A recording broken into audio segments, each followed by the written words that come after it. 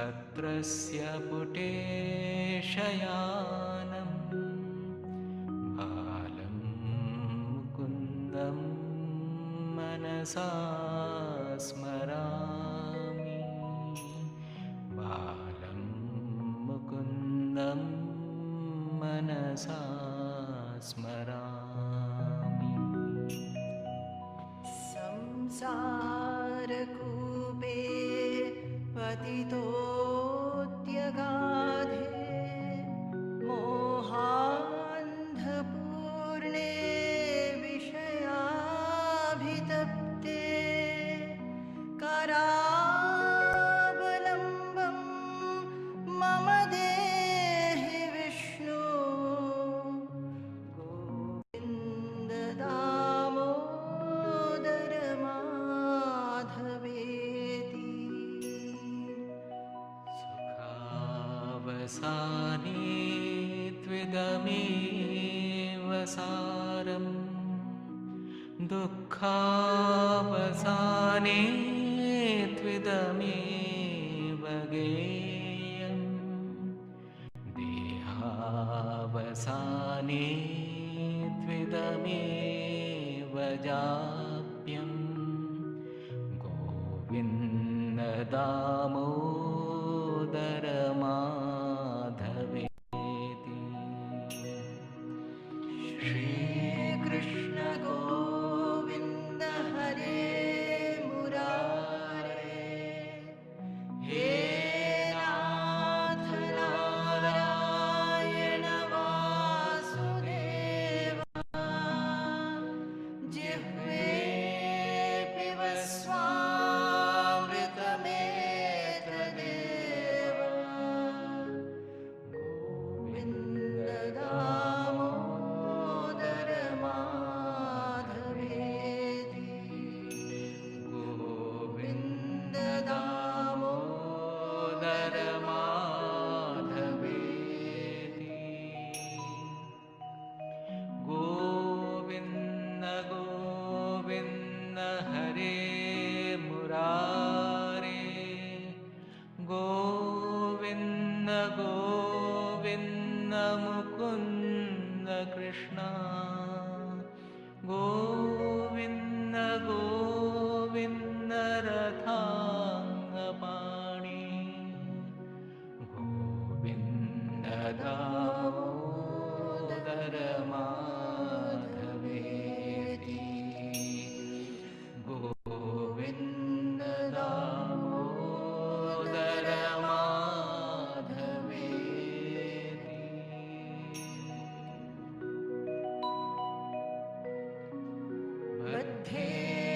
बद्धेनाञ्जलिना नतेन शिरसा गात्रैः सरोमोद्गमैः कण्ठेन स्वरगद्गदेन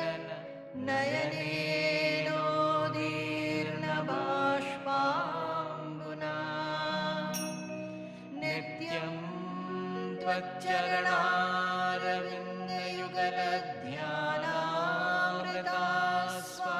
त्वच्चरणारविन्दयुगलध्यानामृतास्वादिनाम् अस्माकं सरसीरुहाक्ष सततं सम्पद्यतां जीवितम् अस्माकं सरसीरुहाक्ष सततं सम्पद्यतां जीवितम् वंशी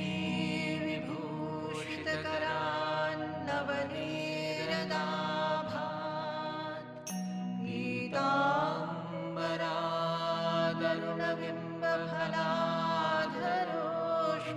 पीताम्बरादरुणबिम्बफलाधरोष्ठात्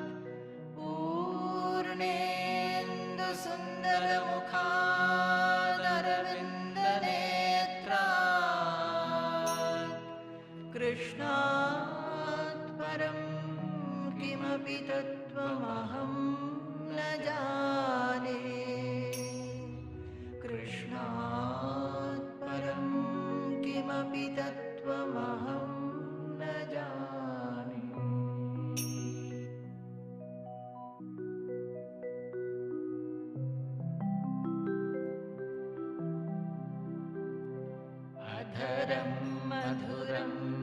वदनं मधुरं नयनं मधुरं हसितं मधुरं हृदयं मधुरं गमनं मधुरं मधुराधिपतेरखिलं मधुरं वचनं मधुरं चरितं मधुरं वसनं मधुरं वलितं मधुरं चलितं मधुरं भ्रमितं मधुरं मधुराधिपतेरखिलं मधुरम् वेणोर्मधुरो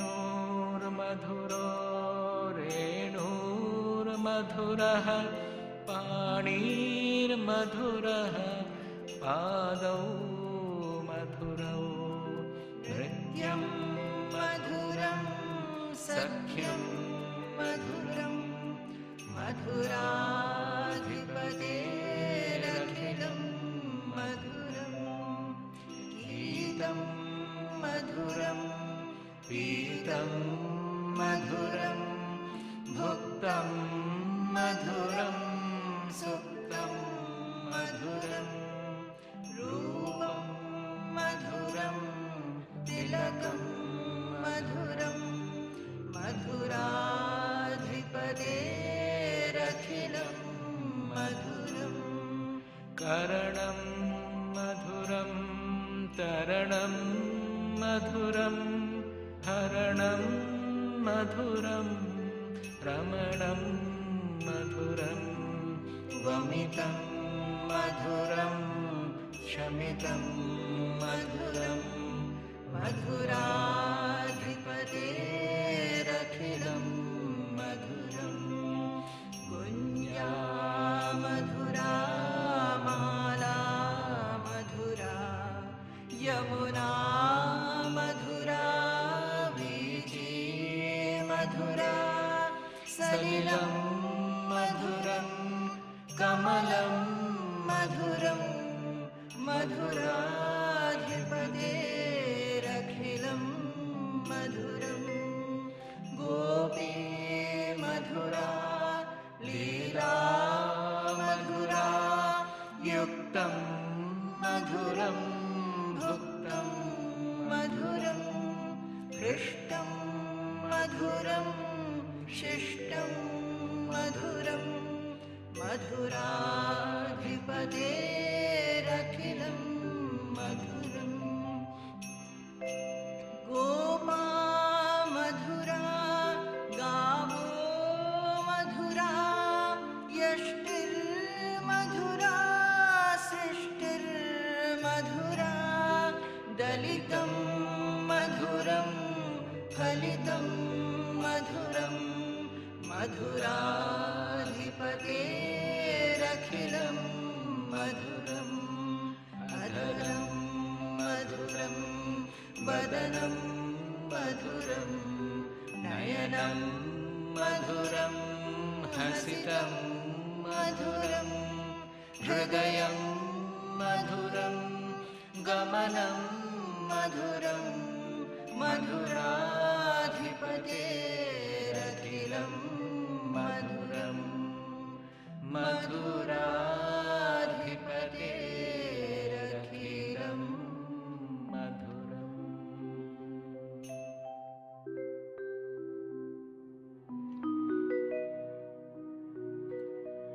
तत्रैव गङ्गा यमुना च वेणी गोदावरी सिन्धु सरस्वती च सर्वाणि तीर्थानि वसन्ति तत्र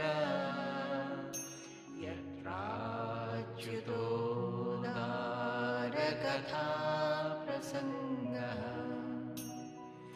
नित्योत्सवो भवेत् तेषां नित्यश्रीर्नित्यमङ्गलम् येषां हृदि स्थो भगवान् मङ्गलायतनं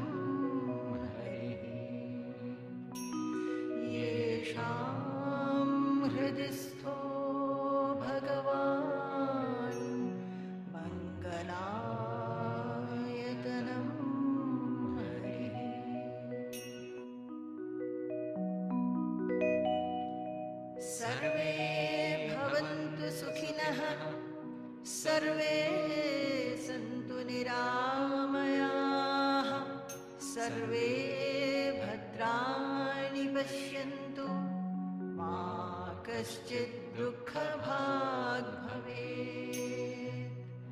दुर्जनः सज्जनो भूयात् सज्जनः शान्तिमाप्नुयात्। शान्तो मुच्येत बन्धेभ्यो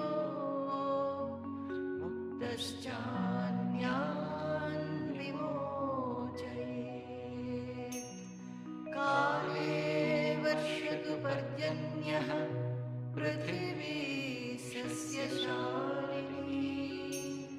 देशोऽयं क्षोभरहितः सज्जनाः सन्तु निर्भयाः।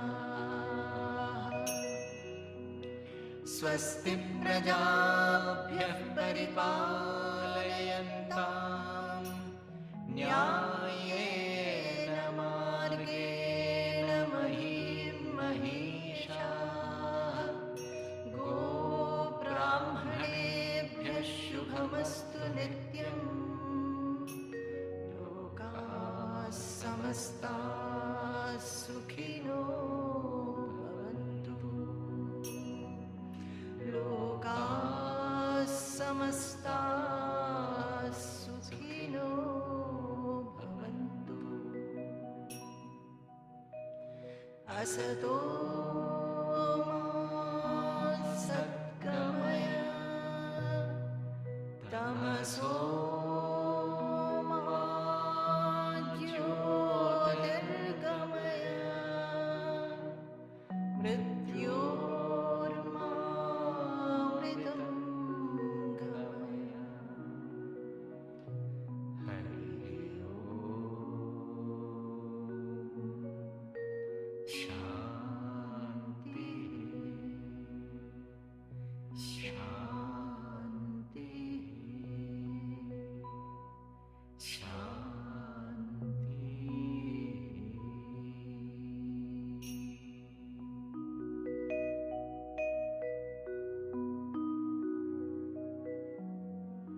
शुद्धं विशुद्धमविचारमनन्तरूपम् निर्लेपलेपमविचारमनन्तरूपम् निष्खण्डखण्डमविचारमनन्तरूपम्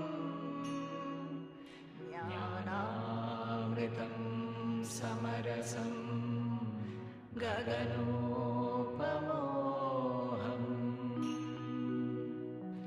शुद्धं विशुद्धमविचारमनन्तरूपम् निर्लेपलेपमविचारमनन्तरूपम् निष्खण्डखण्डमविचारमनन्तरूपम्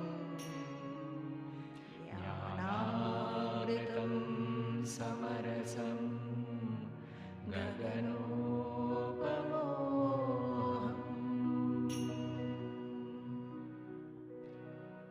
आकाशवल्लेपविदूरगोऽहम् आदित्यवद्भास्य विलक्षणोऽहम्। अहार्यवन्नित्यविनिश्चलोऽहम्। अम्भोधिवत्पारविवर्जितोऽहम्। आकाशवल्लेपविदूरगोऽहम्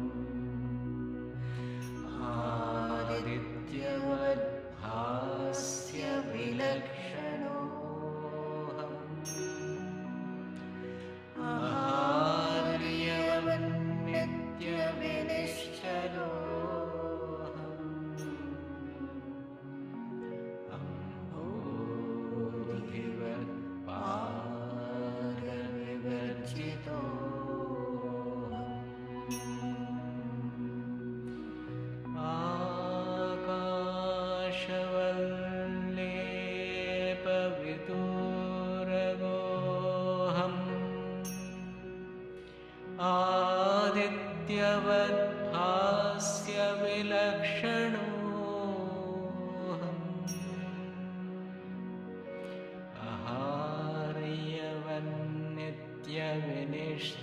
आहार्यवन्नित्यविनिश्चलोऽहम्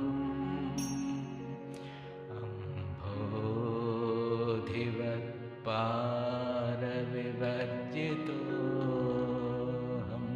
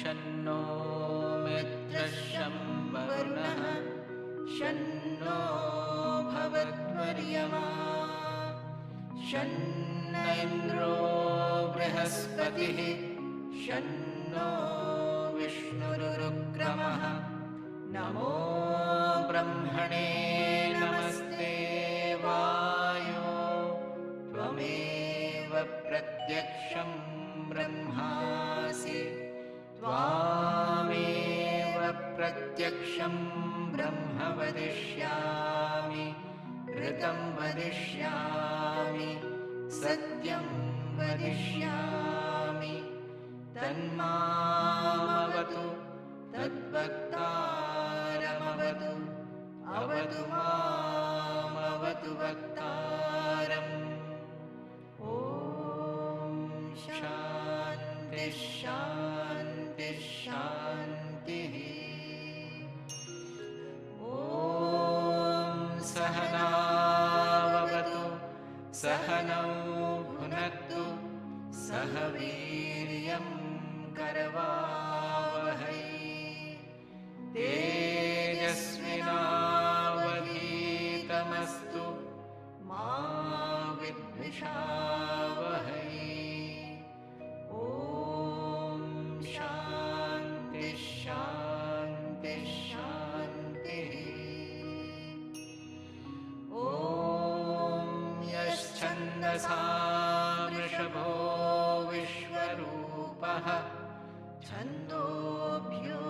छन्दोभ्योऽध्यमृतात् सम्बभूव समेन्द्रो मेधया स्पृणोतु अमृतस्य देवधारणो भूयासम् शरीरं मे विचर्षणं जिह्वा मे मधुमत्तमा कर्णाभ्यां भूरिविश्रुवं ब्रह्मणः कोशोऽसि मेधया विहितः श्रुतं मे गोपाय ॐ शान्ति शान्ति शान्तिः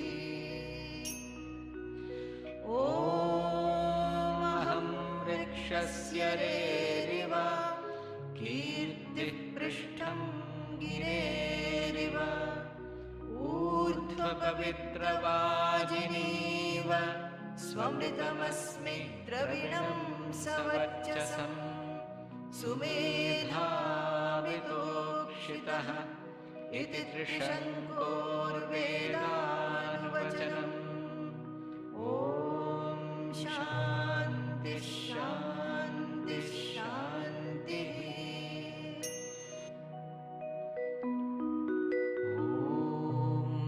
ॐ पूर्णमदः पूर्णमिदं पूर्णात् पूर्णमुदच्यते पूर्णस्य पूर्णमादाय पूर्णमेवावशिष्यते। ॐ शान्ति शान्ति शान्तिः। ॐ आप्यायन्तु ममाङ्गानि वाक्प्राणश्चक्षुश्रोत्रमथो बलमिन्द्रियाणि च सर्वाणि सर्वं ब्रह्मोपनिषदं माहं ब्रह्म निराकुर्याम् मा ब्रह्म निराकरोद निराकरणमस्तु अनिराकरणं मेस्तु तदात्मनि निरतेयोपनिषत्सु धर्मास्ते मयि सन्तु ते मयि सन्तु। ॐ शान्ति शान्ति शान्तिः। ॐ वाङ्मे मनसि प्रतिष्ठिता मनो मे वाचि प्रतिष्ठितम् आविराविर्मयेधि वेदस्य माने स्थः श्रुतं मे मा प्रहासीः अनेनाधीतेन अहोरात्रान् सन्दधामि ऋतं वदिष्यामि सत्यं वदिष्यामि तन्मामवतु तद्वक्तारमवतु अवतु मामवतु वक्तारम् अवतु वक्तारम्। ॐ शान्ति शान्ति शान्तिः।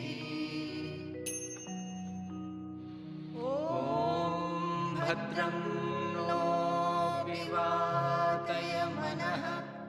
ॐ शान्ति शान्ति शान्तिः। ॐ भद्रं कर्णेभिः शृणुयाम देवाः भद्रं पश्येमाक्षभिर्यजत्राः स्थिरैरङ्गैस्तुष्टुवांसस्तनूभिः व्यशेम देवहितं यदायुः। स्वस्ति न इन्द्रो वृद्धश्रवाः स्वस्ति नः पूषा विश्ववेदाः स्वस्ति नस्ताक्ष्यो अरिष्टनेमिः स्वस्ति नो बृहस्पतिर्दधातु। ॐ शान्ति शान्ति शान्तिः। ॐ यो ब्रह्माणं विदधाति पूर्वं यो वै वेदांश्च प्रहिणोति तस्मै तं देवमात्मबुद्धिप्रकाशं मुमुक्षुर्वै शरणमहं प्रपद्ये। ॐ शान्ति शान्ति शान्तिः।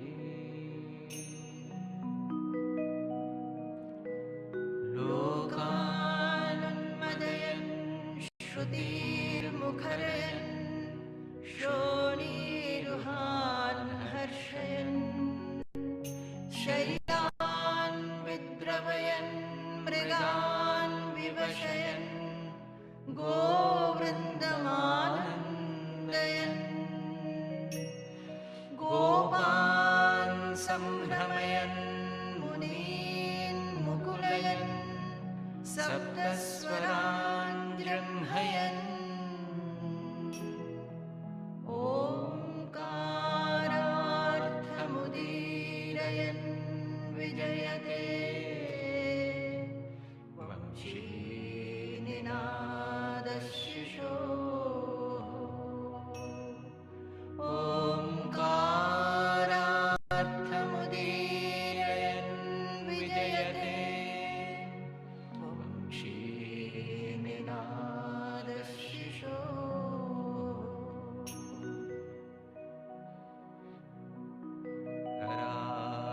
अरविन्देन पदारविन्दं मुखारविन्दे विनिवेशयन्तं वटस्य पत्रस्य पुटे शयानं बालं मुकुन्दं मनसा स्मरामि बालं मुकुन्दं मनसा स्मरामि संसारकूपे पतितोऽद्यगाधे मोहान्धपूर्णे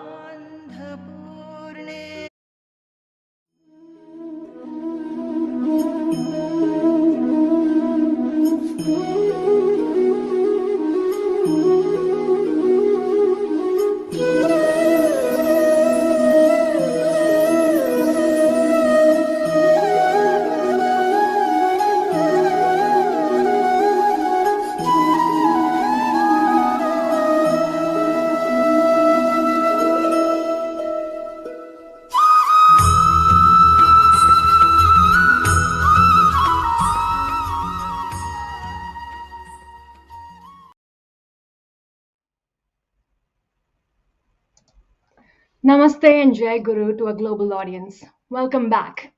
Welcome to the last day of the Global Bhagavad Gita Convention on the theme Mental Harmony, the Universal Message. This is our fifth GBGC, however, only our second virtual convention. We have been overwhelmed by the messages and the comments you have sent us. Thank you for taking the time to share your thoughts. We have had close to 1 million views for this convention's announcement and promotional videos, and we have received registrations for this event across 56 countries. Many reputable media houses such as Doordarshan, Republic TV, Deccan Herald, to name a few of a long list, covered Vice President of India's inaugural message, which called attention to the significance of mental health. We are delighted to see Poojya Swamiji's goal of disseminating spiritual knowledge and the teachings of Bhagavad Gita is echoing throughout the globe. As we all heard Swamiji say in the last couple of days, Bhagavad Gita is not a religious book at all. It is just basic psychology, giving us knowledge about our minds and the self, as it teaches us how to interact with the world around us. This meeting of the minds that we have all enjoyed and learned from is the result of the hard work of all CIRD volunteers. And as a co-host, as I get to see behind the curtains, I must admit that I am in awe of everyone's dedication and commitment to make this convention a success. The time and energy that they poured into this, in addition to their personal and professional life, right from its inception, it's remarkable. Especially our mission control team, a team of skillful tech volunteers who are working ceaselessly to bring this online program to you.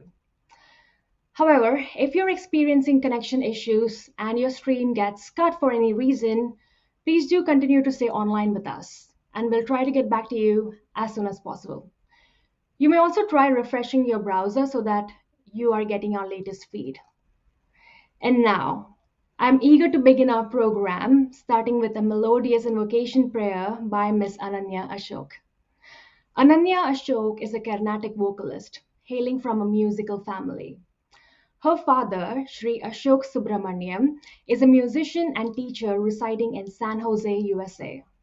She's training under Sangeeta Kalanidhi, Sri T.N. Seshagopalan, and received her initial training from renowned violinist Srimati Anuradha Sridhar, who herself is the daughter and disciple of Lalgudi Srimati Brahmanandam.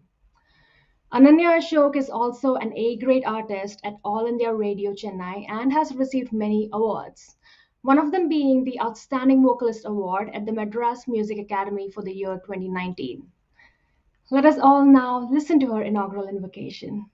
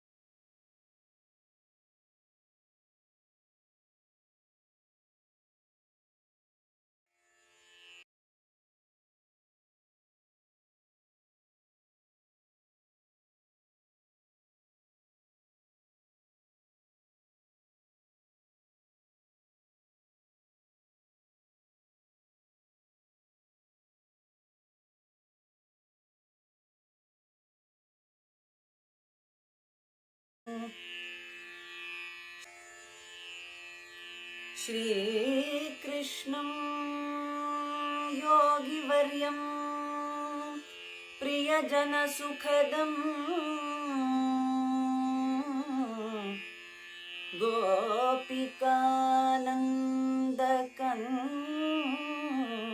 गोपिकानन्दकन्दं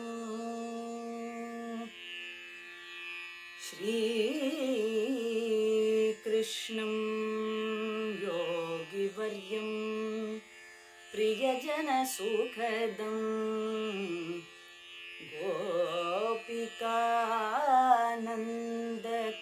गोपिकानन्दकन्दं Gita तत्त्वैकवेद्यं भवहरणपटुं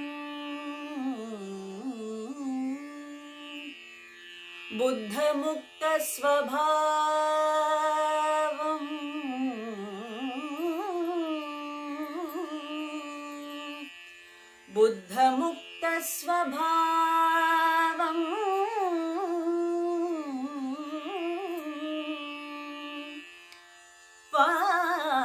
पार्थं खिन्नं प्रपश्य स्थिरमतिमकरोत्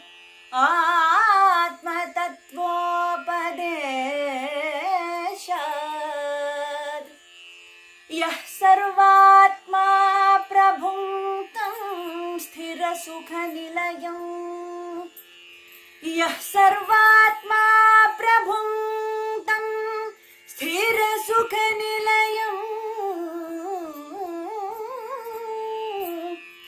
भक्तिवश्यं स्मरामि भक्तिवश्यं स्मरामि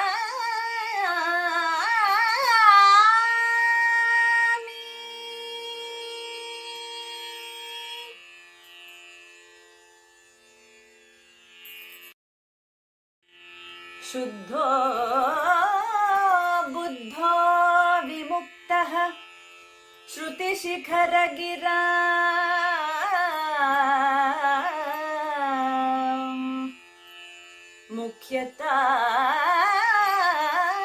मुख्यतात्पर्यभूमिः यस्माज्जातं समस्तम्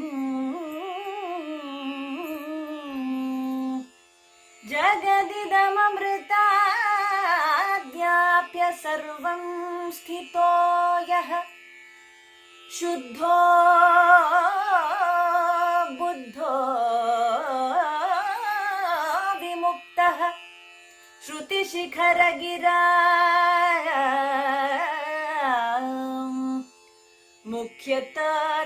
मुख्यतात्पर्यभूमिः यस्माज्जातं समस्तं जगदिदममृतात् व्याप्य सर्वं स्थितो यः यस्यांशांशावतारैः सुरनरवनजैरक्षितम्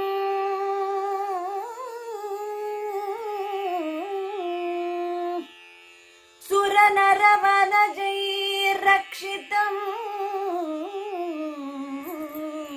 सर्वमेतत् तं भूमानं मुकुन्दं हृदि गतममलं कृष्णमेव प्रपद्ये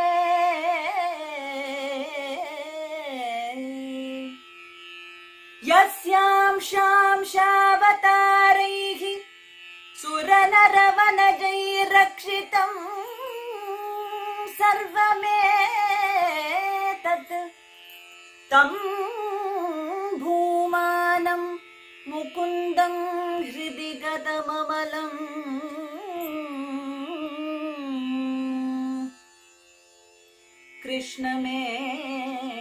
कृष्णमेव प्रपद्ये कृष्णमेव प्रपद्ये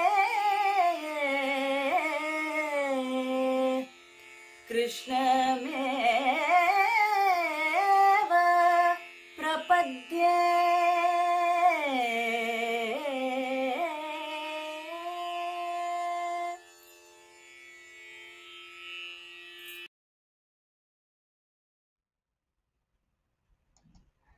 Such an auspicious way to start the concluding day of our convention, right? That was simply beautiful. And now, I am absolutely elated to introduce the person you're going to hear from next, Brahmacharini Namrata Swaroopa. Namrata ji first heard about Poojya Swamiji during the 1997 Delhi Jnana Yajna. Encouraged by Swamiji, Nitin Swamiji, and Ma, she soon transitioned to actively volunteering, performing seva to organize Swamiji's programs in Delhi. When Swamiji's Center for Inner Resource Development, CIRD, came up in Delhi in 1998, Namrataji gradually became fully involved both with CIRD-NA and Narayanashrama Tapovanam. And in 2007, she renounced her profession and family and came to Swamiji and the ashram. Namrataji is industriously involved in all aspects of ashram's life and activities. From 2010 onwards, we at CIRD-NA have been working closely with her to arrange Poojya Swamiji's, Nutan Swamiji's, and Ma Gurupriyaji's USA visits. Since she's responsible for communication, programs, and Swamiji's travels, all of us naturally feel very close and connected to her. Namrataji is indeed blessed. She realized that there is something more to life and set out to seek that something that is more valuable, more meaningful, and found it in devoting herself in a wholesome service to Poojya Swamiji, Nitin Swamiji, and Ma. As Namrataji describes it, a blessed life is to live in Sanadhi, a close association of the Guru.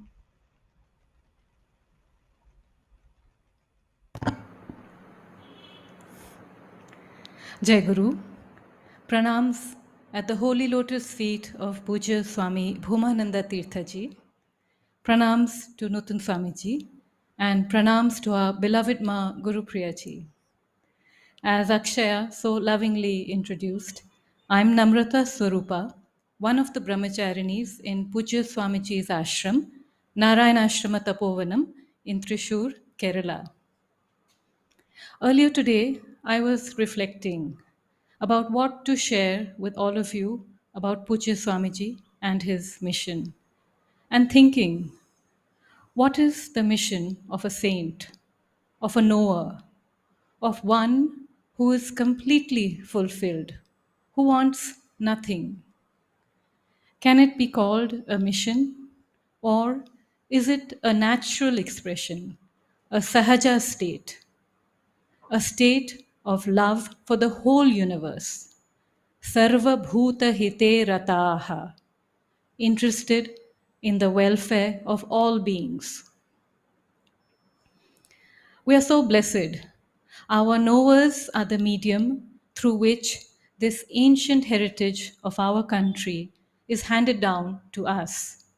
And their universal love is the transforming force in our lives.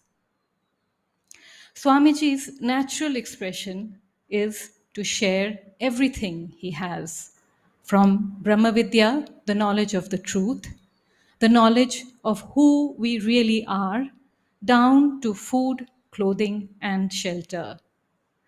As some of you may already know, Poojya Swamiji received Brahmavidya Diksha from his Gurudev, Baba Gangadhara Paramahamsa of Dakshin Khanda, West Bengal. Subsequently, Swamiji soon embraced sannyasa when he was only 23 years old. And that was when Poojya Swamiji's journey of sharing this knowledge of Brahma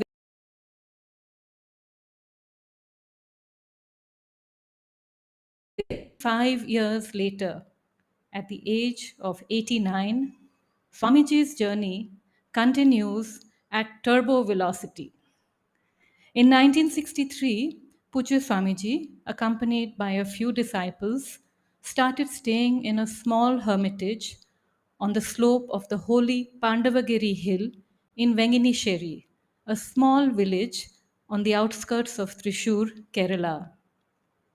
That small hermitage grew over the years, first into the Narayanashrama Tapovanam Trust, and from there to various parts of the globe as the Bhoomananda Foundation.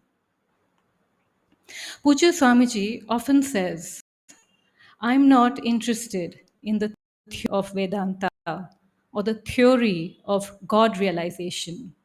I only want to know how to live in this world with composure, clarity, freedom, fulfillment, and effectiveness as an individual, as a universal man accommodating difference of interactions and enabling effective performance under all circumstances. Isn't that what each and every one of us wants? To be peaceful, contented, joyous, harmonious, most importantly, to be effective, to be free and fulfilled, regardless of the situations around us. For the past 35 years, Swami Nirviseshananda Tirtha ji, fondly called Nutun Swamiji by all of us, and Ma Gurupriya ji have been working tirelessly alongside Poojya Swamiji, assisting in spreading this knowledge that brings mental harmony and peace to everyone. We thought of sharing with you that there are two main core beliefs underlying the Brahmavidya knowledge shared by Poojya Swamiji. Poojya Swamiji feels that this knowledge can never be charged for, and to this day, wherever he goes, Nutun Swamiji goes, or Ma Gurupriya ji goes, there is never any charge for any program. In fact, even for staying in the ashram, there is no charge. The second core fundamental underlying our ashram, to paraphrase Nutun Swamiji, is that the truths of Vedanta are universal truths, applicable to all. These truths are the record of the discoveries made over thousands of years by our ancient scientists, the Rishi. And these truths belong to whole humanity, regardless of their religion, race, or gender. So, as Poojya Swamiji, accompanied by Nutun Swamiji and Ma, continues with the natural expression of sharing Brahmavidya, the knowledge of the supreme truth, many different activities and institutions have organically evolved around them. The first of these are the Centers for Inner Resources Development, one of which is CIRD-NA, the organizers of this fifth Global Gita Convention. There are CIRDs in Delhi, Jamshedpur, and Malaysia as well. So, from the ashram and the CIRDs, knowledge based programs in the form of lectures, classes, retreats, workshops, festivals, satsangs, even television programs are freely available to anybody who wishes to participate. In 2020, with the advent of our COVID pandemic, saw the ashram completely changing gear. For the past 2 years, online global satsangs, online global Gita conventions, online Bhagavata satrams, Zoom meetings, Google meetings are ceaselessly live streamed from this small village in a corner of Kerala. Nothing we found can come in the way of our Swamiji's powerful Jnana Ganga. Nothing comes in the flow of the holy Ganges of the knowledge that he gives out. Our ashram has a 3-decade-old program of Annavastra Dana Satram, of giving rice and cloth to more than 35,000 families annually in Kerala, the Jharkhand tribal area, and Delhi NCR. This program also was transformed during the pandemic into emergency relief work. Ashram provided food kits to thousands of migrant labor as well as local families who were economically devastated by the lockdowns. We set up emergency medical centers for COVID treatment in our village and surrounding villages. When online education started in the local schools, we provided cell phones for all the indigent village children. Our present project is houses for the homeless, very dear to Poojya Swamiji's heart. The seed for this project sprouted when the ashram had undertaken flood relief work during the 2018 Kerala floods. We are very happy that it has finally materialized, and 15 homes are in various stages of construction, with 4 of them already handed over. So the COVID pandemic saw a period of intense activity in the ashram, and the sudden mushrooming of widespread variegated jnana and relief activity inevitably led us to the formation of the Bhoomananda Foundation.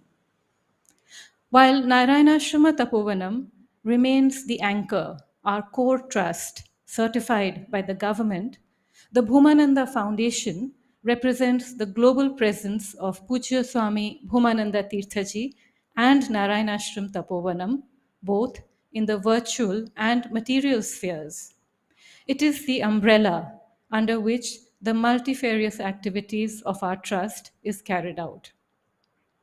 You know, Swamiji always says that knowledge is not merely a resource of our intelligence. It is the very source of all creation, including material developments and affluence. Our ashram and all its activities have emerged from the knowledge tapas of Poojya Swamiji, Nutan Swamiji, and Ma Gurupriya ji. And the fundamental focus of all these activities, led by Poojya Swamiji, remains Brahmavidya, the knowledge which will help us understand, experience, and live in the reality of who we really are, the children of immortality. Jai Guru, Jai Guru, Jai Guru.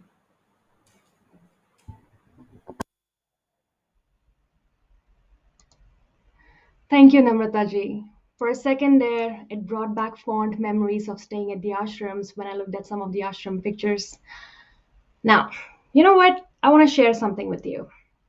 When I was 14 years old, I remember looking up at the sky and wondering, what is it all about? So I set out on a twofold approach and I started reading Brief History of Time and my mom's copy of the Gita. Suffice it to say that I did not understand either of them at that time.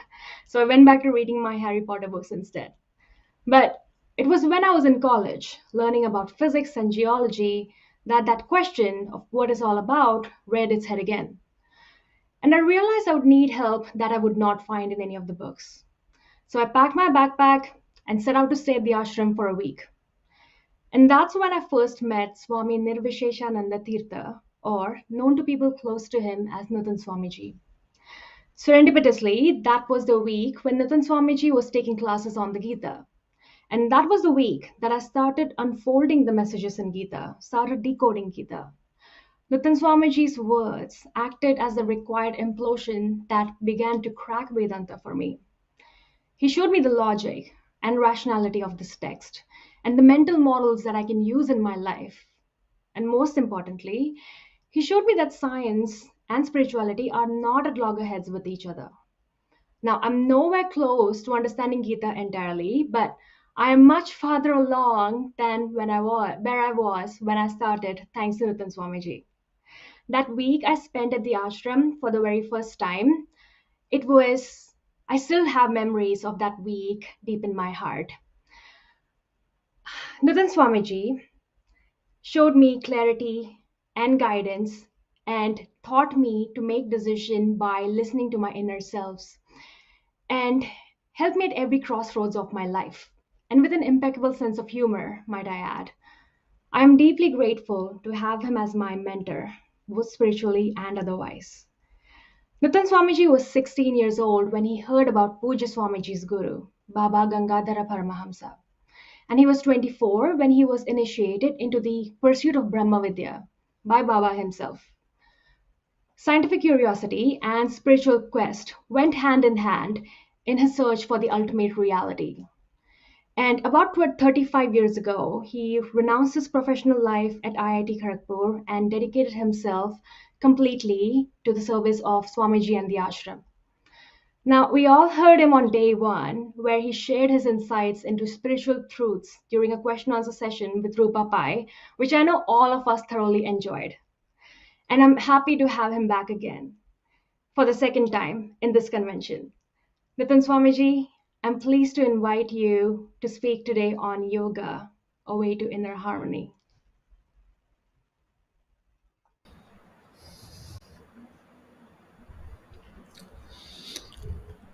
Thank you, Akshaya, for your introduction. I never knew that I was your mentor, and still I am wondering whether I should be happy that I have been your mentor. As you're performing well in this GBGC, I think I can be happy about it. I will chant a verse and then start. If there is time, if there is time, I can answer a few questions, one or two. It depends on how we progress.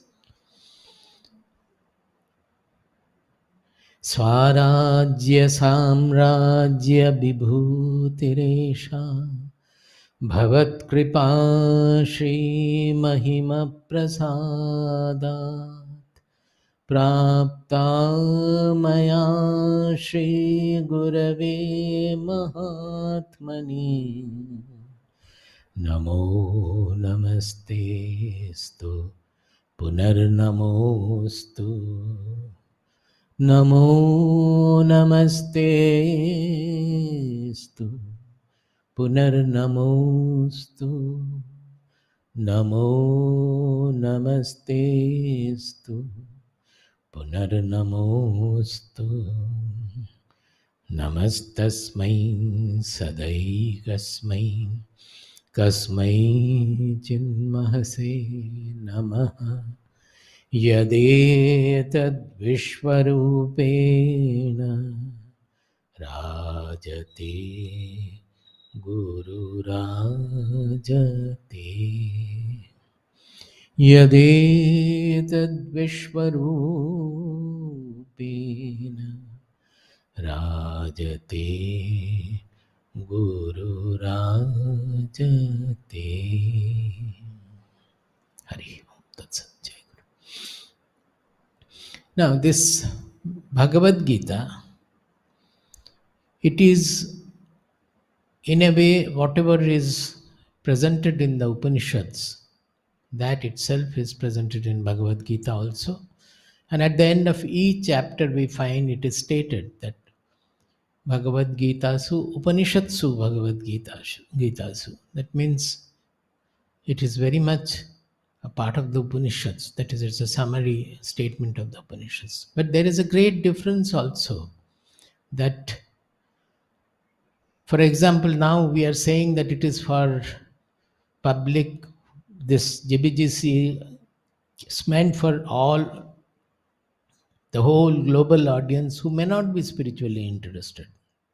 And also we say that it is particularly for the youth.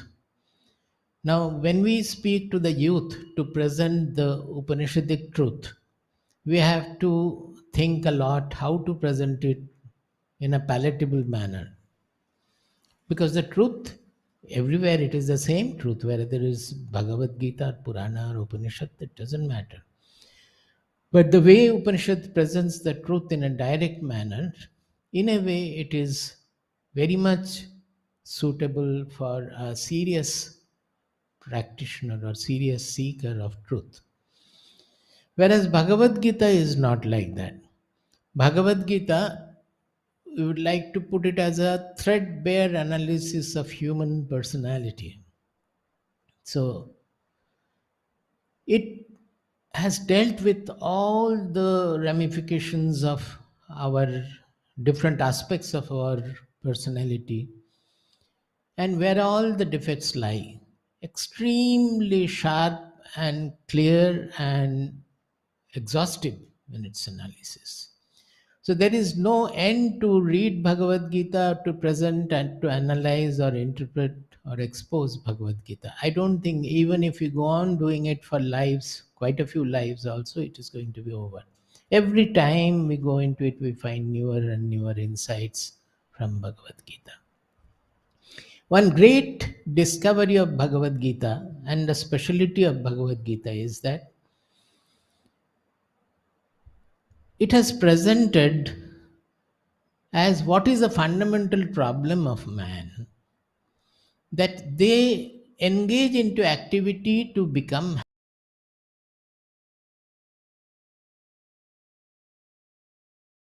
in the world activities. They get more and more bound. Bound means they don't get fulfilled. Activity, they get engaged in activity to become happy. If they had become happy, then they would have got fulfilled. But it is not so. They go on increasing their activities more and more and more, thinking that this will make us happy. But finally, it doesn't. Actually, it is not a difficult proposition to know it. If we look around the world, we will find that as far back the history goes in our modern, particularly in the modern civilization, say about 500 or 1000 years, if we considered the richest people, the most powerful people, the most famous people, was any of them really happy? If any of them had been happy, it is not because of their riches, because of their power, or because of their fame. Nothing like that. It is for something else that they did, maybe as spiritual seeking or similar practice. So, seeing that over the whole time period, nobody has ever become happy by doing anything, getting anything from the objective world, still we don't think about it, that what is going to make me happy. I remember in 1980s or 70s, in Reader's Digest, they had published about those days, about 16 or 17 richest people of the world, starting from Rockefeller and all. And they had published their end of the life stories, that many of them got mad, quite a few of them ended up in jail, and 2 or 3 ended up in their own treasury, underground treasury. They died there. It's a very pathetic end for all of them.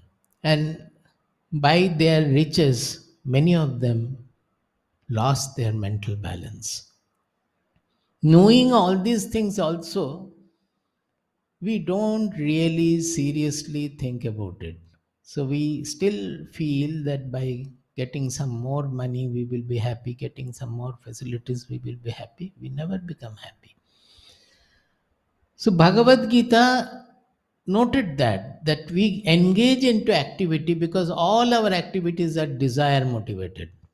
Now, whatever be the desire, suppose we want to get a promotion in the job, or we want to have more money, or we want to have some fame in my political life or any other life like that.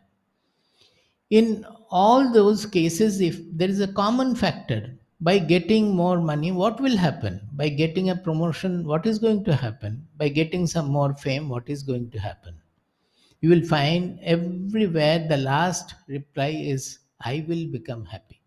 If I get more money, my family will be happy. If your family becomes happy, then what happens? Then I will become happy. So actually, we are behind our all motivations, behind our all actions. It is a desire for happiness. We are looking for happiness. And knowing that nobody has ever become happy by getting anything from the world also, that doesn't open up the knowledge in us that it is not going to make us happy.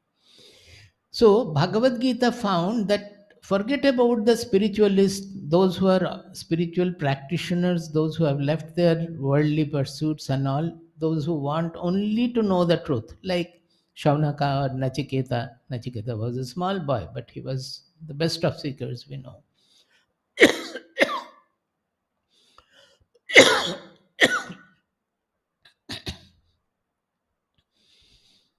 Apart from such serious seekers, how can we take the others also to the same desirable goal of happiness? How can we make the others fulfilled in life? That was a real question in either in Vyasadeva or in Sri Krishna or in somebody else who has authored Mahabharata and Bhagavad Gita. So they discovered that whatever we may say in the name of spirituality, religion, or so, this desireful motivation to do something with the intention of becoming happy, it is not going to leave human beings. So they understood that as the more and more action, we say karma in our Sanskrit, as desireful action is called karma. If it is not desire motivated, then we call it kriya. Like the whole natural phenomena that is going on, the sun is radiating, the earth is going around the sun.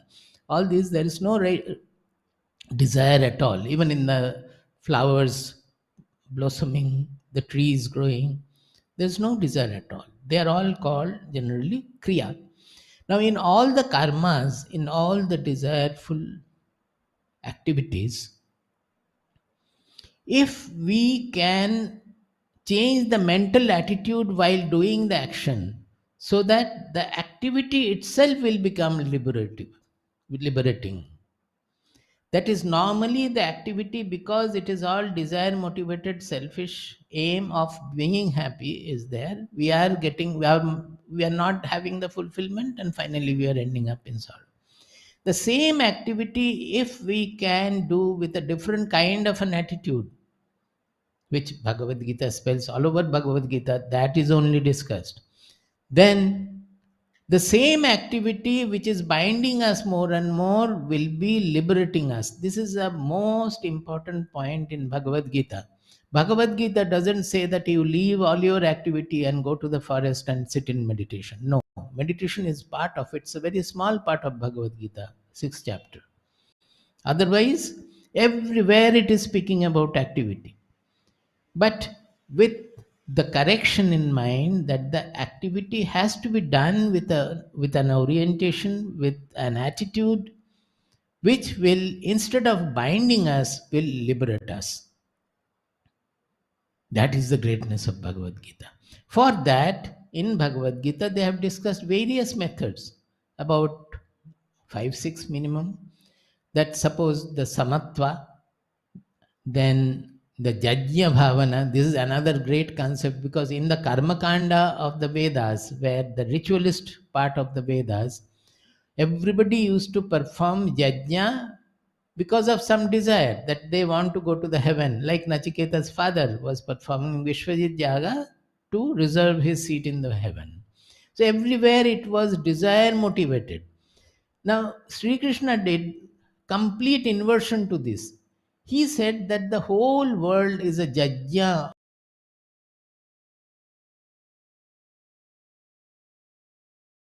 creating, the earth is running around the sun, the trees are growing, the flowers are blossoming, the animals are there, like that human beings are also there. Everything that we do and the whole universe does, it is a jajya of the Lord. It is an universal jajya. It is a universal jajya of the Lord. Now, if we remember that, then all our activities can become yajna, and where it will no more bind us. These concepts are there one after another in Bhagavad Gita, like that Gunatita concept is there, by which we can again get freedom. Then there are many other also, like at the end in the 18th chapter, they're talking about Sharanagati, or complete surrender, complete acceptance, which gives us the final freedom.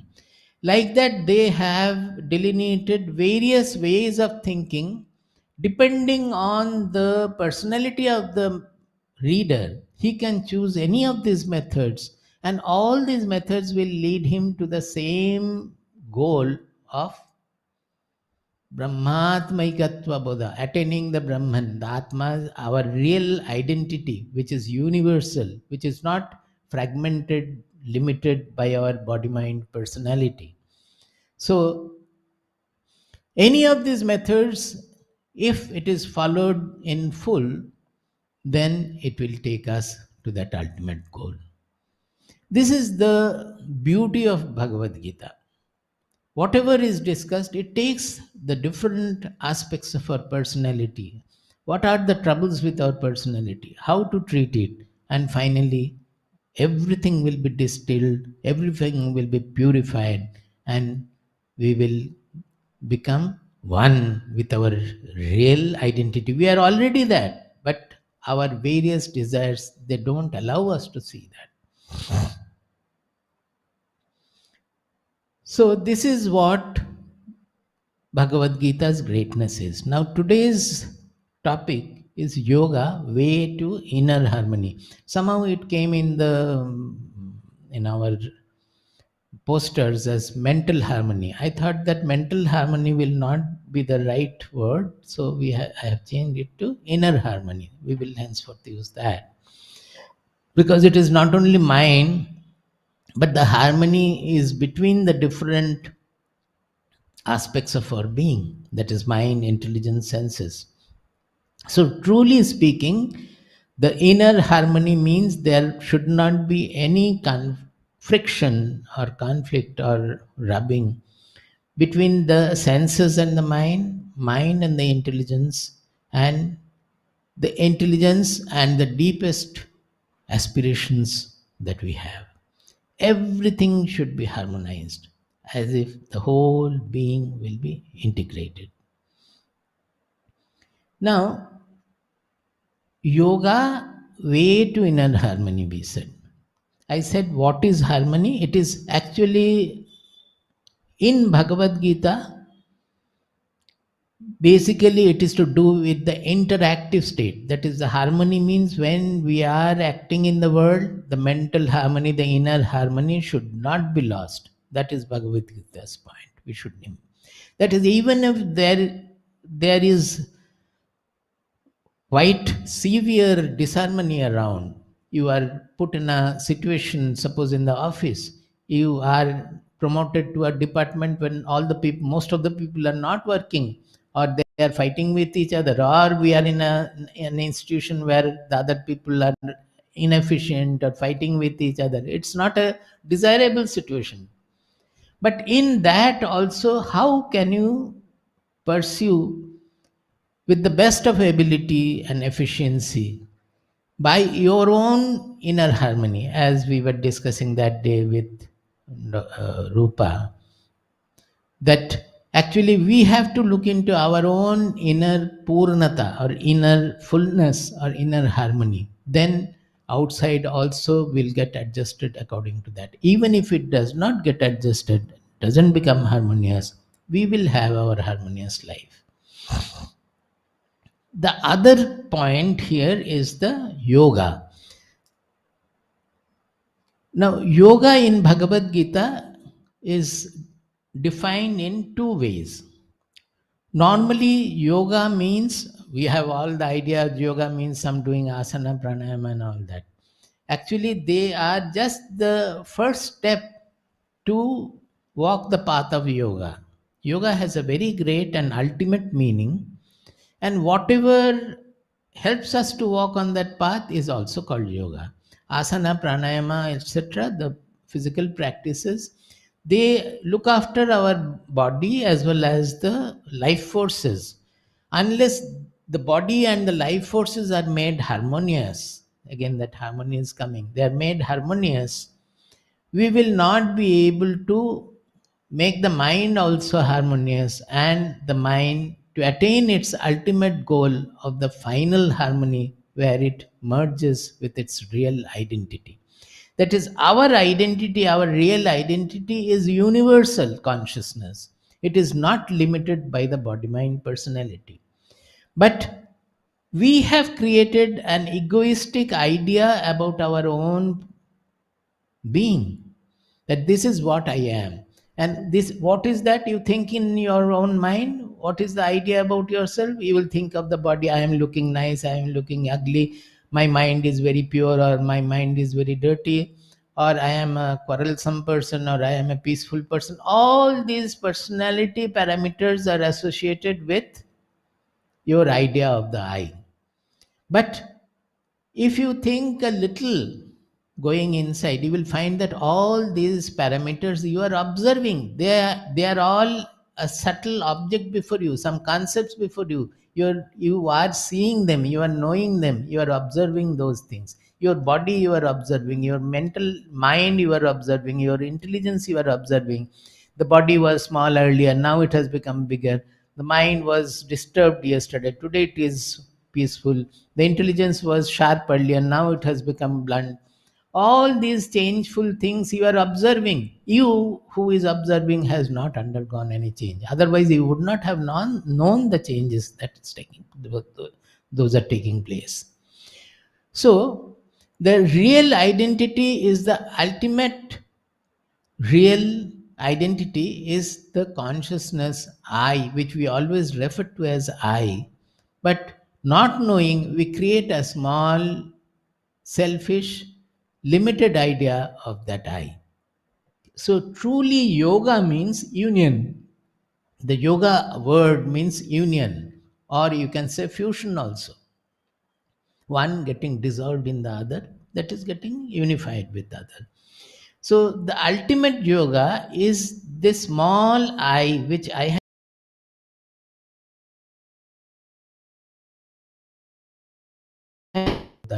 That small I getting unified with the universal real identity I, the universal consciousness, which in spirituality we refer to as Brahman. So the ultimate statement of the Upanishads is Aham Brahmasmi. When he comes to know that the Aham that I am referring to as the I, that is nothing different from the universal consciousness. Not only universal consciousness, the transcendental consciousness. It is not an object. This consciousness is not an object. You will never be able to see the consciousness or know the consciousness as different from you. You can know it only as yourself, as the amness. So nothing is different from that. Everything is appearing in that. And the small I we have created, that gets merged into that real identity. That is the ultimate yoga. Now, whatever practice or pursuit that helps us to get to that yoga is also called yoga. Now, in Bhagavad Gita, we find two kinds of definition of yoga. Clearly it is written, yoga is defined as this. So we are taking many other shlokas are there. I have taken only one or two. Suppose in the 6th chapter, you can show the slide number 1 that I have already discussed. That union of our small egoistic identity I with our real identity, the universal I. Then inner harmony, it is called prasada in Bhagavad Gita. In Upanishads, it is called ananda. But in Bhagavad Gita, it is called prasada. We will come to that. No clash between senses and mind, between mind and intelligence. It means actually total acceptance of whatever has happened. Why? I will explain it later. Go to the next slide. In Bhagavad Gita, two yoga states are defined. Two kinds of yoga are defined. One we call it meditational, another we call it interactional or non-meditational. In the meditational yoga, which is defined in 6.18 and from 6.18 to 6.23, but the definition, I will read these verses, just simply don't get scared by going to this chapter, that chapter. I am only doing this to make it easy for you. 6.18 to 23, that is 6th chapter, 18th verse onwards. Yada viniyatam chittam Atmanyevavatisthate nispriha sarvakamebhyo yukta ityuchyate tada. He says, when the mind, which is always thinking, developing concept, even concept about Atma, concept about truth, all these things it is creating always, these are all called chitta vritti. Vritti means any movement in the chitta. Chitta means the mind. The consciousness is still there, a thought, a concept, anything like that means there is a wave, there is a movement in it, change in it. Not really change, but appearance in it. So, yada viniyatam chittam atmani eva avatisthate nispriha sarvakamebhyo yukta ityuchyate tada.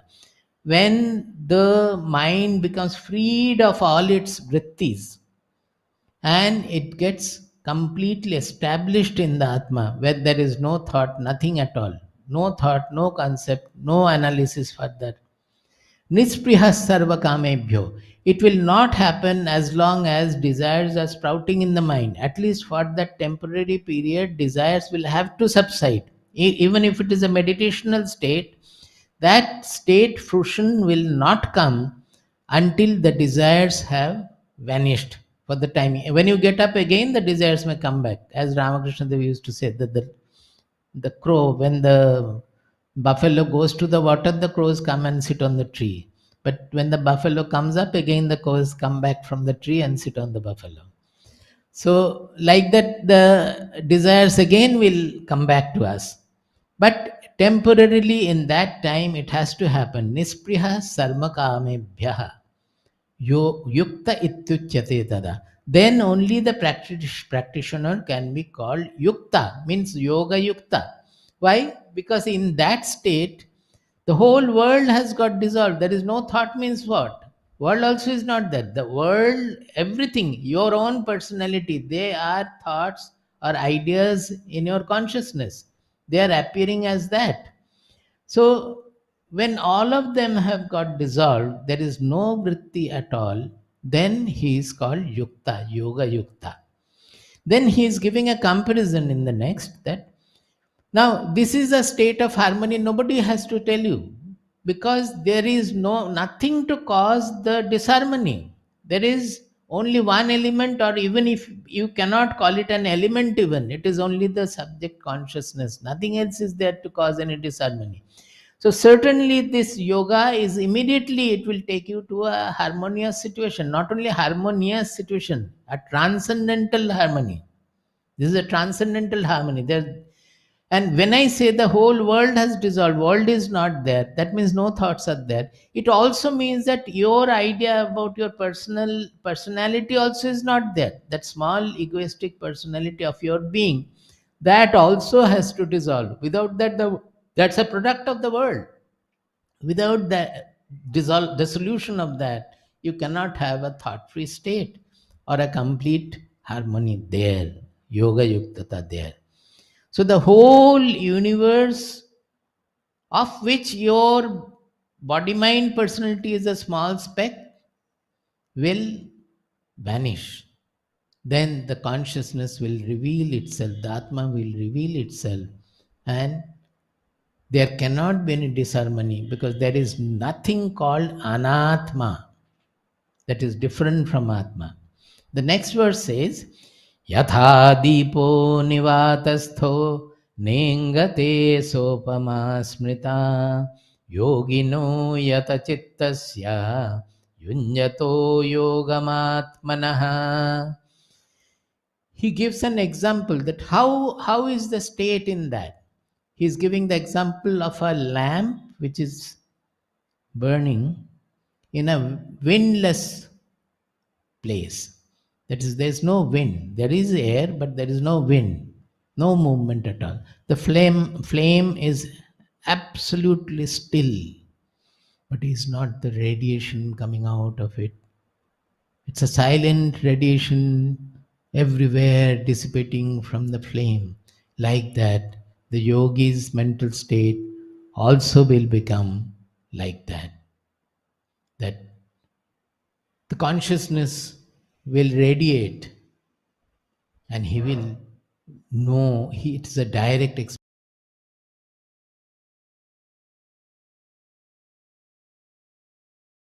Is a state where there is another verse that is 6.23. I'm going to the last one.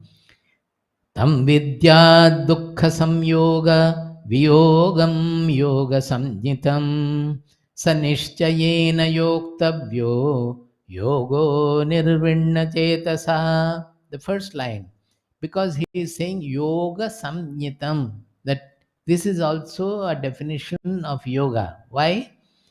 You know that in that state, the same state he is talking about, the previous verse says, Yam labdhva chaparam labham manyatena tatah yasmin sthitona dukkhena gurunapi vichalyate. In that state, getting that, one will think that there is nothing more to be obtained. Actually, in that state, there is nothing else. But coming back from that also, you will understand that nothing more to be attained. Like that feeling will be there. And in that state, no intense dukkha also will not be there, because there is no vritti there. Where can the dukkha come? So they have given a beautiful name. This yoga samnitam is vidyat dukkha samyoga viyogam. This is a very strange definition. Dukkha samyoga viyogam. Why? Because normally, whenever there is anything different from the Atma, anything different from the I, that causes all the dukkhas. All the sufferings, all the disturbances, all the disharmonies are created by whenever we are having anything different from the I is existing, it causes. That dukkha samyoga viyogam, here there cannot be any such presence at all. That is also defined as the yoga. In Patanjali has given a beautiful, it just came to my mind. He said that Shakti, that we generally say Purusha and Shakti, that Purusha and Prakriti, the two together they create the whole world. And Prakriti or the Maya or the mother, the Shakti, is given great importance. And we say that the two, Purusha and Prakriti together, is the world. Now, this yoga state is where only the Purusha is there. It is a yoga from the Prakriti. When you are actually attaining the truth, it is yoga for the Prakriti. You get it? Because Prakriti means there will be differences. There cannot be this oneness or transcendental truth. Now, this kind of yoga, that is meditative definition of yoga, it is also parallel in, we have parallel in Patanjali Yoga Sutra. The second sutra itself says, Yogas Chitta Vritti Nirodha. That means when there is no Chitta Vritti, that means there is no oscillation, no vibration, no changefulness, no waves in the consciousness at all. That is called yoga. That is what here also they have called.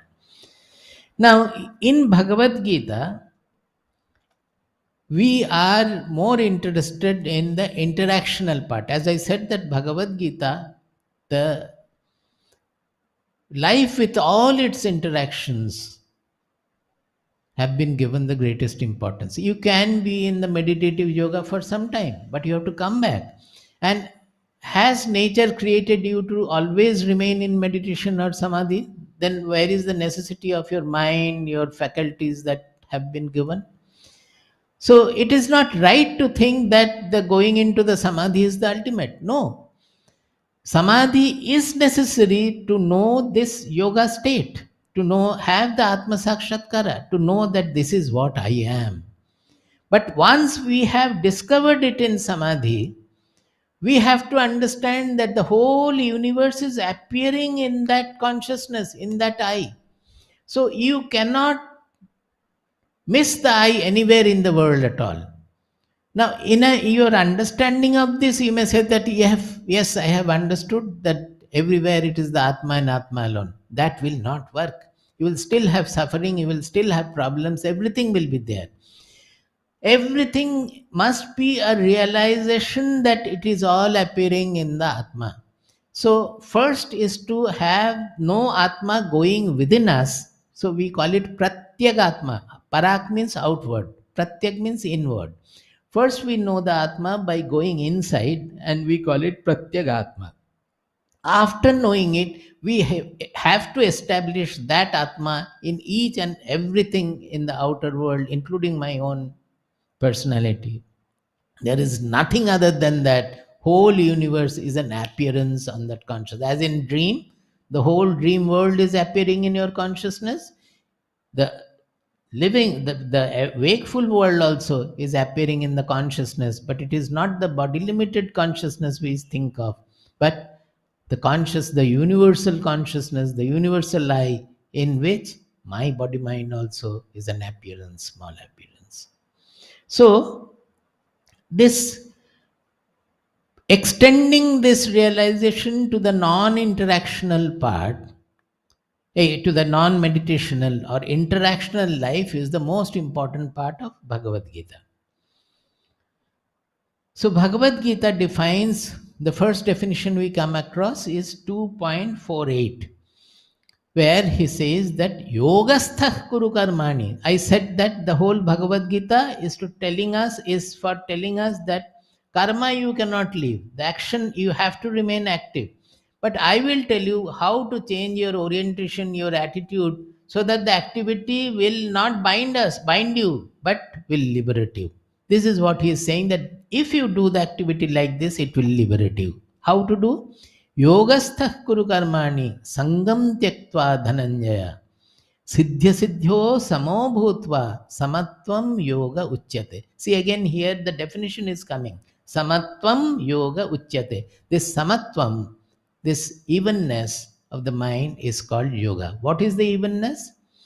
Siddhya siddhyo samo bhutva. Any action you perform, whether it is successful or unsuccessful, siddhi or asiddhi, your mind should be able to accept both equally. Naturally, you will then ask that, then are we doing an activity for not becoming successful? No. When there is a need for activity, we are doing to gain that result. But the problem is with our mind. The result, always we have to understand that there are two kinds of result. Whatever is objectively happening, that you cannot do anything. Suppose you have killed a person, the person has died, you cannot do anything about it. This is an objective result. But in your mind there is a sinfulness that you have killed the person. That result can be treated. For example, a person who is in military, he has killed maybe thousands of soldiers. Does he have sinfulness for that? Rather, he may boast also. I have killed that day, I killed 14 soldiers. He boasts about it. He doesn't have any sinfulness. The act of killing is the same. Whereas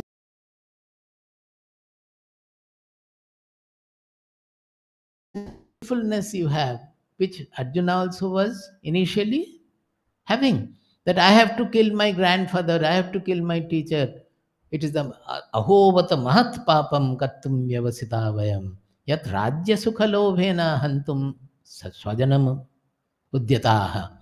We are out to kill our own beloved people, the most respected grandfather and the teacher. For what? Rajya sukha lobhena, for enjoying the sukha of kingdom.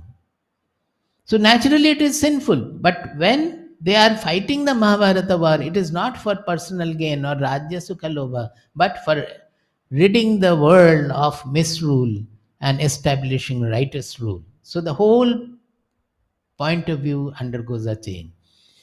So Bhagavad Gita doesn't speak about the objective result at all. There is no point in speaking about, because the objective result will have its own causality. It will be, if you walk towards the ashram and reach the ashram, you cannot reverse it. But suppose you came to the ashram to see Swamiji and you find that you cannot see Swamiji, then your mind will have a repercussion, that asiddhi, that unsuccessful, my going to the ashram has become unsuccessful.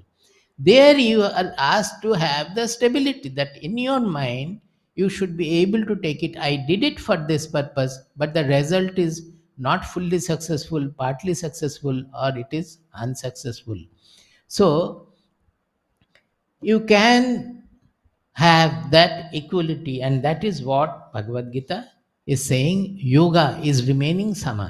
Now you may think that this kind of equanimity or this kind of evenness, it is common everywhere. Even to become a good administrator, one has to follow that. But Bhagavad Gita or spirituality takes this samatva to the ultimate level. So, just by this definition, if we understand the samatva is only that success and unsuccess, I can remain. If you are a stone like person, also you will remain unaffected in success and unsuccessfulness.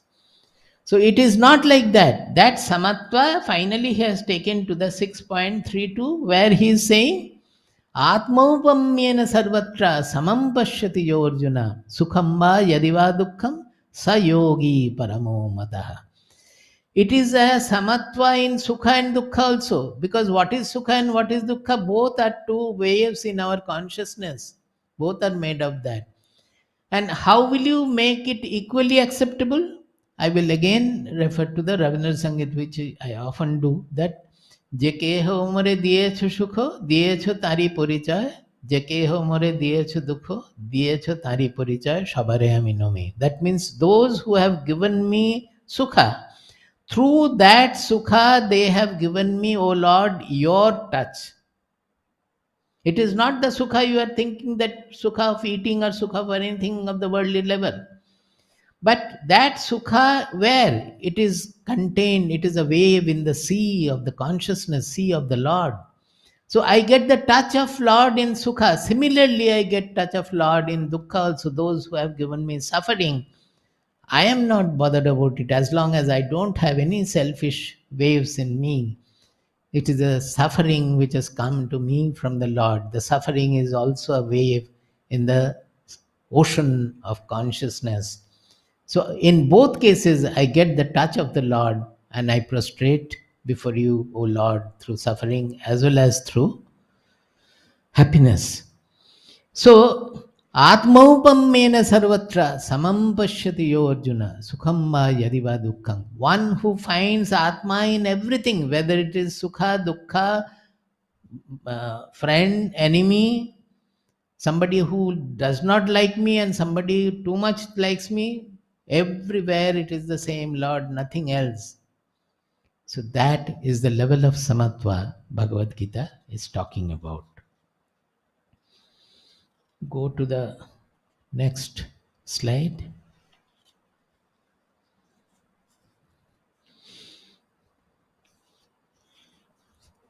Now, this is, I have defined now so far the yoga. I have introduced what is harmony also. And yoga I have introduced in both cases. That is, in meditational, what is meditational yoga? It is discussed in Kathopanishad also. I have recited many times. Today I thought, but there's no time. So, and also Yoga Sutra, everywhere what is the non-interactional yoga and what is the interactional yoga? Interactional yoga is we don't miss the truth anywhere. We don't miss Atma anywhere. That everything we interact with, they are all appearing in the consciousness, in the Atma, and we see them as the Atma only. It is just like written in the air. You write God and you write dog, both are air only. Like that in the consciousness, the whole world with all its infinite variety is written, but it is nothing different from the consciousness at all, including my own body, mind, personality is a writing over that. So what will happen when you establish Atma in all the objects in the entire objectude? Then what happens is called the inner harmony or prasada. In Bhagavad Gita it is called prasada. So I have referred to 2.64 and 2.65. Ragadvesha vidyuktaistu Vishayan indriyaischaran Atmavasyair vidheyatma Prasadamadigatchati. See, this Bhagavad Gita is great in pointing out this Ragadvesha. They have found out this Ragadvesha is the main culprit. It is all coming from desire only. Raga means clinging to whatever I like. And raga also means a color. What is the color? Me and mine. The things are having their own color, but we always attach a new color to that. This is my son, this is my grandson, this is my job, this is my property. So it has a special meaning there, but the me and mine there. So, and dvesha means hating whatever I dislike. Raga means clinging to what I like, and hating means, dvesha means hating what I dislike. So, raga dvesha is not just likes and dislikes. We refer to like that, but will I not like good people? Will I like a criminal also equally? Will I like something, a brahmachari behaving very badly with the guru? Is it a likable situation? The question is, likes and dislikes will be there, but if you cling to the like, then there will be a partiality. Suppose a brahmachari is misbehaving with the guru, so there will be a hatred towards him. That hatred cannot be there. You know that it is like that, and you have to deal with it. You can even punish, you can even send him away also, but without having any kind of hatred or dislike. So that is the reason. So he,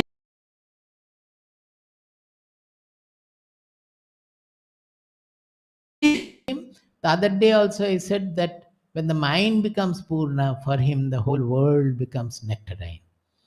So when his mind becomes freed of raga dvesha, then the world will no longer disturb us. So generally, whenever the world is disturbing us, we blame the world that this is this, this is that. Actually, the blame is to be for our own raga dvesha. If we can keep away the raga dvesha, then nothing in the world will be able to affect us anymore. So he says, Ragadvesha viyukta istu vishayan indriyeshcharan. One who is freed of this raga and dvesha, clinging to what he likes and hating what he dislikes, if he freed of that, then he will move around in the world with the same sense organs. The sense organs will see the world in the same manner. Never think that he will see the world as different. Externally, the world remains same for him, but his mind will not react with the raga dvesha anymore. So what will be his state? Atmavash. He is not vishayavash. When we say vishayavash means we are slave to the object. The moment the situation is not something pleasant, we get agitated. So are we not slave to the situation? So he will no longer be slave to any situation at all. He will be able to accept everything because he is under the control of his own Atma. He is always seated in his real identity. He accepts whatever comes from the world. And whatever to be done to the world also he does. Suppose a social evil is there. He has to set right. He may lead a procession. He may do anything. A military can fight the war like Bhagavad Gita, like Arjuna. Everything can be done, but without any ragadvesha in his mind. So when Arjuna had to fight Bhishma without any raga, he had to fight Duryodhana also without any dvesha. That is the point. Atmavashaihi vidheyatma. This vidheyatma is he is no more controlled by external rules and regulations. He doesn't need any control because it is he is harmonious with his own real identity, his inmost level. Whatever the inmost aspirations, the voices, he works according to that. He follows that, and that is always harmonious with the world. Apparently, there may be lot of disharmony, but it is not a disharmony. Finally, you will find that whatever he did was right. And what is the result of that? Prasadam adhigacchati. He attains prasada. Prasada in general, we call it as placidity of the mind. Actually, this Ananda word is not used in Bhagavad Gita. Sukham atyantikam, ati sukham. These are the words used in Bhagavad Gita. Ananda they have not used. Even in Samadhi also it is atyantika sukham they have used. and prasada, that interactive level, that sukha becomes prasada. Whatever is known as sukha, suppose in meditation when you are getting that bliss, it is sukha. And that sukha, when that same thing you are establishing atma in your interactional life, that becomes the placidity of the mind or prasada. So that is the harmony you gain while interacting in the world also. Now, let us go to a little personality. Show the slide 4. I have to be a little fast, I think. But I don't want to speak fast. I will go slow. Even if it is not completed, it will not. I will try to do something.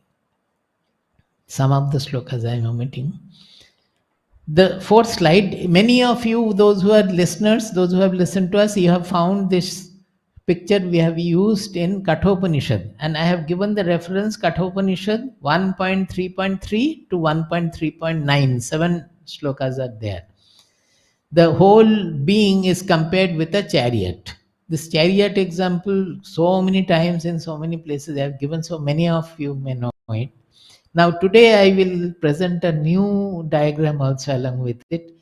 It will give you some illumination of how our mind works. Now this is what I am showing now is the standard illustration I show from Kathopanishad.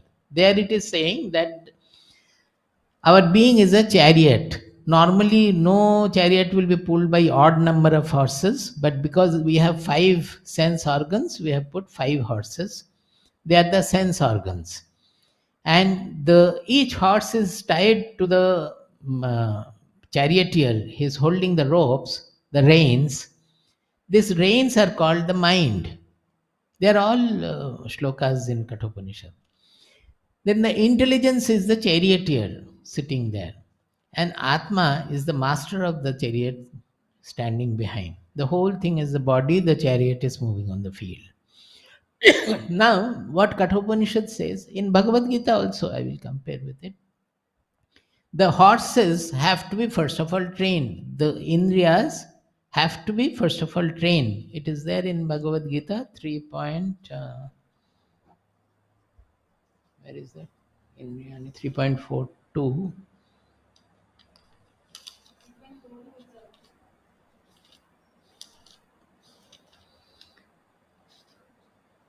See, before 3.42, which I am going to say, before that there is a shloka which says, Tasmat tvam indriyanyadau niyamya bharatashava. That the first you have to discipline the indriyas. Without that, even if you sit for the discussion or listening to the discourses, you will not be able to understand. If indriyas are always restless, then you won't be able to understand anything from the discourses. So first of all, to understand anything, the Indriyas need some discipline. So right from childhood, the good people will always give some discipline to the Indriyas. Whatever he likes is not allowed to eat. Whatever he wants to do, he is not allowed to play always. He has to read, study, etc. Like that, the disciplines are given to the Indriya. Next is the mind. The mind also have to be disciplined and strengthened. For that practice, nowadays the children and their parents also, they completely ignore the disciplines given to the mind, the practices given to the mind. One of the standard practices in olden days was chanting the Vishnu Sahasranama mantras. What is that? It is written in such a manner to make a proper pronunciation, to chant properly, you have to be extremely attentive. Not only attentive to listen to your sound, how the tongue is being folded, what is the meaning, everything. I have discussed elsewhere in great detail what are the aspects of the attention necessary. Then comes the intelligence. The intelligence cannot work on the horses. The mind is directly linked to the senses. So the intelligence through the mind will have to control the horses. But how will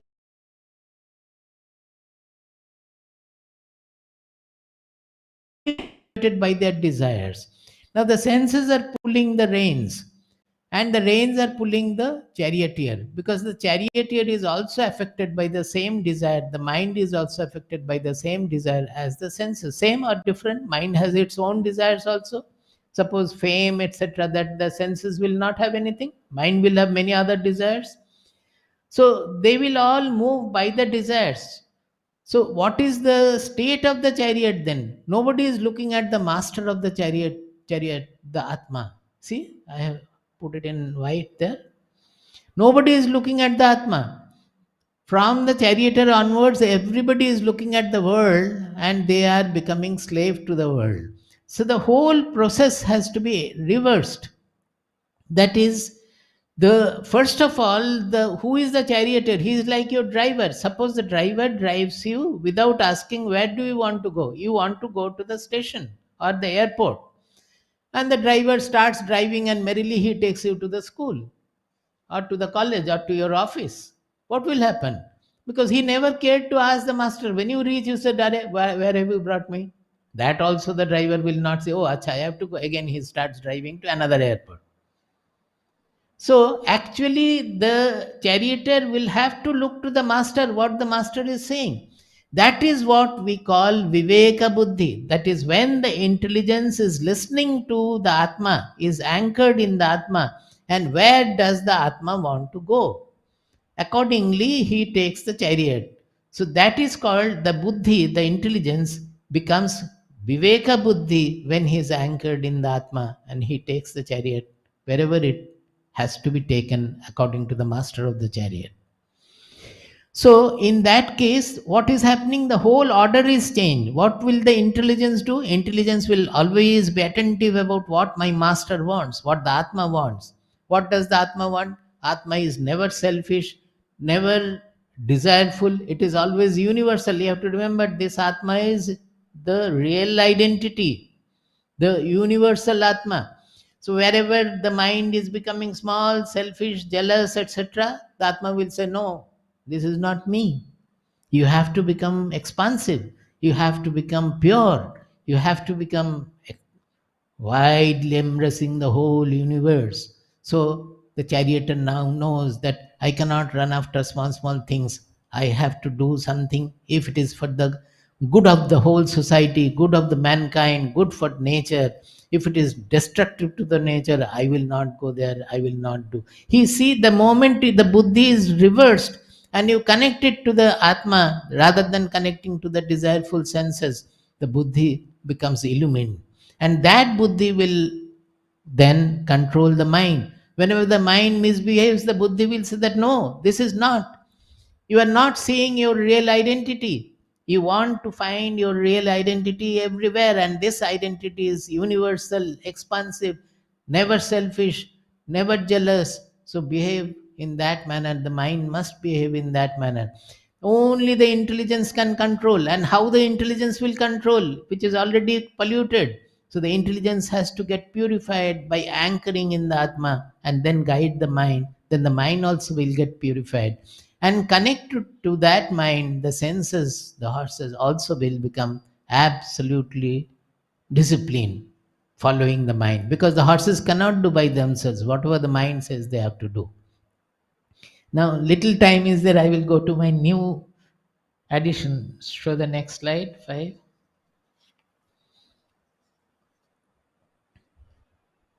Next slide. See, what happened is that in the previous one, I found that it is not explaining the full thing. So, why? Because the reins are called the mind, but the reins are inert object.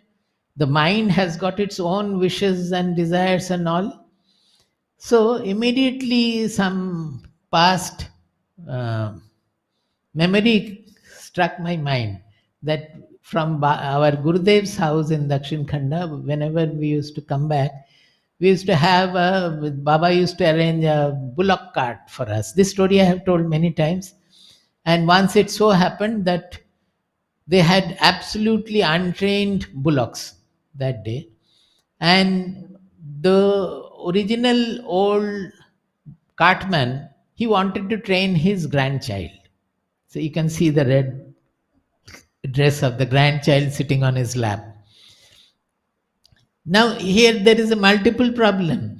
Even what the father wants, the grandfather wants, the small charioteer will not listen to that.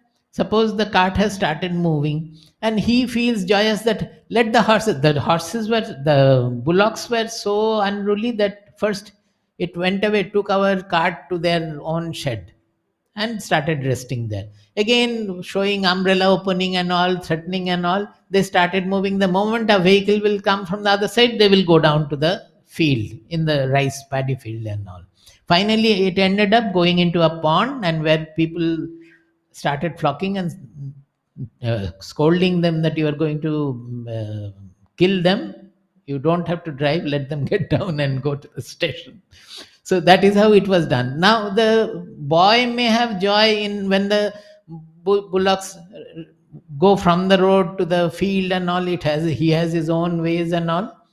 Or sometimes seeing that the grandfather is showing umbrella opening, the bullocks are running, he felt like opening an umbrella, and it becomes all destructive in every moment. So the mind also can do lot of havoc in the process.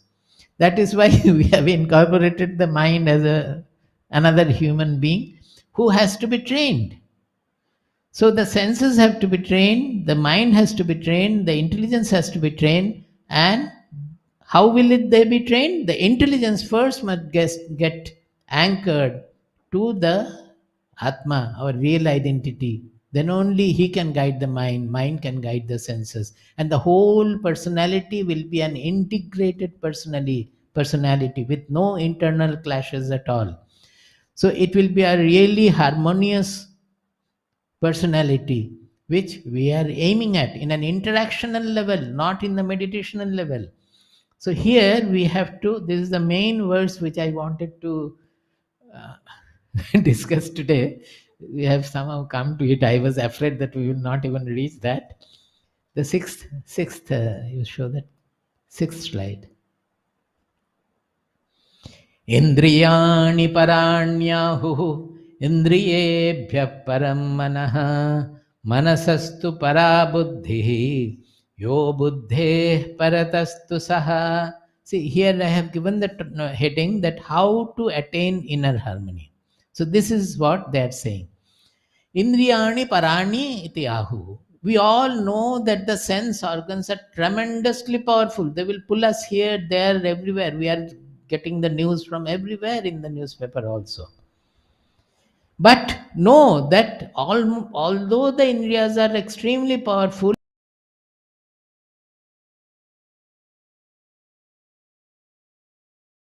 the connection of the mind, the Indriyas are powerless. They cannot do anything at all. So, with the mind, you can control the Indriyas because the mind is greater than the sense organs. Manasastu parabuddhi. Even greater than the mind, more powerful is the buddhi, the intelligence, because the intelligence can guide the mind.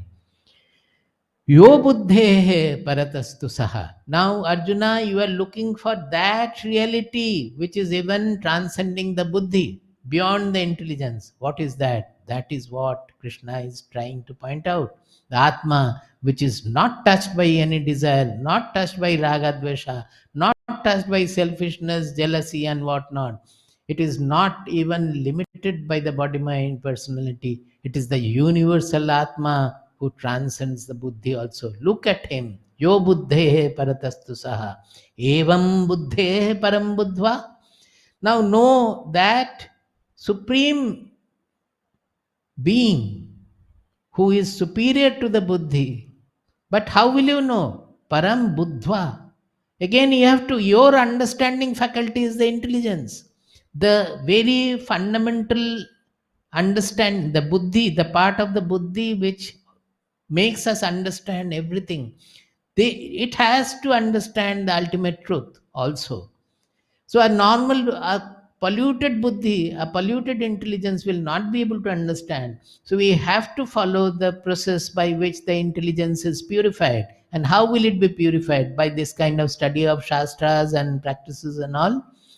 The buddhi, by a purified buddhi, will be able to grasp this supreme existence, which is our real identity, which is our real I, which we are always using an I, not knowing what its real dimension is.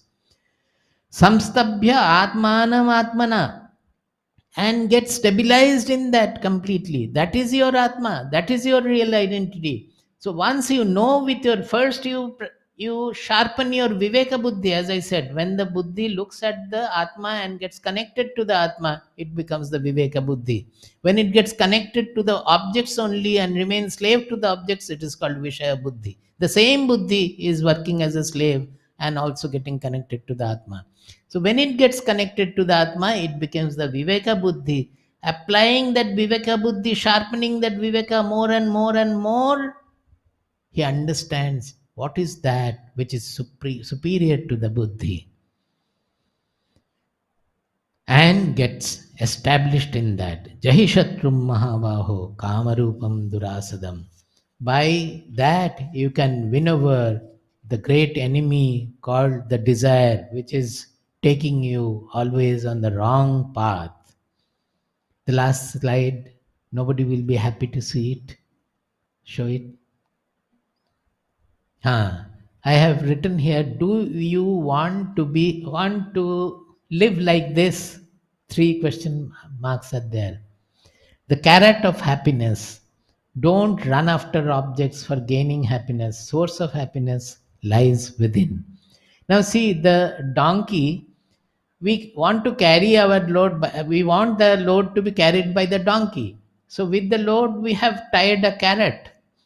Being attracted by the carrot, the donkey moves forward. But the carrot always keeps equal distance. It moves forward, moves forward, moves forward. So I finally go wherever the donkey takes the luggage there, not getting the carrot at all, but it is carrying the load at the same time.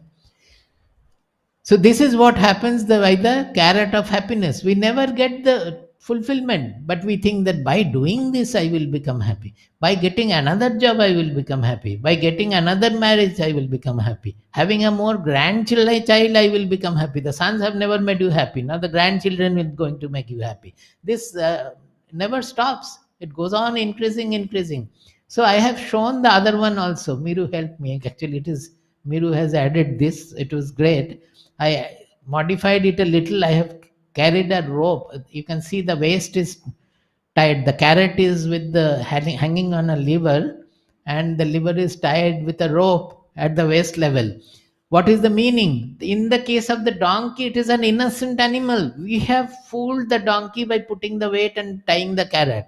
In our case, we are fooling ourselves. We don't know that we are fooling ourselves. We have tied the rope and we have hung the carrot there and running behind the carrot. Such fools we are. Would you like to live like this? Let us think well, go within and try to find out where lies the truth and behave accordingly. Just by knowing it will not happen.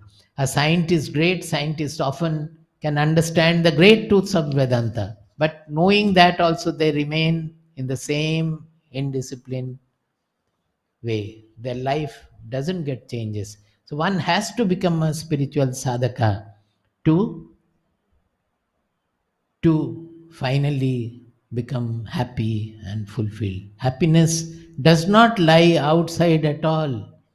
As long as we are deluded, we remain deluded that you will get happiness from the objects of the world, you will remain deluded. Never you will get it. Happiness is right there within us. It is a natural radiation from our Atma. It is the nature of our Atma. It's a parameter of our Atma.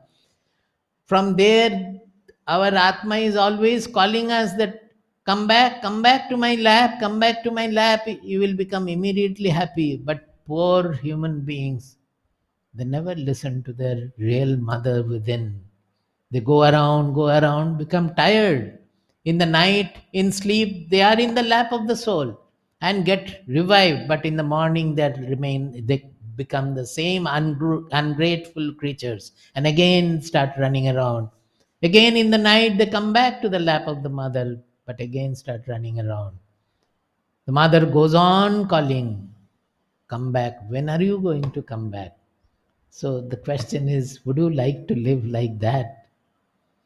Okay, I think you can conclude. I have concluded. How many minutes are there? 2 or 1 only? No, gone. Over.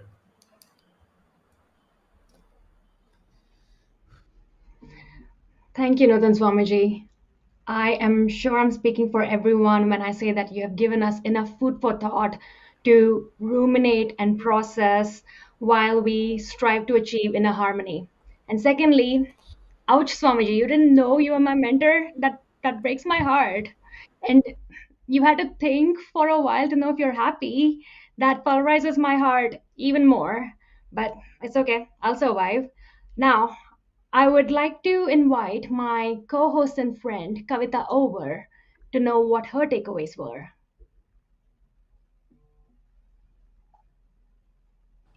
Hi, Kavita. Hi, Akshaya. Thank you for having me. Pranam to everybody. Jai Guru. Um, Akshaya, wow. Nutan Swamiji's, that was a tough one, I have to say. But what I understood was when he started his talk, he started by differentiating the Bhagavad Gita from the Upanishads, emphasizing that the Gita is for all of us impacted by the daily interactions. In contrast, the Upanishads are for more serious practitioners of spirituality, and that explains the the universality of the Gita. And Swamiji's explanation of interactional yoga, that the Gita details at length, and the inner harmony that's touched upon, and like you touched upon too, is definitely for all of us to delve further, and is undoubtedly a profound takeaway to introspect on and act on. And Swamiji's proposition to connect the intelligence to the Atma and let the purified intelligence drive the mind is a fantastic explanation of attaining internal harmony. I absolutely love that. But I frankly don't think I can sum it up any better, and I probably should refrain from it. Akshaya. Yeah, I totally agree with you. I like to think of Gita as a document of frequently asked questions and of FAQ documents of everything that's covered by the Advaita Vedanta philosophy and what is it that you need to do to live that philosophy in your everyday life. But I'm happy to let you know that this is not the end of the connection that we'll have with them. They do have weekly satsangs about 4 times a week on this very same YouTube channel, Global Gita. Lectures are held by Poojya Swamiji, Nutan Swamiji, and Ma across various texts such as Gita, Upanishads, and Bhagavatam. 3 of those lectures are in English, and 1 of them are in Malayalam. Now, yesterday, Kavita talked about In the Company of My Lord and how it benefited her. There are numerous other publications by the ashram, and I'm happy to go over some videos where Poojya Swamiji's devotees will speak about how some of the other publications impacted their life.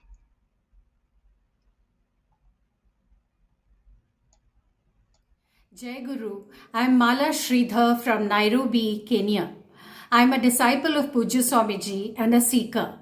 Today I would like to share my thoughts about Swamiji's book, Science of Inner Redemption. It comes in 3 volumes and is based on Yoga Vasishtha Ramayana. I specially cherish volume 3 of this series.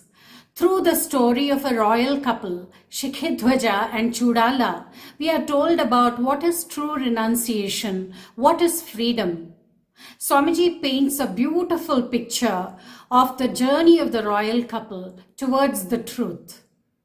I am very inspired by the portion where there is a discussion on the mind. It is highly elevating and enlightening, and it brings new insight and understanding whenever I go through it. After a few pages, the mind becomes quiet and introspective. It's a big blessing that Swamiji has brought us this book based on Yoga Vasishtha. I feel that it is extremely relevant and applicable to all of us. My pranams to Poojya Swamiji. Jai Guru.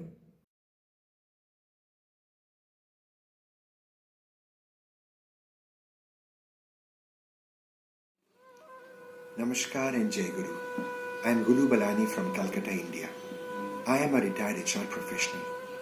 When I was very young, my parents taught me the concluding 8 verses of chapter 12 of the Bhagavad Gita, the chapter on Bhakti Yoga. In those verses were enumerated those qualities which made a devotee endearing to the Lord. The entire devotional sadhana or the pursuit was directed towards the Supreme Lord. It was only after I read the essential concepts in Bhagavad Gita, volume 4, by Swami Bhoomananda Tirtha ji, that I was made to realize that devotional sadhana may appear to revolve around the Supreme, but in reality it is revolving around the devotee. How the devotee grows inwardly and imbibes expansion. The focus shifted from the Supreme to the devotee. Swamiji, in all his 6 volumes, has dealt with many such key abstract concepts and made it so much more easier for the reader and the seeker to understand this great scripture, the Bhagavad Gita. Jai Guru.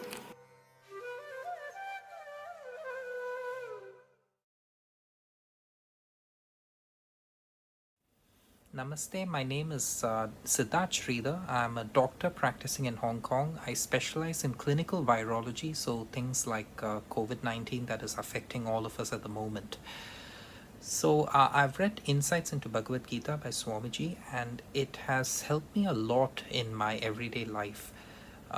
For example, it has clearly taught me that the journey is more important than the end result. So in high stakes areas like taking care of patients or academia, like doing scientific experiments and things like that, it really enables me to think about the process and really focus on the process of getting somewhere, and rather than the end result. So it enables me to stay calm, maintain a sense of equilibrium, and remain dispassionate no matter what life throws at me. Thank you.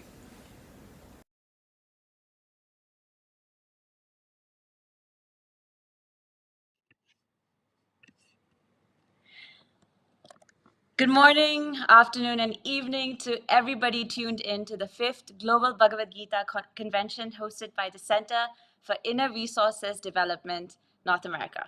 Welcome back. I hope you liked the book reviews.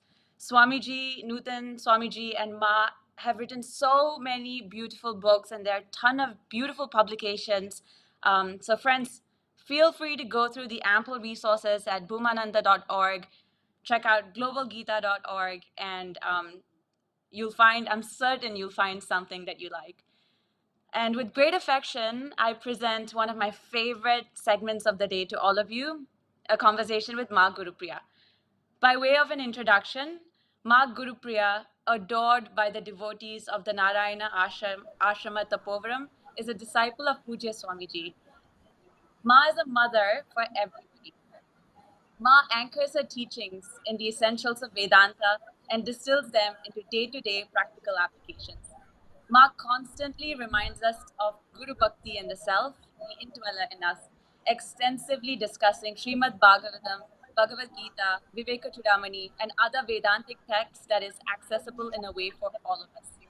Ma's quest for knowledge began in her early days. Her scientific pursuits led her to complete a PhD in physics from Delhi University and transcended into a spiritual journey. It isn't surprising that Ma uses her deep scientific knowledge to analyze situations and offer the most soothing words. You'll feel it for yourselves in her talks. To me and everybody who knows and follows Ma's teachings and discourses, it goes without saying that Ma Gurupriya is a true embodiment of even-mindedness or samatva, and for all, she basically embodies all of the qualities one would strive to attain. Ma is instrumental in bringing the sweetness of our scriptures to our ears. Ma Gurupriya and Nutan Swamiji have sung almost all the daily prayers that many of us are familiar with, especially the Song of the Soul and Atma Sudha, where many shlokas from spiritual and devotional texts are chanted.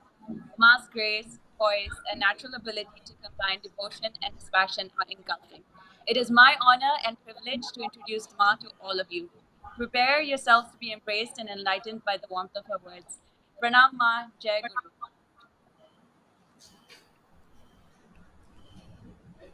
Ma, how are you feeling today? Not audible. Not able to hear Ma? you, Kavita. Ma, can you hear me now? Yes, yes, I can hear you now. Ma, I was just asking, how are you feeling today? I'm so happy to see you, and all of us are so happy to see you. Feeling very good. Feeling very good after the 2 days session. And today I'm also ready for the questions that you will ask me. And actually speaking, this is my first live interview ever. So I was feeling, oh, I don't know what I will do. But now I think that it's okay. Let us see what Kavita asks me. Thanks, Ma. Thank you for trusting me with this. And, you know, there are so many of us. I'm feeling so privileged that I have the chance to ask you this, but I ask on behalf of all of our audiences tuned in today. And we're really eager. And so I'm going to get right into it. Ma, one thing that we've all been thinking about is, you've completed your PhD in physics from Delhi University. So your pursuit for knowledge, specifically scientific vigor, is of utmost inspiration to all of us. And as a scientist, how did you reconcile that earnest seeking, of scientific knowledge in your spiritual quest? Did you come across many contradictions along the way? And if so, how did you explain it? You are asking me that how did I reconcile? Actually, I did not have to Yes. reconcile to anything. I did not have to reconcile because my spiritual quest, it surfaced in a very spontaneous manner. When I was working for PhD, suddenly it dawned upon me that in this world, everything is transitory. Everything changes. Especially being a young girl, I found that the joys that we have does not remain forever. Today, if there is a lot of fun and fair, friends or maybe some get together, it just goes away. So I started feeling, what is this? Then what is life? If nothing is permanent, is there anything permanent here? I had very good family, very good education, very good upbringing, best of teachers, everything I had. Still, I don't know, I should say that now I say that this is blessing of God that I started feeling like this and became very disinterested. Not that I stopped doing anything, everything I was doing. Nobody understood my condition from outside, but inside I was weeping, thinking, what is this life about? And is there a higher purpose of life? Is it every day going, getting up and doing the same things again and again? And at the end of the day, you sleep off. And everything is uncertain in this life. So somehow these things came. And when I started having these feelings, that is the time I came to know Baba Gangadhara Paramahamsa, our Poojya Swamiji's Gurudev. And I started writing to him. And he replied me in his own, he was old at that time, and he was writing in his shaky handwriting. But all that he instructed, it gave a world of peace, happiness, hope, and confidence. And what did he say? He said, God is within you. Don't fear. This is what he told me. And he said, there is a wonderful world within, source of permanent happiness. Pursue it. So, actually speaking, Kavita, you asked whether I had to reconcile. Nothing was imposed on me. So when there was no imposition, where is the question of reconciling? It just happened. And when I look back, I find it has been such a blessing, such a spontaneous thing in my life. And from the time I stepped onto this path, I was just between 23, 24, and I started having a new meaning in my life. It was very enriching and enlightening. And I felt The path ahead was brightest, as if lights are there. As we all know this time, many of you youngsters are in, all the four of you young MCs. When I say these things, and when I say you all, I feel, I just go back to those days, and I feel that the youngsters should come to know that there is such a path. You don't have to go away anywhere.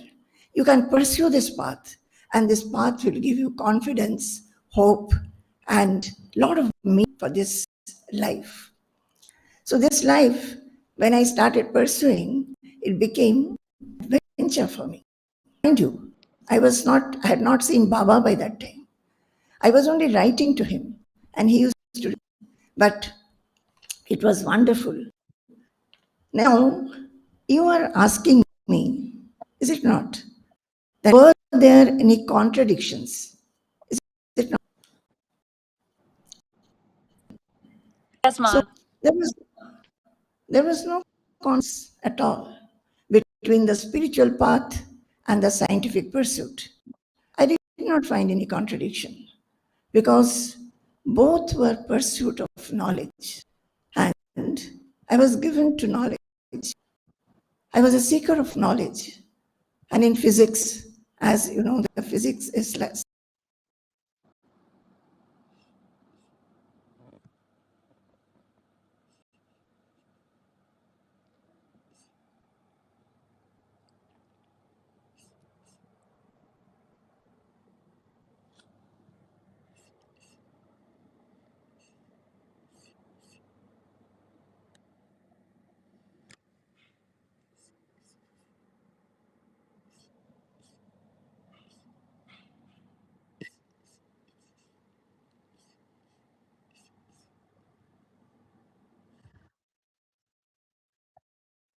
Okay.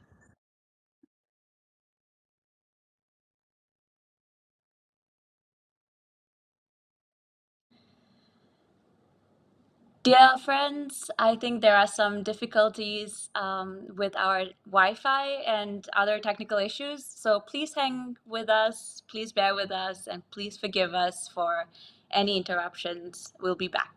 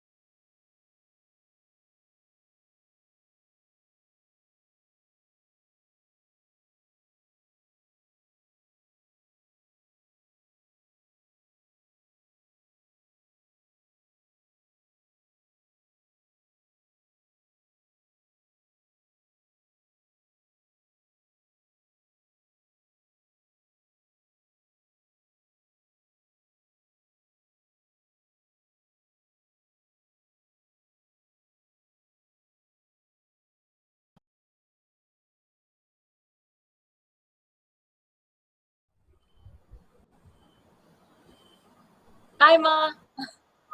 Welcome back. Pranam. Yes, but I don't know till what point it was seen by others. To what point? Can you tell me, Kavita?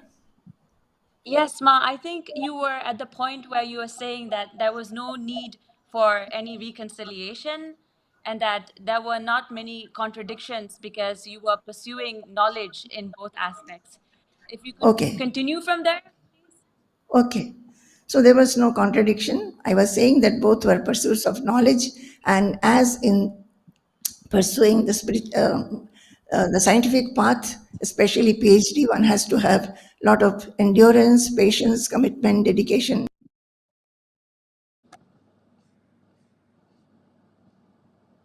And very soon, I understood it is very different from learning and pursuing any academic subject. In academic subjects, from childhood we have been studying many subjects, from say English, language subjects, say English, etc., then history, geography, then science subjects, mathematics, all of that. All that, and if you do any master's, higher studies you do in these subjects may make you a master of the subject. But it doesn't compel you to change your personality. You may be a great scientist, but your personality may not be a good one. People are not very happy with you. So there is no compulsion to change your personality. But I found that as I started, walking on this path, and it started giving me so much of joy because it was about myself. I was coming to know about myself, about my own personality, my own shortcomings, and what I have to become. And becoming what? I will become absolutely, free, liberated. At that time, I don't think that liberation, anything I understood, but at least I understood what was joy. The joy which till then I did not understand. I found I was having that joy, which so far in my that much life I have not seen or experienced. That much I can tell you. And this I understood, that this is a subject. When we pursue this, we learn this, we tread this path. This is a knowledge which allows us to handle our mind. All our academic subjects, our studies in those, they just give us, degrees, qualifications to build up our career, to go to higher and higher posts in profession, that is, earn more and more money and comfort. But it will never teach us how to handle the mind in the face of difficulties. A best of a student, say the first ranker, when he goes to write an exam and finds the question paper is very tough, the nervousness that he feels, the subjects that he has learned in school or college has not taught the student how to deal with the mind or how to face that nervousness. Similarly, fear, anxiety, worry.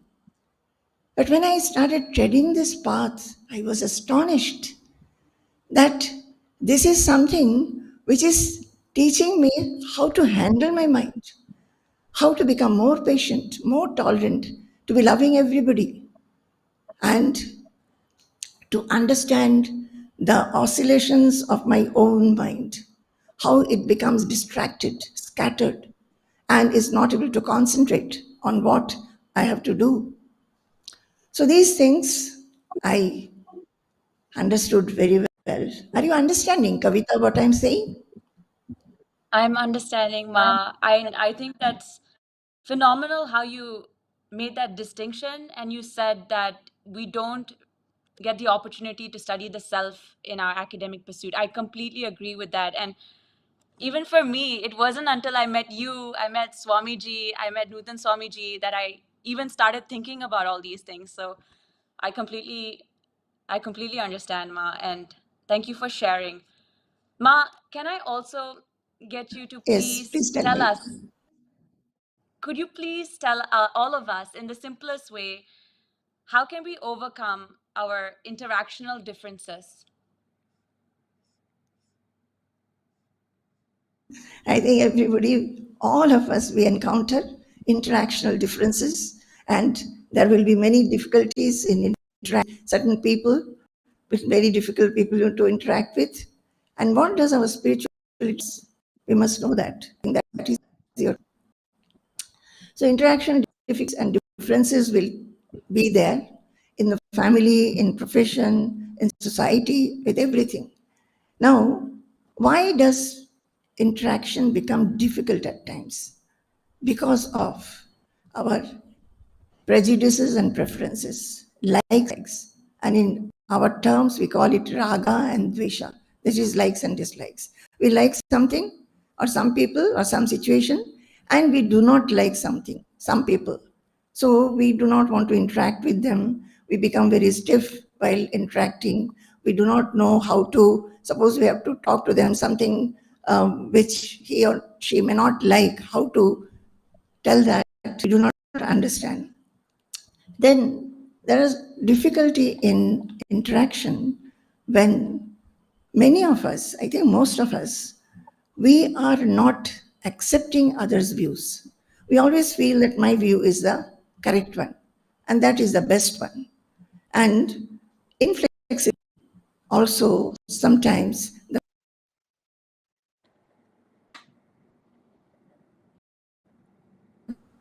brings in a lot of difficulty in interaction. And when we don't like a person, when we try to interact, and very soon, because of all these situations, we grow a bitterness, a dislike, and sometimes anger towards a person, but we have to interact. Say, in your profession, sometimes the colleagues may not be cooperating, the boss may be too asserting, and when you want to tell your problems, they are not ready to hear. So how do you interact? The mind will be agitated. Now, what our spirituality says is that in such situations, own up the person. Own up. How will you own up? This is a spiritual quality. Differences may be there.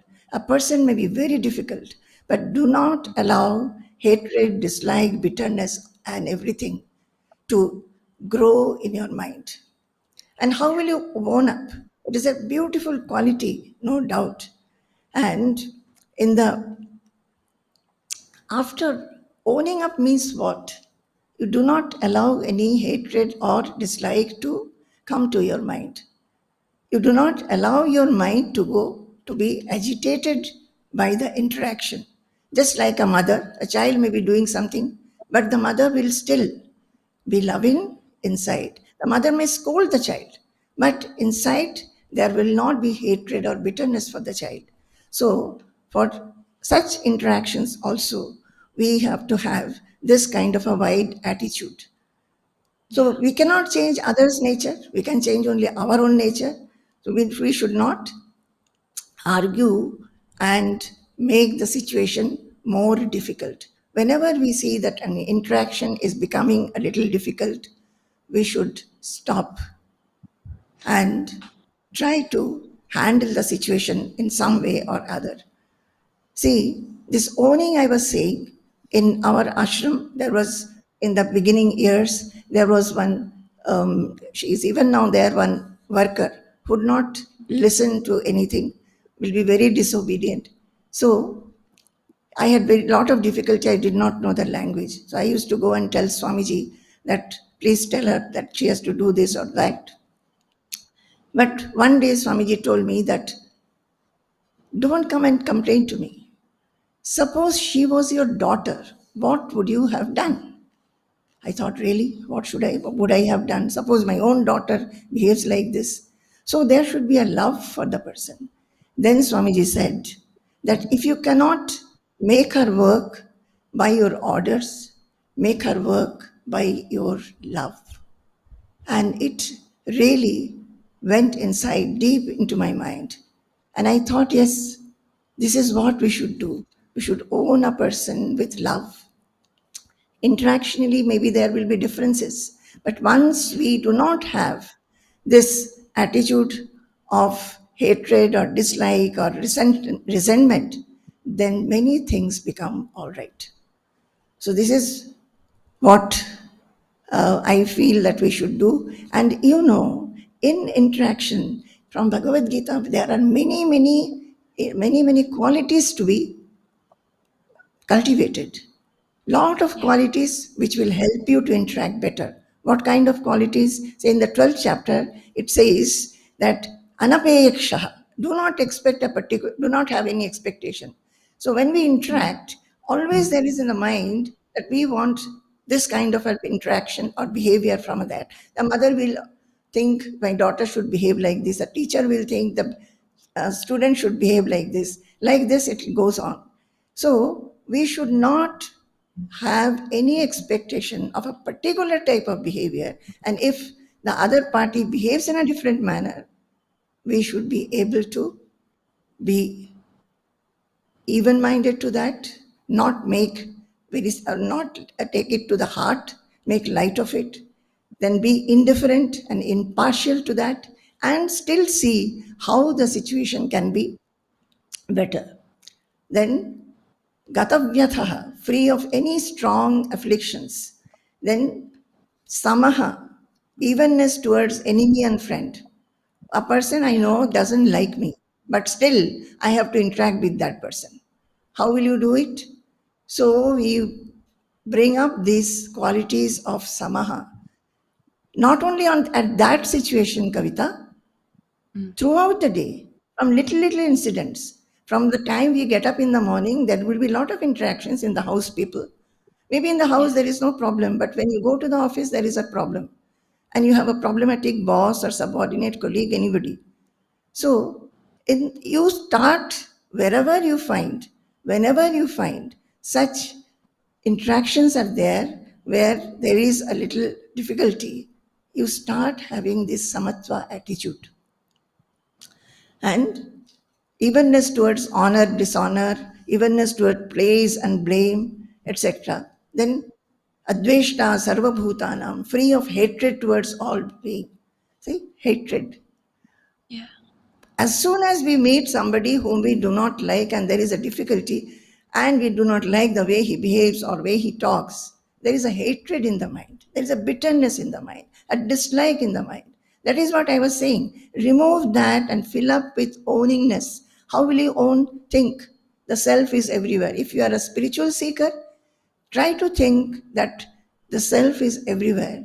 He is acting like that because it is his nature. But he is also the same self. And instead of having this kind of a feeling that I don't like him, have sympathy for the person. Sympathy. That, oh, maybe he wants to change his nature, but he is not able to do. So fill the mind with sympathy, fill the mind with forgiveness, fill the mind with karuna, fill the mind with non-hurtingness. That is, don't say something which will hurt the person. Whenever somebody behaves with us hurtingly, what will we do? We immediately try to say and tell something else, some other words which will hurt that person. We want to give back. We are not able to stop this. We will definitely say something which will hit that person. So, non-hurtingness, ahimsa. So these are all there in the 12th chapter. I think for youngsters, this 12th chapter where these lakshanas are there, what Krishna says, that these are the qualities, whoever my devotees imbibe these qualities, that devotee is very, very dear to me. He has said. And in 13th chapter, there are many other amanitvam, adambhitvam, that is sublimation of pride, sublimation of non-ostentation, non-hurting, then kshantihi, that is tolerance, forgiveness, arjavam, straightforwardness. Don't you think that all these are necessary for interaction? That is what.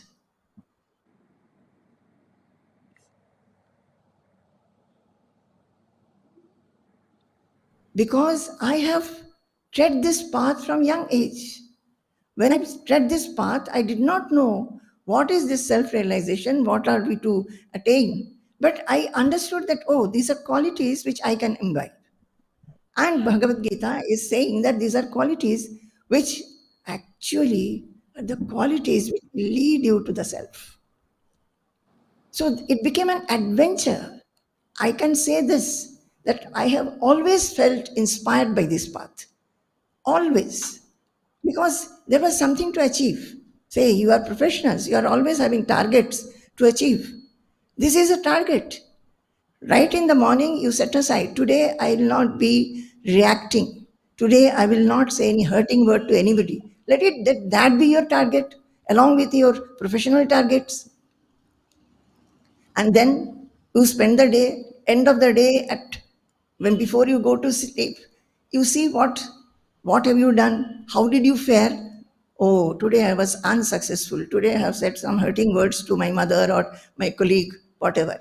Unsuccessful. Okay. So I was not successful. What does Gita say? Samatva. To siddhi and asiddhi. Success and failure. So, okay, doesn't matter. Today I will take this even-mindedness, but tomorrow I will try again. Yeah. Do you get me? I want to, through Yeah. you, Kavita, to tell all the youngsters that Yeah. pursue a few qualities every day. Pursue. Yeah. Okay? Thanks, Ma, for that. I will definitely highlight chapter 12.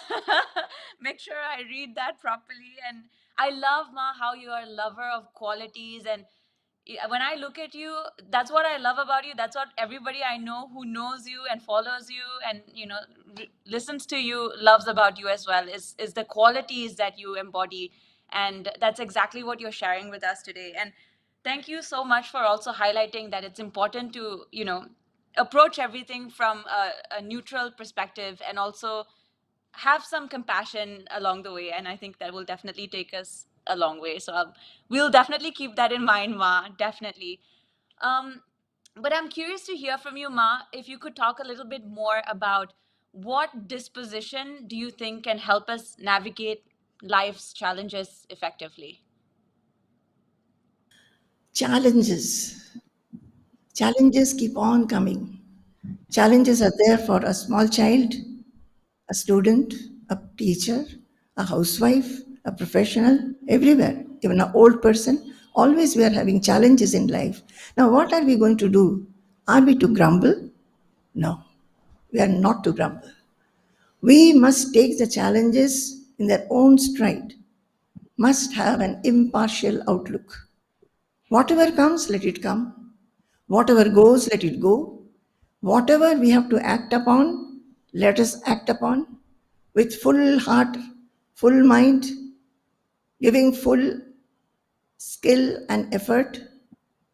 And what Bhagavad Gita tells us, which is the way we should work. Say something has happened. We have to immediately act upon it. Act upon it. Act upon it in what manner? Excellently. Excellently. But without any delusional clinging, without any sangha.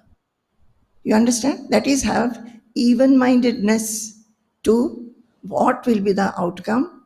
Say some challenges. Suppose you find that the other day it happened that this hall, the main door, the key was in the morning, the lock was, we were not able to open it. And we had to enter it. So what we will do? So we were doing this, that. So we do whatever is necessary. I'm taking a very small example. But we should be impartial to what will be the outcome of the action that we are taking. We may take a long time to open, but meanwhile, maybe something will be missed here. So this is what should be our attitude. So what should be the attitude actually in challenges? Actually, the challenges in challenge, the attitude should be like an ocean. Like an ocean. What is an ocean? Vast water. And all rivers are coming and meeting with various volumes of water. And some of the rivers are carrying slushy water also. What happens to the ocean? Does it overflow? Does it grumble? Nothing happens. Nothing happens. It remains as it is. In its depth, it remains quiet, unmoved. Maybe some ripples will be there over it, but nothing happens. So we actually, our soul is having that state. Our real identity is having that state. We can go there, and this is how we should try to meet the challenges. Now, challenges means remain unaffected in the face of the challenge. Look at nature, what is happening. Say, look at the trees. The trees are there.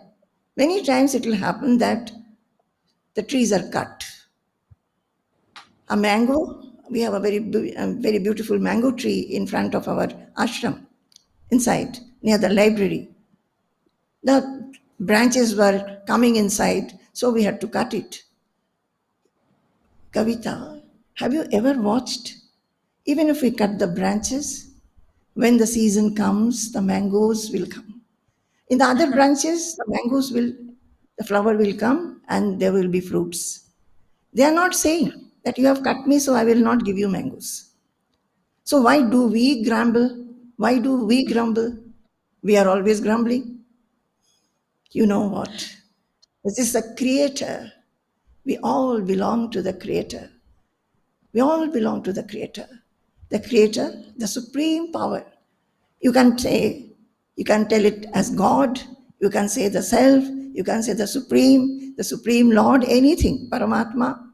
The fact is that there is a power, a supreme power, who actually from whom this whole world gets expressed. He sustains and he also dissolves. And every one of us is a part of it. My body, my intelligence, my senses, my limbs, my activities, do I have any control over that? A mother gets pregnant, the child is growing in the womb. What does the mother do? She may maximum take food. Does she have any control how the child will be, whether the child will be healthy or diseased, whether the child will have a dull intelligence or a sharp intelligence, whether the child will be a dark child or a fair child? No control. Similarly, thinking of all this, we must think of this supreme power. Yeah. I'm telling you, many of you youngsters, you are thinking of many things. Actually, as the days are going, the youngsters are more intelligent than us.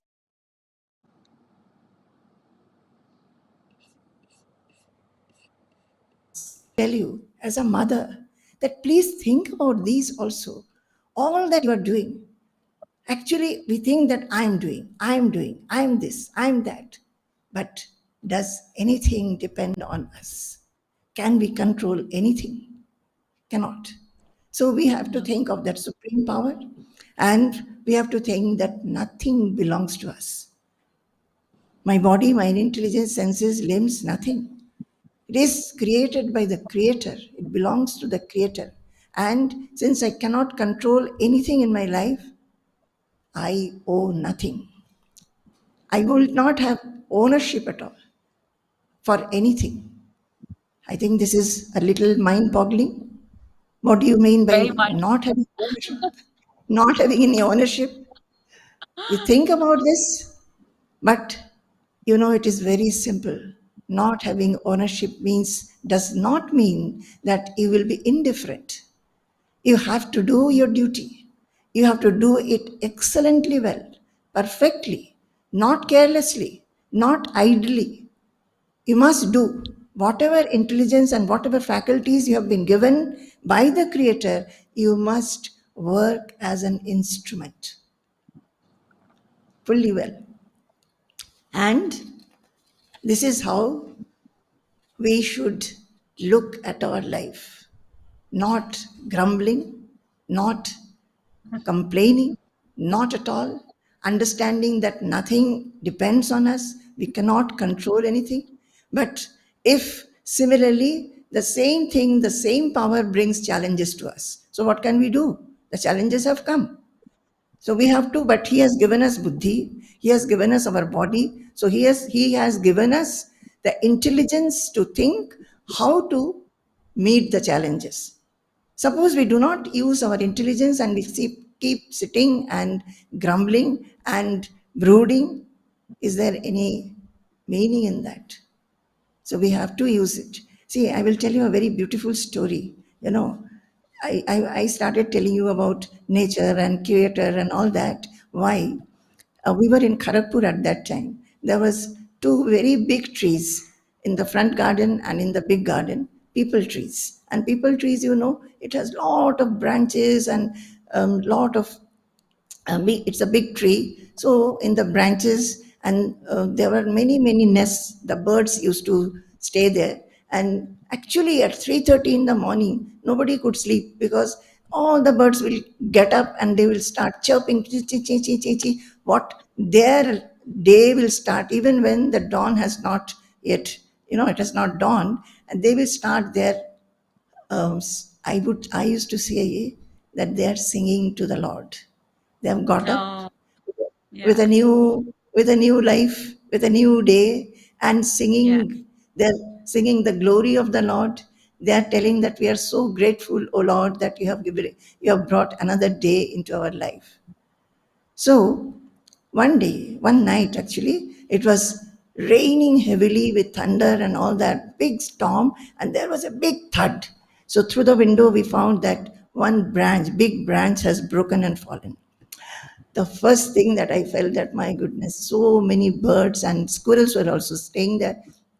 Whole day they will be active, whole day running about. You must have seen squirrels going up and down the trees. I am very fond of nature, so I keep on looking Yeah. at all these things. So that was the sorrow.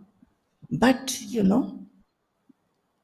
right at 3:30, the birds started singing. They were singing. Oh, And the thought came to us that when we have challenges, can you imagine what challengeful night they have passed? The nests have fallen, they're drenched in rainwater. What will they do? They don't know.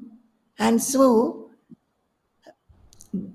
but when I thought about it, I felt that, my goodness, we, the human beings, we do not do that. When we are in trouble, we do not think of God. We brood, we complain, and we say, why me? Why this has happened to me? So that is why I was saying that we should not forget that supreme power who makes us, who sustains us, and also he knows when to do what in our life. Okay, you can go to the next question. Ma, thank you for that wonderful explanation. I think my next question, you may have already touched upon some of the points, but I feel like we still, well, definitely, I definitely still need for you to drill it into my head.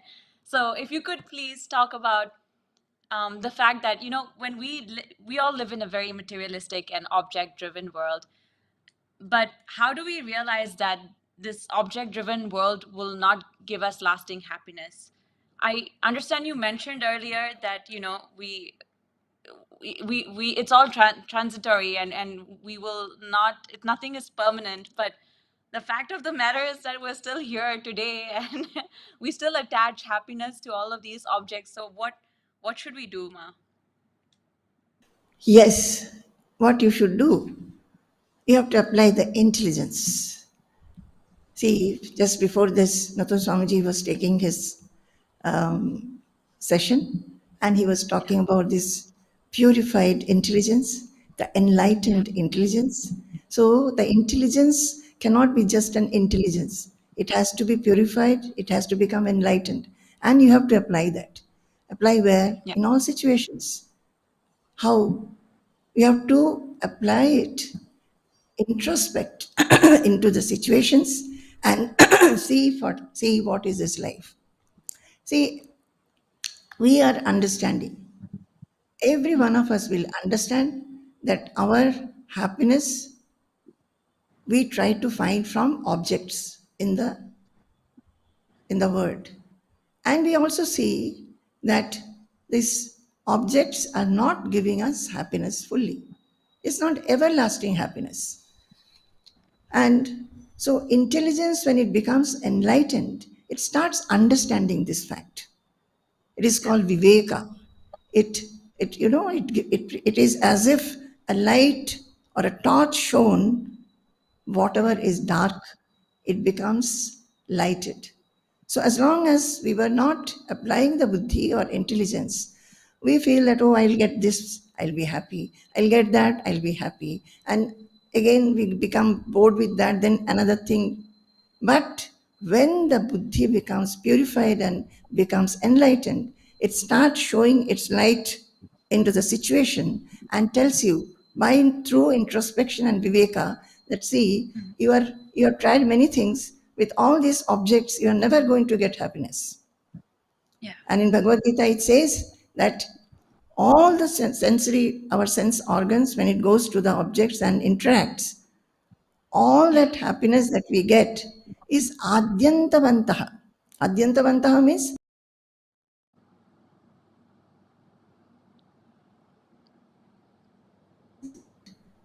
and it says adyantavantaha and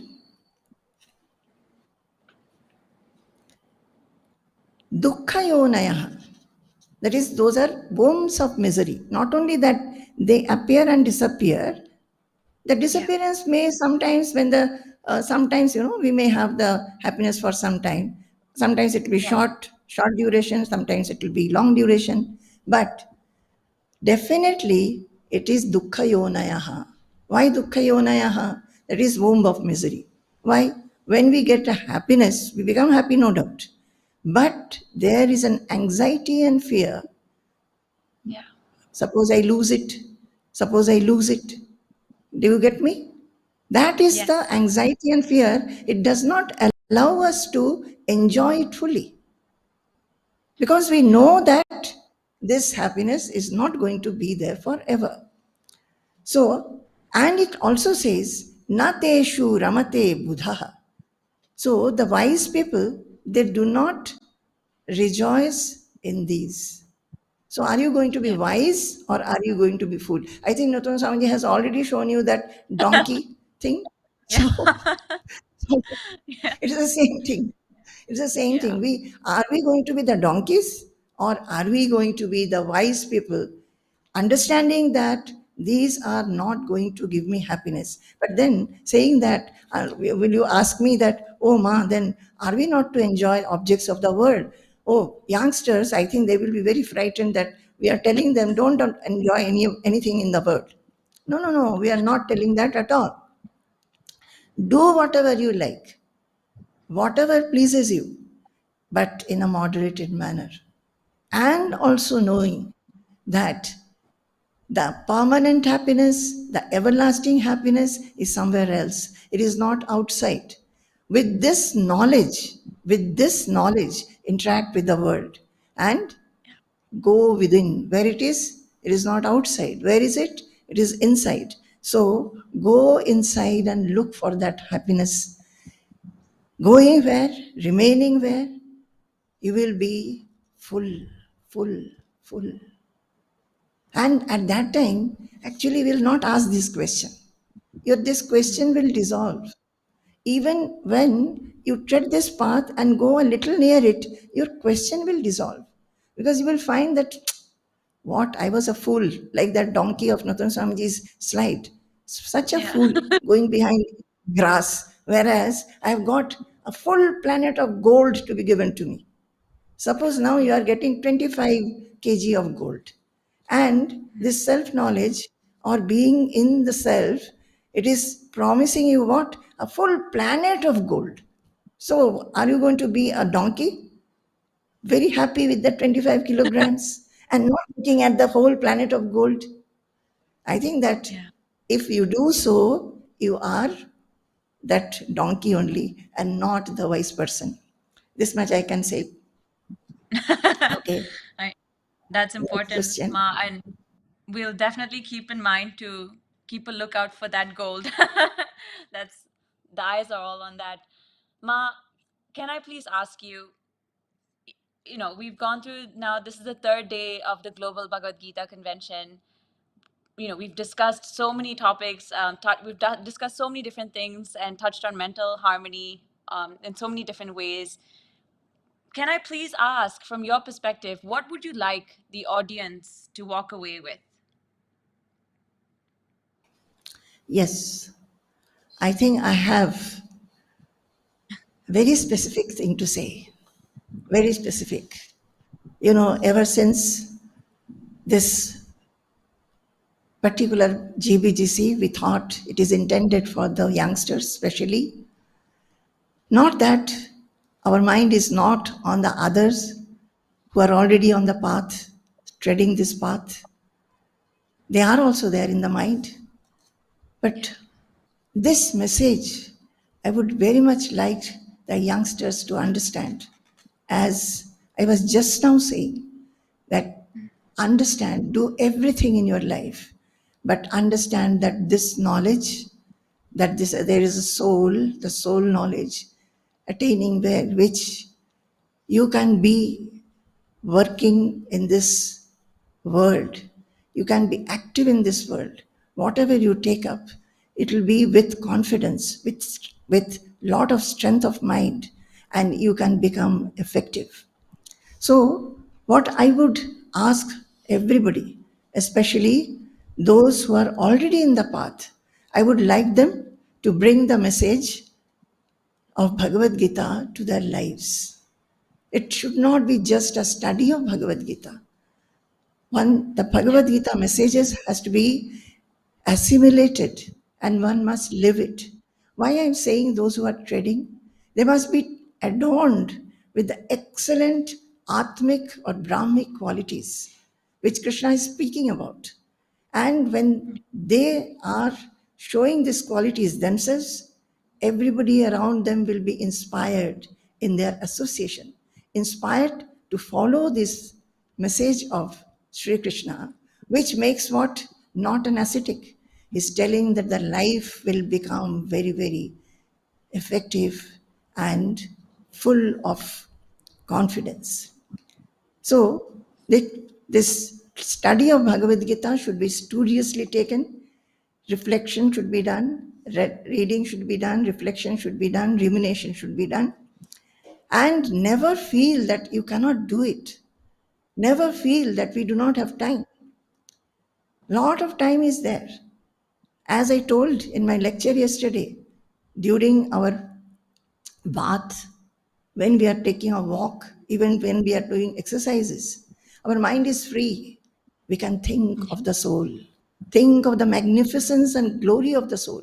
We can think what this Bhagavad Gita and our scriptures are telling. By remaining in this self-knowledge, what we can achieve, that unaffectedness, fearlessness, eternal peace and happiness we can achieve. So, as we do not miss some things which are regular, that is bathing, eating, sleeping, we do not miss. However much we are tired, however much we are busy, however much there is lot of difficulties and troubles in the house, we do not miss them. Similarly, this thinking about the self or the soul and what it gives us, we should not miss thinking, should not miss pursuing it. And those who are exposed newly, the youngsters, I would like to tell them that, my dear young children, I, as your mother, very lovingly am telling you, with lot of fondness I'm telling you, some time in the day you make and think.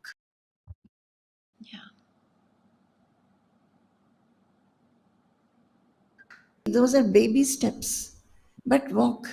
Love the spiritual path. Know that path in the world is always there. Nobody has to tell us that we have to walk on the worldly path. As soon as we become conscious at a certain age, we know that this is our life. Nobody has to tell us what we have to do. We know that we have to get educated, we have to get a job, then people will get married and get settled, they'll have children, they'll have to bring up children, then they will have to acquire some possessions, property, wealth to keep for their children. In the process, they will get name, fame, prestige, and whatever. For some, those will not be there. There will be misery. So this is the life. But youngsters, my dear, dear, dear children, I want to tell you that please think about this path also, that there is such a path. We should think about that, give it prominence, and give it the supermost idea in our life, and tread the path. Love the walking itself. Love the walking itself. What you will get, you don't know. But love these qualities, what this pursuit is telling us. And you will know, you will become confident, fearless, You will be showered with bliss even during adversities. You will not be shaken. You will not be shaken. You will be able to do your job very well, excellently. How you do now, because your mind will be free of some of the shackles that you have now. You will be finding that you are becoming more and more excellent in your job. And this will all happen if you remain connected with yourself. And you will live in this world with victory, victoriously, effectively, and spreading love to everybody, remaining happy oneself, and making everybody happy. This will happen. Wow. This is what I have to Fantastic. say. Wow, Ma. So, are you Thank satisfied, you. Kavita? Yeah, I'm feeling so grateful. I feel really blessed to be in the company of my Lord. And you know, Ma, any chance to speak with you, to talk to you, is just a divine opportunity. So I'm really, really grateful. And I really can't find the words to thank you enough besides saying grateful and thank you. And you truly are a Ma to every single one of us. So from your exposition today, I'm sure that many of us are going to walk away feeling that it is possible for us to develop a consciousness about the indweller in us, and thereby, over a period of time, see a transformational change in the way we interact and we live. Pranam, Ma. Thank you so much for joining us today. Jai Guru. Definitely it will happen. Definitely it will happen. I'm telling you from my own experience. I was a small child and I tread Yeah. this path. Each point was so inspiring, so joyful. Yeah. And I tell you, just like a mother, she will prepare a very good sweet and she will want all the children to taste it. So I also am feeling all of you should taste it. The joy of the self. Okay. Jai Guru, Ma. Pranam. Wow, that was truly incredible. I'm feeling dizzy with happiness. But moving on to our next segment, friends, please join me in welcoming Subhashini from Malaysia's experiences assimilating the insights from Poojya Swamiji's book, Brahmavidya Abhyasaha. Thank you. Jai Guru. I've been reading this book, Brahmavidya Abhyasa, Sure Way to the Inner Self. This was written by Swami Bhoomananda Tirtha. Coming from a ritual background, I had so many questions in me. Whenever I listen to Swamiji's talk, I'll be wondering, what are Swamiji trying to say? What are these terms? What are these concepts? I'm not able to get answers for this when I was searching for it. Even, through web search from Mr. Google, there was no answer was given to me. But the moment when I get in hold of this book, Brahmavidya Abhyasa, it really revealed all the answers that I needed. It gave me, what does the concept means. This is a book I would strongly recommend for anyone who's pursuing the quest in terms of this spiritual part. This is a book where you will get all the answers that you need. Jai Guru.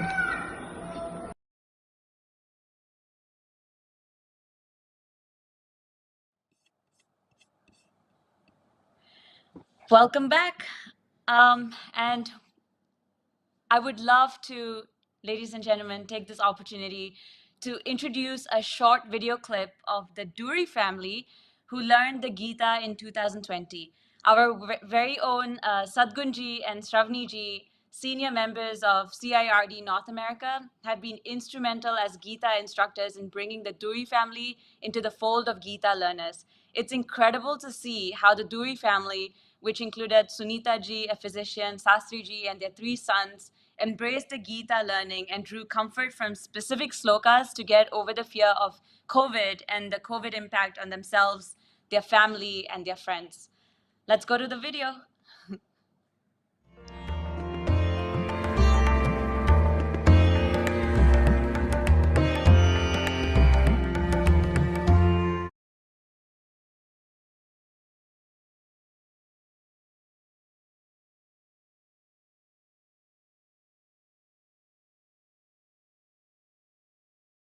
It was nice being introduced to the CIRD Malaysia program.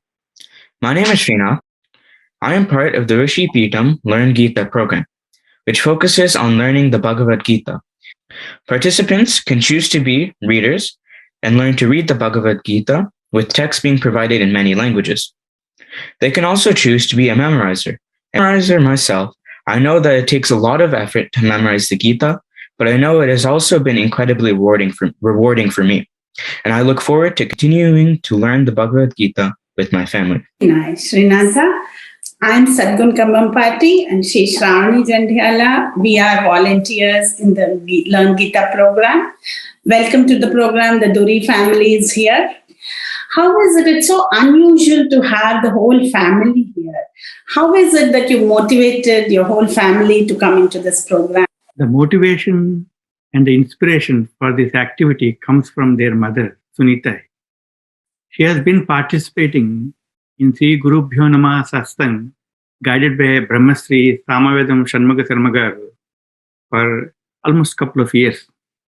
So when the opportunity came, so she enrolled herself and encouraged us to join in. By the time, I have been thirsting to learn Gita, but not from reading from the books, because I never thought I could fully grasp the meaning. But I want somebody to explain it to me and put it in the context. That is what I got through this program. When we joined our elder kids, I have no doubts that they will thrive here. I was doubts about my younger one. Can he pronounce it? Can he survive and take the stress of the program? Stress means the effort, and then will he thrive here? And one day, a couple of months into the program, I heard him chant the slokas while in his shower. After that, I didn't have any doubts about it. To practice and learn, go the dharma path, and how would you know? And as a parent, what do we give our kids? I want my kids to follow the dharma, be in the dharma path. And what better thing than Bhagavad Gita to learn it and to see how to practice it? Very nice. Very nice. But I do know that all of you, you have very busy lives. You're all professionals. So Siddhartha, perhaps I could ask you, does this program have an impact on you professionally? I know we do light meetings. Does it play a role? And then perhaps after you, Sunita Garu, as a physician, can also answer this. I believe that it's very relevant to professional lives. I know that in many of our professional lives, we're often faced with a deluge of choices and opportunities. And I find one clear advantage of the Bhagavad Gita is that it provides clear guidelines on how we should strive to live our lives in both everyday moments as well as in times of great uncertainty. I know now, having looked at shlokas and internalized their meanings, to let large rushes of emotions like anger or frustration or worry pass over me without succumbing to them. And this has helped when dealing with other people and dealing with circumstances outside of our own control, my own control, in a professional setting at work, but also in a personal life as well, that is all alongside our professional lives. I am a physician. I work in hospital, one of the frontline staff. The COVID second wave hit us. That was one of the most difficult times in my professional life, actually. We just started learning, and the sloka matra sparshastu kaunteya sitoshna sukha dukkhadaha agama payino nityaha tam stitikshasva bharata.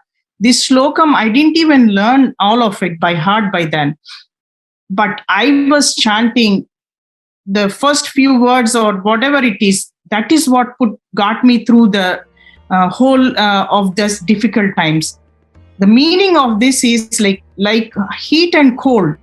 Sukha dukkha also come and go. Just hold on. These too shall pass. That's what I told myself during these difficult times.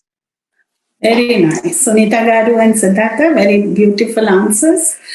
Now let's come to Aditya. Aditya, what advice would you give your friend to join and learn this Gita? So for me, I found that, the Gita is not just a text. It's not just words. It's a way of thinking about the world, thinking about what we as humans go through. How do we answer the big doubts that we have? I can say, for example, there are times where I'm afraid of starting tasks because I'm afraid of failure, afraid of, losing all the effort I put in. And, learning the Gita has really helped me understand that, all we can do is our best effort. We have to put your best effort. You have to let go of the results. We can't control the results. But at the end of the day, all we can do is control our preparation. Similarly, in these trying COVID times, we often are thinking of our own mortality or the mortality of our loved ones, our friends.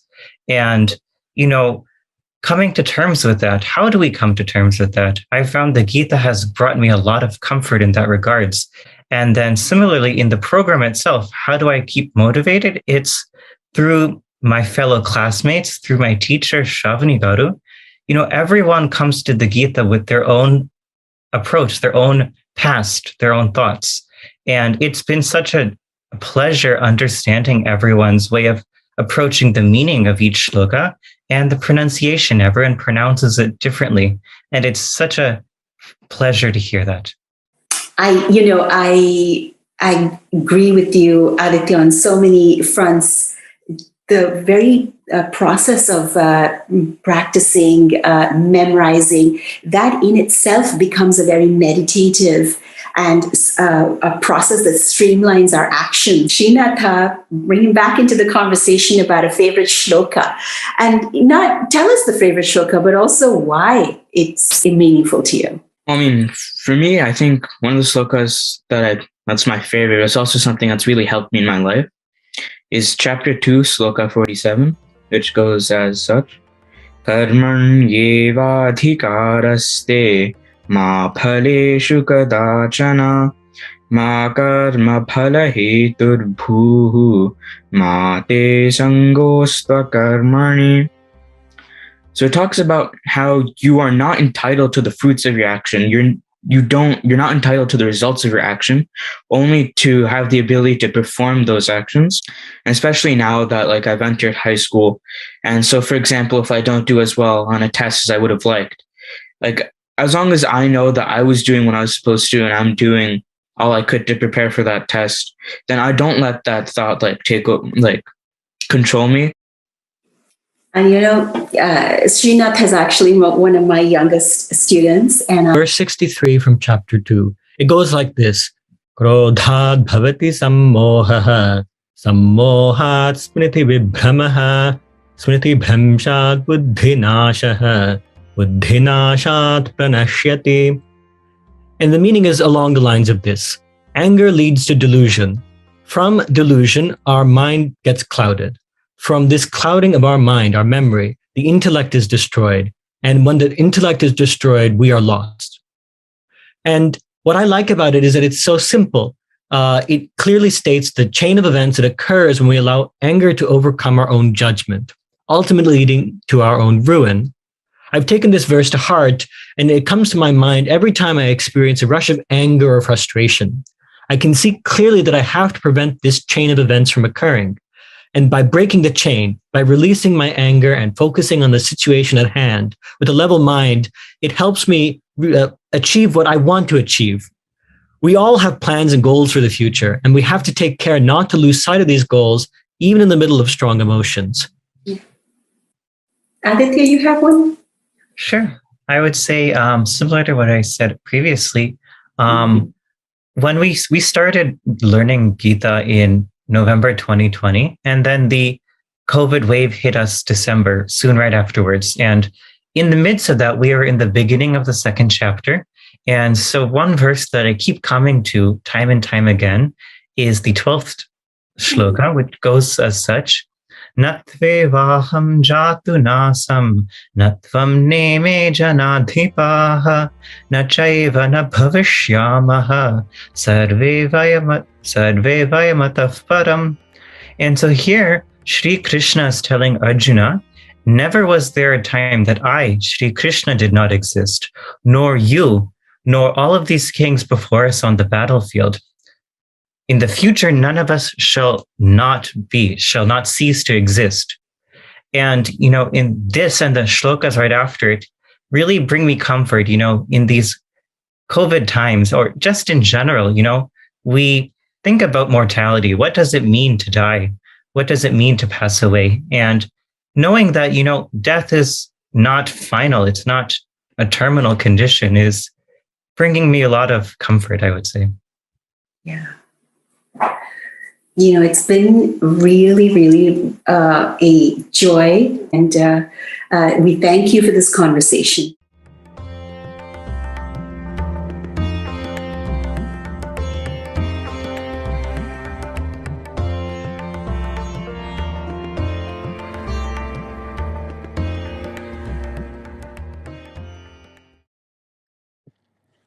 Wow.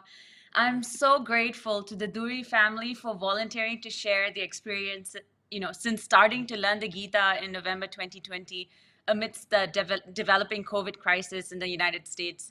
To me, your story is a fine and shining example of how the Gita is relevant even in today's age to every member of your family, both on the professional and on the personal front. And I hope every one of us will draw, your positive lessons from your experience and be in a position to introspect, draw similar conclusions in our own lives, and make the Gita a lifelong companion. Friends, let's take a moment to introspect from all of today's events and flow into a soulful rendering of a bhajan by Shubha Chakki.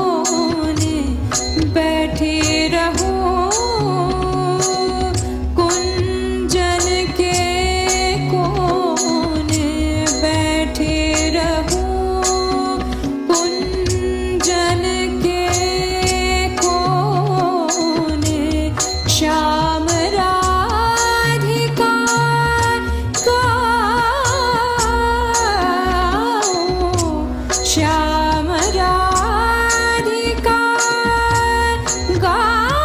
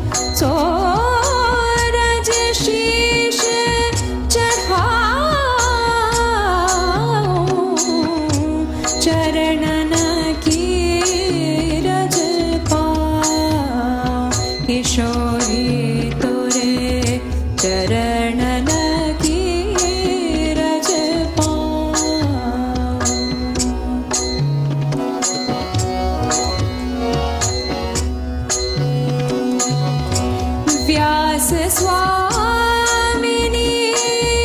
ki chavi nirake Vyas Swamini ki chavi nirake Vyas Swamini ki chavi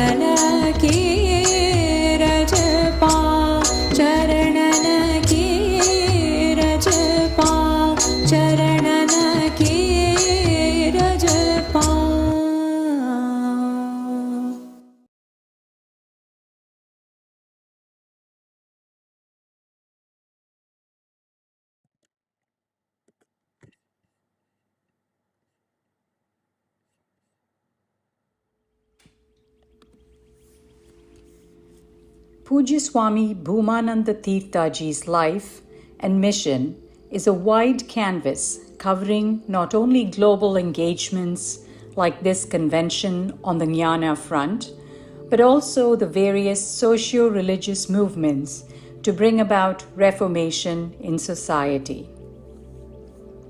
Poojya Swamiji has played a leadership role in efforts to save the environment and elimination of crude temple practices, as well as caste discrimination, to name a few.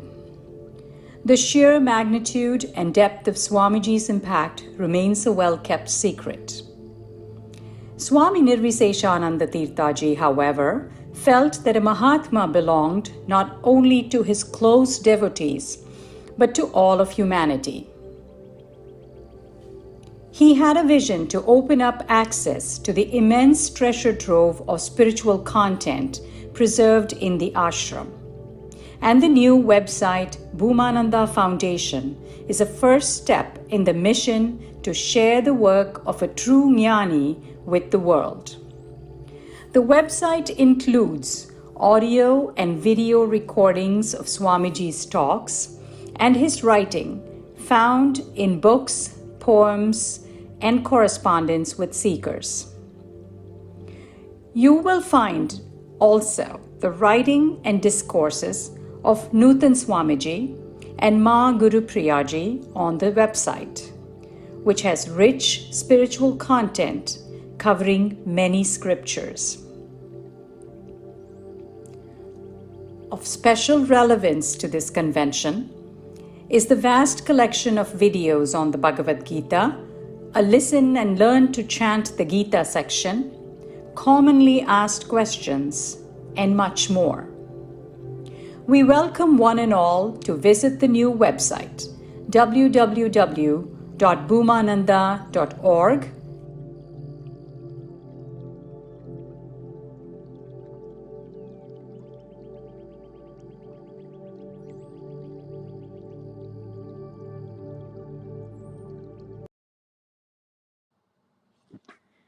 Pranam, friends. Welcome back. Moving on to our next segment, I am very excited to introduce our venerable special guest speaker, Honorable Justice of the Supreme Court of India, Miss Indira Banerjee, who is only the 8th female judge in India's history. Miss Banerjee did a schooling at Loreto House in Kolkata and completed her bachelor's degree in history at the Presidency College in Kolkata. Later, she pursued an LLB from the Department of Law at the University of Calcutta. Before being elevated as a judge of the Supreme Court, she served as Chief Justice of Madras High Court, the second woman to hold this position. I'm personally happy to see some woman power on showcase today. Miss Banerjee was introduced to the Bhagavad Gita when she was a child in the quaint hills of Mount Abu, where her family resided. I look forward to hearing about how the Bhagavad Gita has shaped and inspired her life. I now have the pleasure of handing over to the Honorable Justice, Miss Indira Banerjee.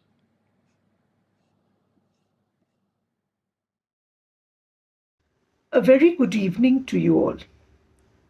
I thank the Center for Inner Resources Development, North America, for giving me this opportunity to participate in the Global Convention on Mental Harmony, the Universal Message, and to share my thoughts and experiences with you.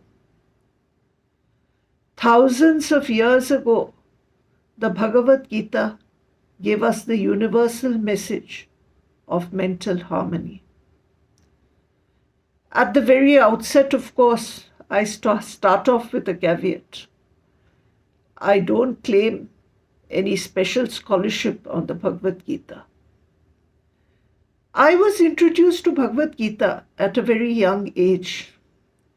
I had spent a part of my childhood in a small subdivisional town, Mount Abu, a hill station. There was a monk in Mount Abu. He was immensely popular amongst the people, and particularly the children. The monk used to conduct Bhagavad Gita classes for children. Many of the children I knew joined the classes. And I also joined the classes, mainly because some of my friends did. At the Bhagavad Gita classes, we were made to recite verses from the Bhagavad Gita. We managed to learn some of the verses by heart. And I often used to recite some of the verses, rattle the verses off before my parents to impress them. Particularly my dad, who made it a point to read a chapter from the Bhagavad Gita every day when he sat down to pray. In the Bhagavad Gita classes, the meaning of the verses was also explained to us. But to be very honest, I was too young then to understand the philosophy, the significance of the Bhagavad Gita. All that I knew was that a battle had taken place between the unethical Kauravas and the righteous Pandavas. Lord Krishna supported the Pandavas, and he drove the chariot of Arjun. He drove the chariot amidst the armies. Conches were blown by the respective warriors. Seeing lined up his own relatives, teachers, Arjun was overcome with emotion. What use was a war if it resulted in the death of his own relatives, own teachers? At this point, he was reprimanded by Lord Krishna for his failing courage. Lord Krishna goaded him on to fight.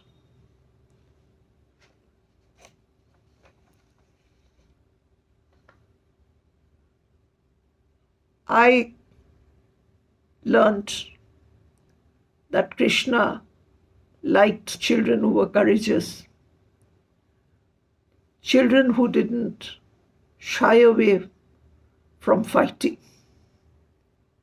It was only much later, when I read the translation of the Bhagavad Gita by Professor P. Lal after I grew up, that I started to understand the message of the Bhagavad Gita. When Arjun vacillates, Lord Krishna reprimands him for his failing courage and commands him to go ahead to fight evil for the sake of righteousness. Lord Krishna says, one should not grieve over those who should not be grieved for. The words of Krishna are words of profound wisdom.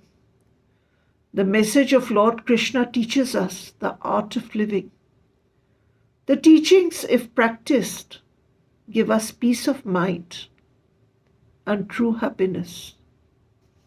The core theme of the message of the Bhagavad Gita is the impermanence of the body. Lord Krishna says, the soul is never born, it does not die. Just as a man discards his used clothes and wears fresh ones, the soul casts off the worn-out body and gets into a new one. About the soul, Lord Krishna says, weapons cannot cut it, nor fire burn it. Water cannot wet it, nor the wind dry it. The soul is eternal and everlasting. Lord Krishna further says, for those who are born, death is certain, and for the death, rebirth is inevitable. The words of Lord Krishna to Arjuna are deeply philosophical words of profound wisdom, which help us all to tide over the vicissitudes of life. The Bhagavad Gita helps us to overcome grief caused by the loss of near and dear ones.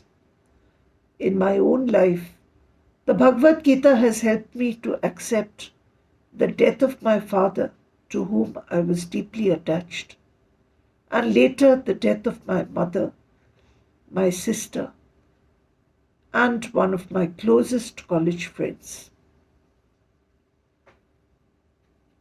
The Bhagavad Gita teaches us to continue with life in spite of personal bereavements, in spite of ups and downs in life. We should not shirk from our duty, no matter how difficult the duty may be, no matter how difficult it may be for us to continue to perform the duty. Bhagavad Gita teaches us courage. It gives us the courage to do duty without getting carried away by success or dejected by failure. It teaches us to be calm and poised in pleasure and in pain. The Bhagavad Gita teaches us the importance of discipline and patience. The Bhagavad Gita is really an art of living. The Bhagavad Gita develops the qualities of fortitude, equanimity, detachment, poise, courage, discipline, the ability to work hard, the importance of detachment from objects of pleasure, objects which we see, which we touch, which we smell, which we taste, which we hear. These qualities give us happiness in every sphere of life. The teachings of the Bhagavad Gita are not just for ascetics and those who renounce the world. The teachings are for everyone, students, academics, professionals, homemakers, just like us, lawyers, and other employees.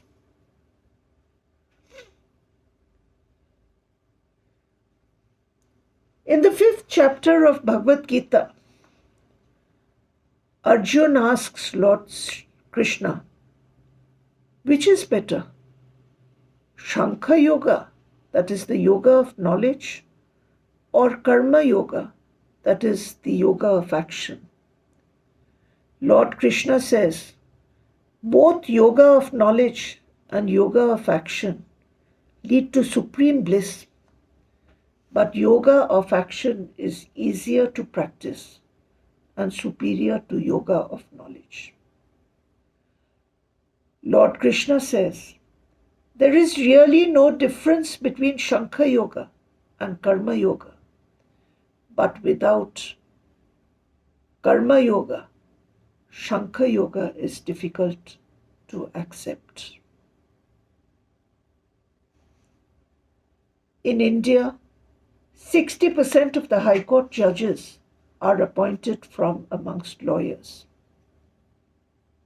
I was myself a lawyer for about 16 and a half years before I was appointed a judge of Calcutta High Court 20 years ago. The legal profession is a highly competitive profession. Junior lawyers, particularly the first generation lawyers, often have little work.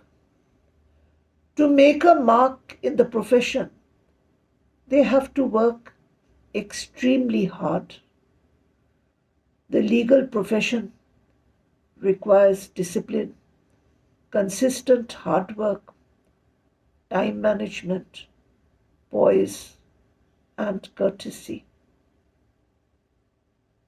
There could be failures and reasons for frustration. There is often a rat race amongst lawyers to buy material things. Yet junior lawyers, first generation lawyers, are very often not able to earn sufficient to meet their expenses, the necessary expenses. And they start feeling frustrated, feeling of dejection.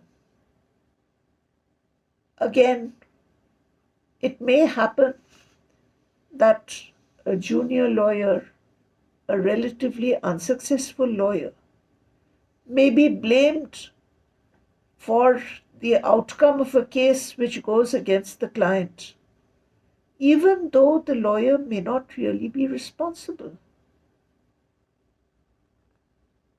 Sometimes the lawyers may themselves feel that they may have lost out due to some fault of theirs. Does it really help to cry over spilt milk and waste time? No.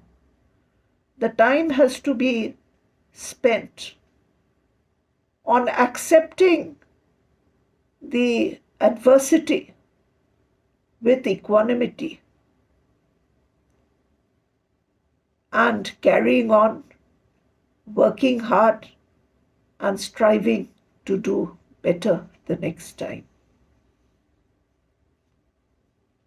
Similarly, judges have to decide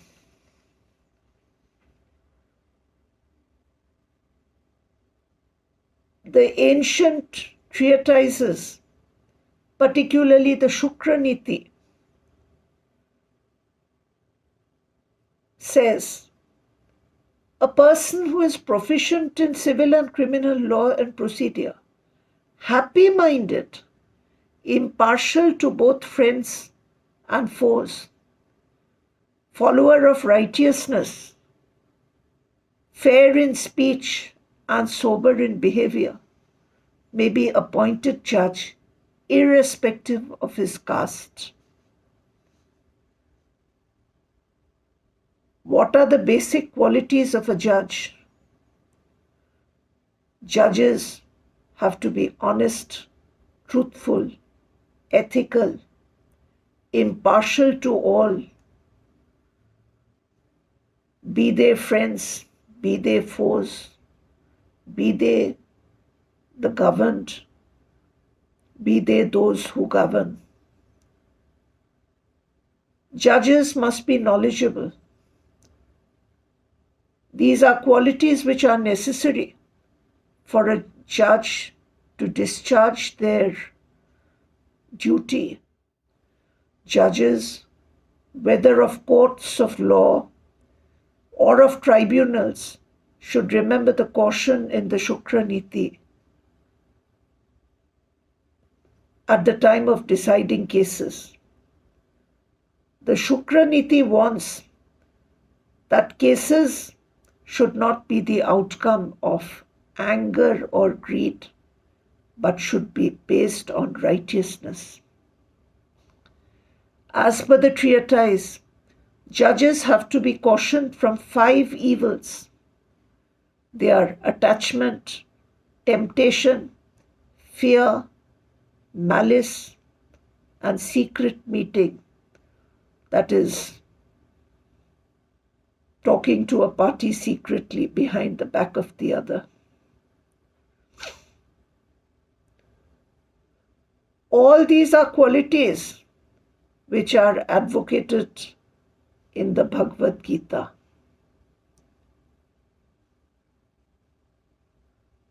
Hard work, selfless work, work that is dedicated to the Almighty, work without selfishness, work without desire, work without expectation, irrespective of the results. We are often praised, we are often criticized. Whether we are praised, whether we are criticized, we should not be carried away. We should not be dejected. We should just do our duty for the sake of doing our duty, leaving the fruits of our duty to the Almighty. In my personal life, I have faced problems. I have faced problems in my professional life, particularly in my junior days as a lawyer. And it was the teachings of the Bhagavad Gita which really helped me to carry on. I feel I have achieved what I have, all because of the teachings of the Bhagavad Gita.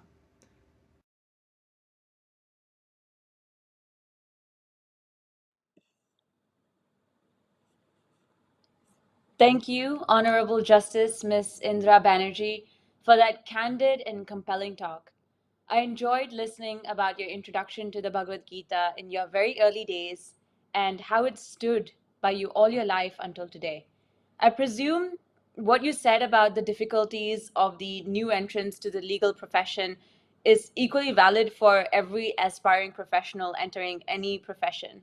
You drew upon the principles of the Bhagavad Gita to perform your duties despite obstacles. The fact that you developed the courage from the Bhagavad Gita to accept losses, both in your professional and personal life, is an inspiration not just to budding lawyers, but to every one of us. As a presiding judge of the Supreme Court of India, this message coming from you has an immense impact on everyone listening today. On behalf of CIRD North America and the audience listening worldwide, Thank you very, very much for sharing your thoughts and being a champion of the Bhagavad Gita. I'm feeling energized after listening to our first few speakers. To the incredible audience tuning in, how are all of you feeling? I know you're intrigued. Thanks to all of you, the Global Bhagavad Gita Convention website's visits have exceeded over 16,000 people in the last 30 days. Our announcements alone were over 1 million viewers over the last 20 days in the Global Gita YouTube channel. Your continued engagement means so much to us. Tell us what parts of our sessions so far have resonated with you. And for those watching from YouTube, please leave a comment in the checkbox below or tag us on social media using hashtag Global Gita. We want to hear from you. Remember, we're all in this journey together. In other news, my delightful co-host Akshaya and I want to share something about a fascinating outcome from this event's interest shown on social media.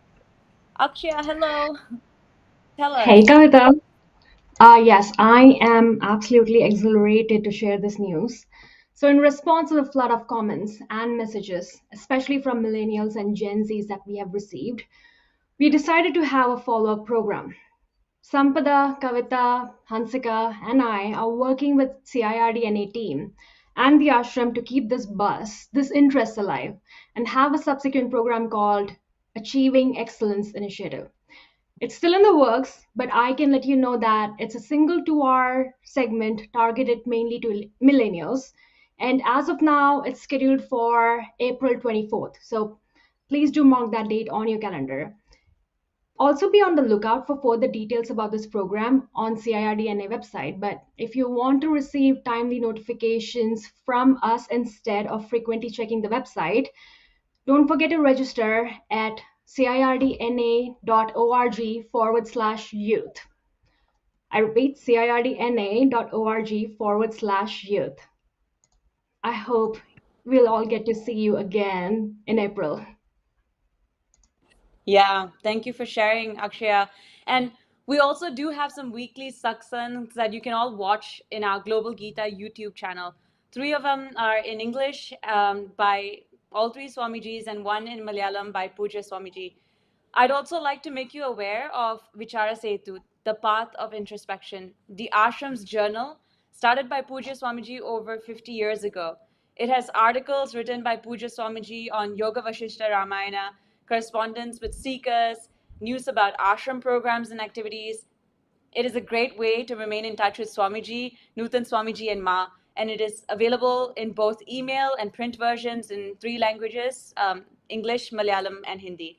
At present, there is a special offer of 1 free year subscription. So if you'd like to subscribe, please email bookstore@bhoomananda.org. I repeat, it's bookstore@bhoomananda.org. It pains me to say this, but we are reaching closer and closer to the concluding segment, but not just yet. Akshaya, could you please tell us, who are we welcoming to the virtual stage next? Absolutely. As you mentioned, although it's a bittersweet feeling as we're drawing closer to the end, it's an absolute honor to invite Poojya Swamiji today to this platform. Swamiji, we are all eagerly waiting with borrowed ears, as you usually say, to listen to your concluding address, to your words of wisdom on how to be a magnificent performer.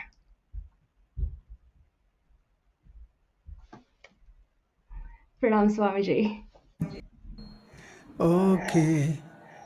All of you are going to be magnificent performers.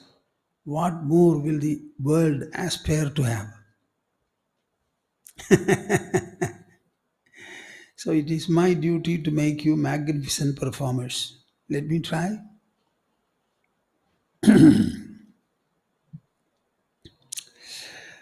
As usual, I shall start with an invocation, following which all of us together will be chanting the auspicious monosyllable to bless the entire world, all the creatures upon the earth. Shuddho buddho vimuktaha Shrutishikharagiram mukhyatatparya bhumihi Yasmad jadam samastam Jagadidam amrtadvyapya sarvam sthito yaha yasyam sham shavadharaihi suranaravanajairekshitam sarvametad tam bhumanam mukundam hridigatam amalam krishnameva prapadye tam bhumanam mukundam hridigatam amalam krishnameva prapadye Madhya hridaya kashe sadanandamayo guru udedu satatam samyak swatmananda prabodhakaha. Hari, Hari, Hari Om Das. I would like all of you to understand, particularly the youth of the world, youngsters, young boys and girls of the world. This Om is a combination of three swaras. A, U and M. A, U, O, M, Om. See how much buoyant it is? This Omkara recitation has got biological effects. It increases the longevity and health of the heart. It has some other spiritual purposes. To the extent it is possible to know, I can tell you that it will activate the pineal gland, which secretes melatonin. The effect of melatonin is not fully known, but it is supposed to have a great degree of contribution towards the health and vigor, the brilliance of the personality, particularly the health and well-being of the brain. Understand it well. So when I am asking you to chant Omkara with me, don't miss the benefits that you are sure to have. It is a safeguard against many of the brain disorders, especially in old age. Now we shall recite. Interlock your fingers and put them on your lap. Sit comfortably erect. Close the eyes. Open the mouth and heart and join me.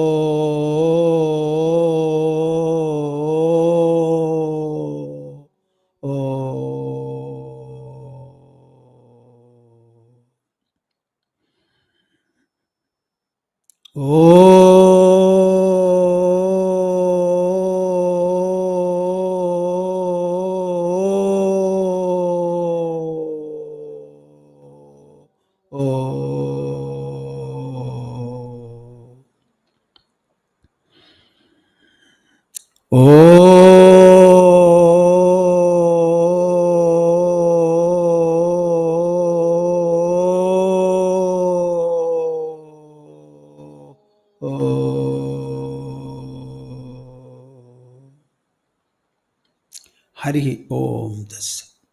Well done. The subject for today's talk for me is how to be a magnificent performer. Magnificent performer. All of you are performers, individually a performer. But when I ask you, are you a magnificent and a majestic performer? I don't think anybody will come up and say, yes, I am. Because most of you do not know that there is something called magnificence in the pursuit of performance. Our external body is very limited. It stops growing at the age of latest 21 years, as I have often pointed. Then the body begins to decline. Then for the rest of the decades of your life, tell me what in you is supposed to grow and get enriched, elevated. It can only be the mind and intelligence which constitute the inner personality. This magnificence is a quality and a grace the inner personality must cultivate, imbibe, manifest, display. Are you conscious of it? I am sure you are not. By virtue of our GBGC, I think all of you are quite capable of saying, yes, we are conscious of it. But not people generally outside the orbit of the GBGC. They only know about the body, and the science of the body rests with the doctors. So they know nothing about the body. They are ignorant. About the inner personality, mind and intelligence, they are not aware of also. It literally means that we are all tottering in ignorance, in delusion. When are we going to shed it and outlive our ignorance? The performer will be able to gain magnificence, superlative measure of magnificence, only when he is able to handle the mind, the key for the performance, and make it harmonious. Mind is generally disharmonious, uneven, imbalanced. It is always having ups and downs, decline and incline, decline and incline. When is the mind going to be stable and harmonious? Unless the mind is harmonious, how are you going to perform anything in a beautiful, effective, sustained and fruitful manner? So mental harmony is the key for magnificence in performance. This time our convention, GBGC convention, was specifically aimed at instilling mental harmony in our viewers. The purpose of mental harmony is to make every one of them, young or old, man or woman, maybe on the domestic front or in the professional front or maybe in the large societal front, we want them to conduct themselves magnificently. I always speak of three beautiful phrases. Every one of you must have characteral elegance. You must have elegance in your character. Character is invisible. It is a quality of the mind and the heart and the intelligence. When it becomes manifest, it becomes behavior. That behavioral majesty you must have. Everybody should be able to appreciate your behavior. Character is unknown unless it becomes behavior. Then you also have to interact with the world, interact with different persons. As I always put it, interact with persons, places and events. There you must have characteral elegance, behavioral majesty and interactional excellence. Excellence. That is where your professional merits and professional excellence count. If you want to have these three, you must have a harmonious mind, a flexible mind, an assimilative mind. A mind which will be capable of assimilating all kinds of interactional impacts. All kinds of interactional impacts. How many times shall I say this? Our life is interactional. When the child is born from the mother's womb into the earth, it begins to interact. That interaction continues until the last breath of the body. Early in the morning we wake up. Instantly interactions start. The interactions are always between the interacting individual you and the rest of the world. When you look at your body, you are interacting with the body through your eyes.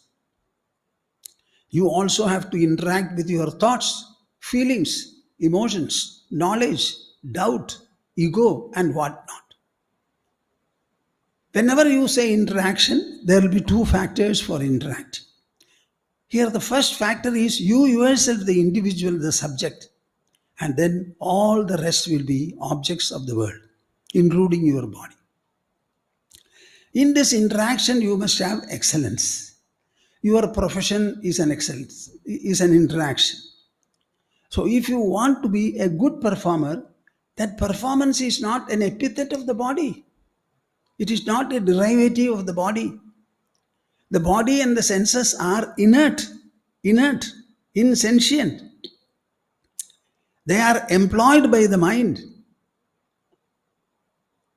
Any kind of an interaction, including professional one, everything emerges in the mind.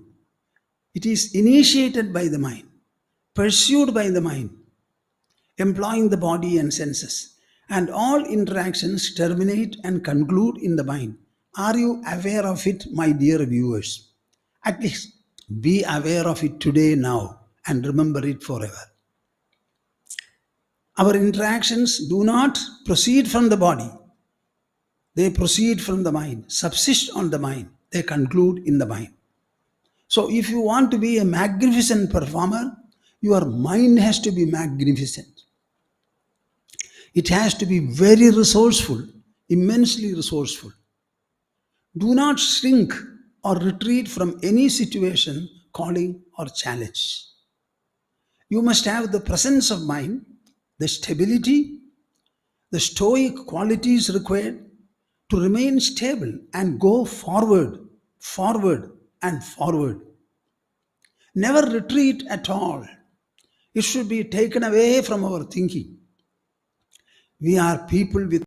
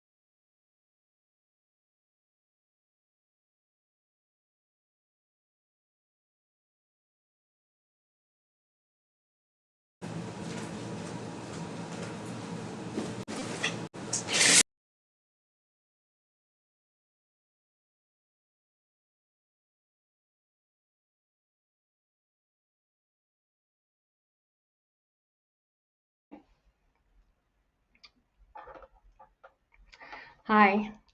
It looks like somebody forgot to make a sacrificial offering to the pantheon of cyberspace, so we're still continuing to experience some connection issues.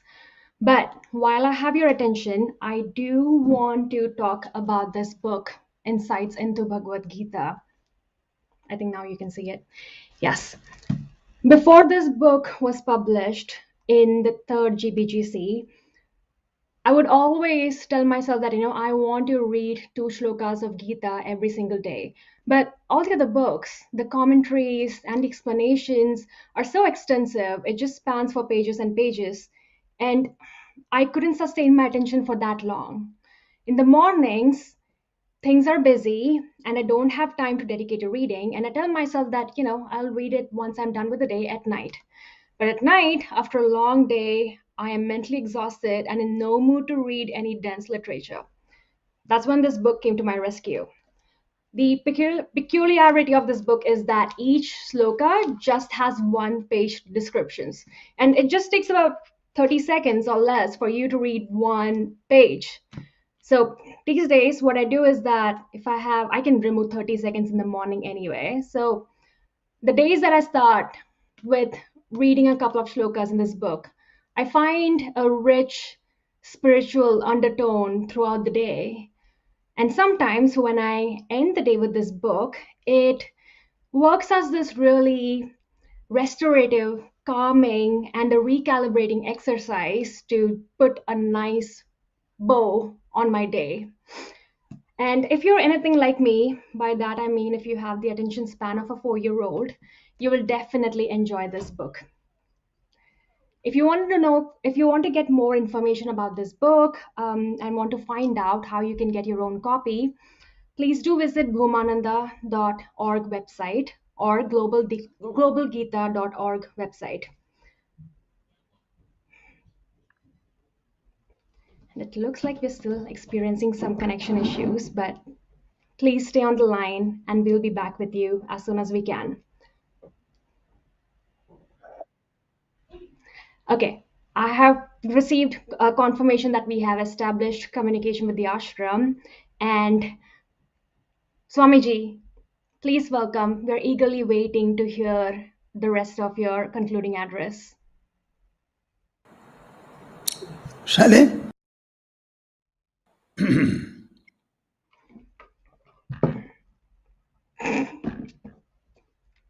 Hi, it looks like there are still some problems that we're experiencing. Well, in that case, I do want to make you aware.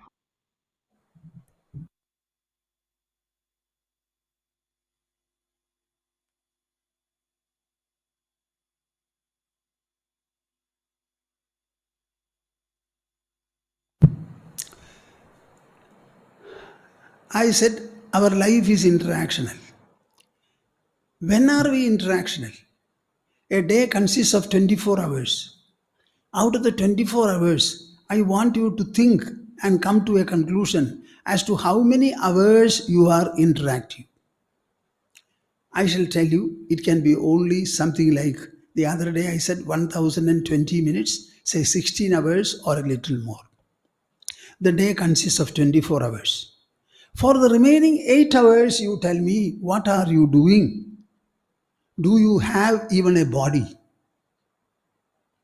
You are sleeping. While you are in sleep, are you conscious of the body? No. Are you conscious of the world? No. Are you conscious of the mind, intelligence, and ego? No. Tell me now whether you have a body or not. If you have a body, it is only for 16 hours of the day. 8 hours you don't have the body. After having been wakeful and intensely active for about 16 hours, the mind within you, what does it do? It completely obliterates, wipes all the interactional imprints in your mind, and it puts you to sleep. In sleep, are you in conjunction with anything or anybody? No, no, no. Sleep is an intransitive verb. When you go to sleep, you sleep. You sleep, I sleep. I am not sleeping with anybody. You are not aware of anything at all. Not only that, sleep is self-sufficient. The rich man will sleep. The poor man also sleeps.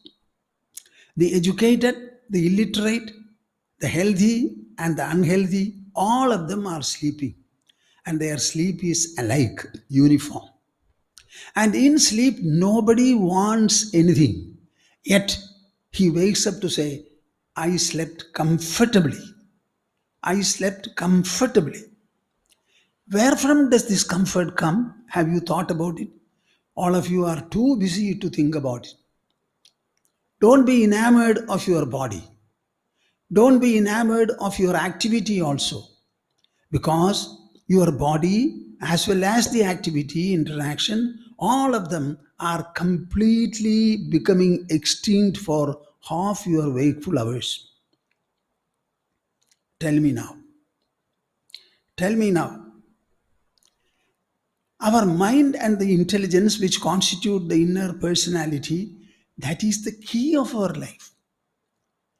Evaluate everything in terms of your mind, in terms of your intelligence, not in terms of the body, the property you have, the wealth you have, and other gains you have. According to me and according to Indian judgment, what is the best form of wealth? How do you get contentment? Knowledge is our greatest wealth. Contentment is our greatest wealth. Contentment is an emotion. As an emotion, it belongs to the mind. How can it come from an object? So you have to be very, very clear and conclusive about it. So when I say mental harmony is the key for magnificent performance, you have to understand quite a lot. Our whole life depends upon the mind. The entire interaction proceeds from, subsists on, and also concludes in the mind. Sri Krishna throughout Bhagavad Gita has been speaking only about the harmony of the mind. Because when the mind becomes harmonious, everything in this world becomes harmonious with you. You can make yourself harmonious with everything. The entire world consists of pairs of opposites called dvandvas. All the pairs of opposites create in you only sukha and dukkha, one pair. Happiness and unhappiness, pleasantness and unpleasantness. Now Sri Krishna emphasized right from the second chapter, sukha dukkhe same krutva labha labhau jaya jayau tato yuddhaya yujyasva naivam papamavapsisi. My dear souls, you should lend me your ears very well. Listen to me carefully. This war will not incur any sin for you, Arjuna, which you are afraid of, provided you are able to fight it. Sukha dukkhe same krutva. In your mind, let sukha and dukkha, happiness and unhappiness be evenly looked into. Treat them harmoniously. One alternates with the other. One brings the other. One drives the other away. Either they coexist or they co-perish. You cannot have sukha alone, nor can you have a negation of dukkha. Both are mutual and complements. Therefore, be harmonious with them. Drop your preference to sukha and take away your prejudice towards dukkha and be harmonious. This harmony, when you are able to cultivate in your mind, what will happen? The entire life and interactions will become harmonious. The interactional results, impacts also you will become harmonious with. See, in the 7th chapter, verse number 27, Ichhadvesha samuthena dvandvamohena bharata sarva bhutani sammoham sarge yanti parandava. Please listen to it carefully. You can consult this verse. The insights of Bhagavad Gita will help you. Ichhadvesha samuthena dvandvamohena bharata. Every being, not to speak of human alone, at the time of birth, every being is gripped by a delusion, born out of ichha and dvesha, love and hatred. Take a newborn child, put something bitter into the tongue, it will say, put something sweet into the tongue. In the child it is there. Desire and hatred, love and hatred, attraction and repulsion. These are inborn in everybody.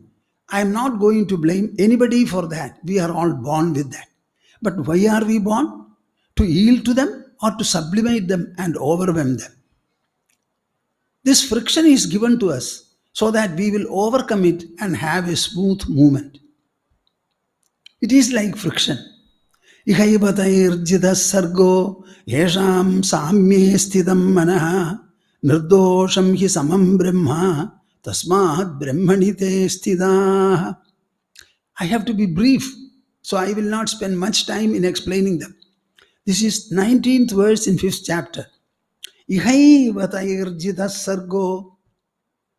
Arjuna, the entire creation, the metempsychosis, the manifold world is won over by that person.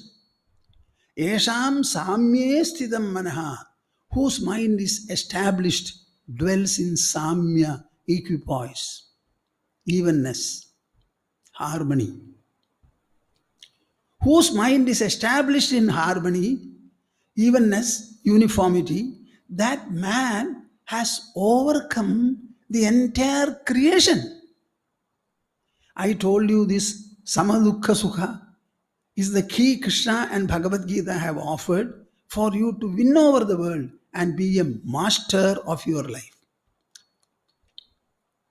Igaivatayirjita sargo yesham samye sthidam manaha nirdosham hi samam brahma tasmad brahmanite sthidaha. Brahman, the supreme reality, is called Sama. It is always equally present everywhere, equidistant to everyone. Everywhere it is present. That Brahman is Samam. Its characteristic is equalness. Because the mind is established in equalness, automatically it means you are in Brahman. It is a Brahmasthiti. Brahmasthiti. Esha Brahmi Sthitihi, which Sri Krishna described in the last sloka of the second chapter. This Samya, Samatva or evenness, you should develop it subjectively, not necessarily with reference to Sukha and Dukkha. It is a formula, it is a discipline, it's an orientation, it's a refinement, it's a sublimation which you have to develop towards all other things. Look at this verse number 9 of the 6th chapter. Suhran mitra yudasina madhyastha dveshya bandhushu sadhushvapicha papeshu samabuddhir vishishyade. The one who has got samabuddhi, that equal vision, it is a characteristic of the intelligence, samabuddhi, vishishyade, he excels. Where is the samatva here? Related to Suhrd, Mitra, Ari, Udasina, Madhyastha, Dveshi, Bandhushu. A benefactor friend, an ordinary friend, an enemy, an impartial man, a mediator, people who hate, people who are friends and relatives. In general, sadhu shvabicha papeshu, the good and the noble and the bad and the ignoble. Make an ample provision in your mind. Mark my words. I don't want you to welcome them to your house or family. Make an ample provision in your mind for the existence and prevalence of all these people around you. Frown at none. Be destabilized by none. Make your heart large enough. Make your mind broad enough to assimilate all people. Give the people the freedom to hate you and say, I have the freedom still to love you and accommodate you. My doors are open. The moment you drop your enmity towards me, please come, I welcome you. Can you not enlarge your mind like this? We are told, Vasudhaiva Kutumbakam. Your biological family is your home. But your mental family is the whole universe. I have got a universal family.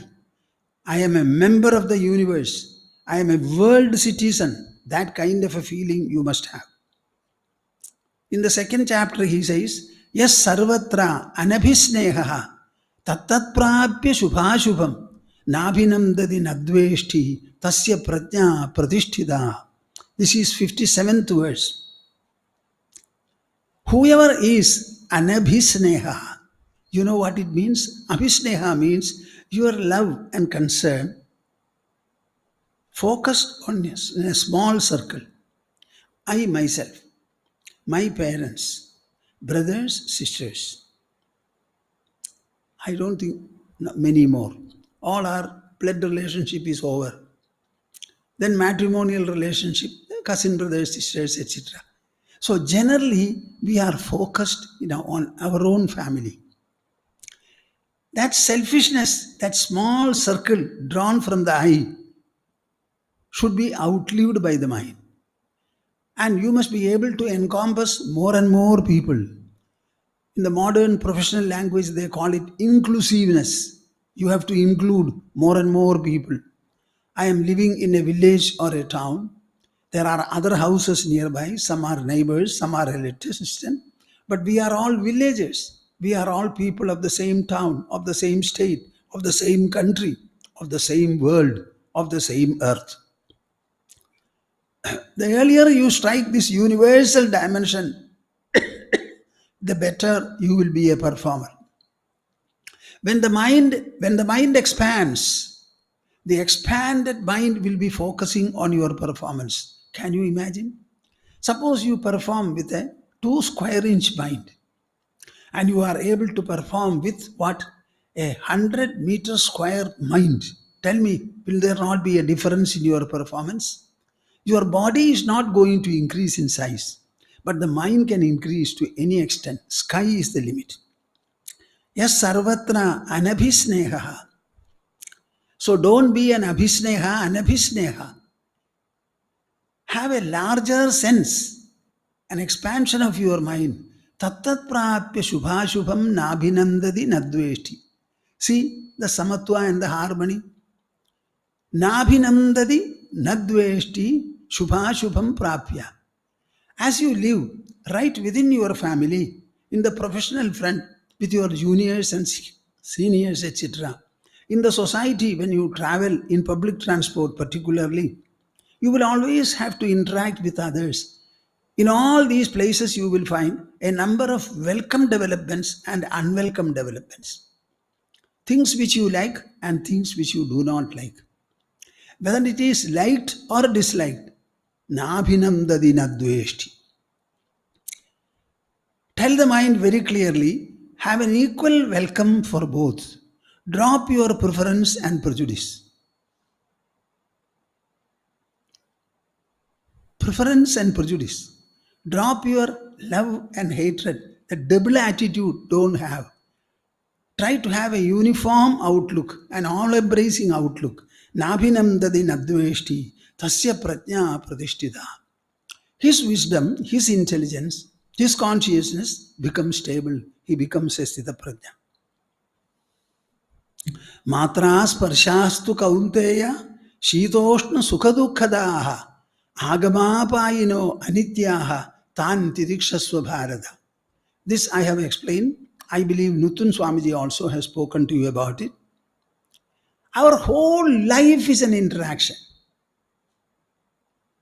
With whatever you interact, it is interaction at the level of the senses, between the senses and the objects.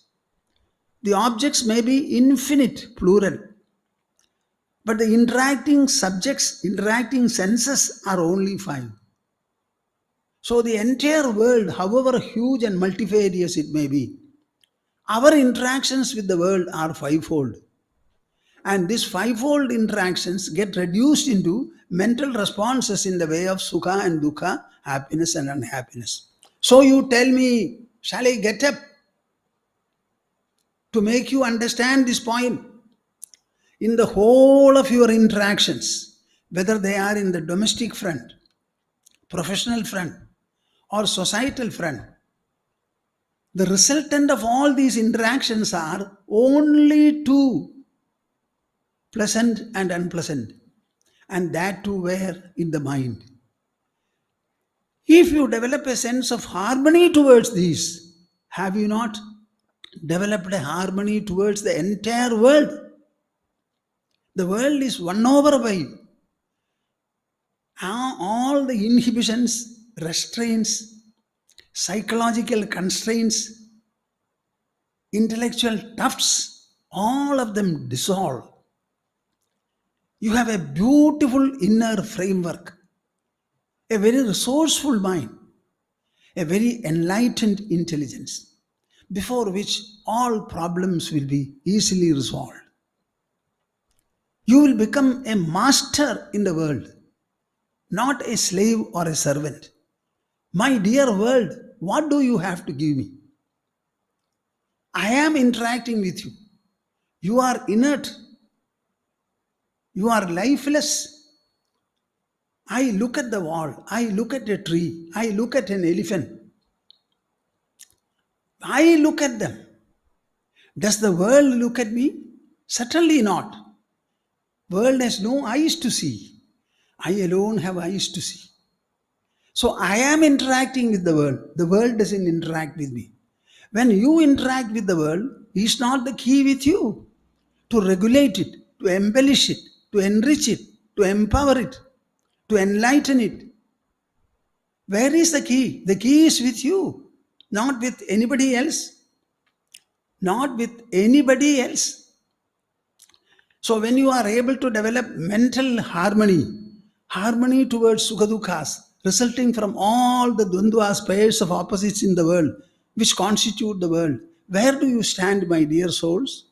Are you not on the top of the world? The world is under your feet and you become on top. Elevate yourself. Uddhared atmanatmanam natmanam avasadaye. This elevation is what Krishna repeatedly emphasizes. That is what he did for Arjuna in a matter of a few moments. The crying Arjuna stopped his tears and he became inquisitive. He started questioning.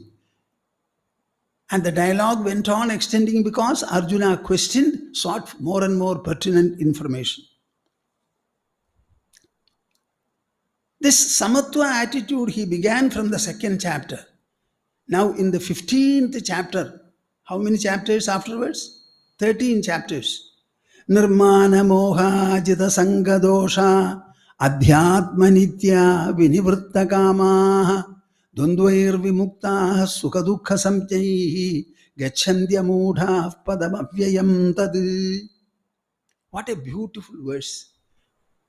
I would like to explain it. Maybe I will take even half an hour, but I am not going to explain that much. I only wanted to tell you the harmony of the mind which Krishna referred to in the second chapter, right in the beginning. It is the same harmony that he concludes as he advances further and further. In the 15th chapter he says, Dvandvair vimuktaha sukha-dukkha samjaihi gachanti amudhaha padamavyayam tad. The seeker, the studious student, he attains the supreme abode. Supreme abode. Dvandvair vimuktaha. Free from the hold of dvandvas, the pairs of opposites. Which are the pair of opposites? Sukha dukkha samjnai. He becomes freed from sukha and dukkha. Can you imagine a state when one does not look for sukha and dukkha? Suppose I say, you extend before me a mountain measure of gold, and I say, I don't want, please take it yourself. Do you know what is my position? I have something greater than what you offer. When you are psychologically you reach a state where you don't want either sukha or dukkha, you already have transcended them. You are more resourceful. You can trample over sukha and dukkha.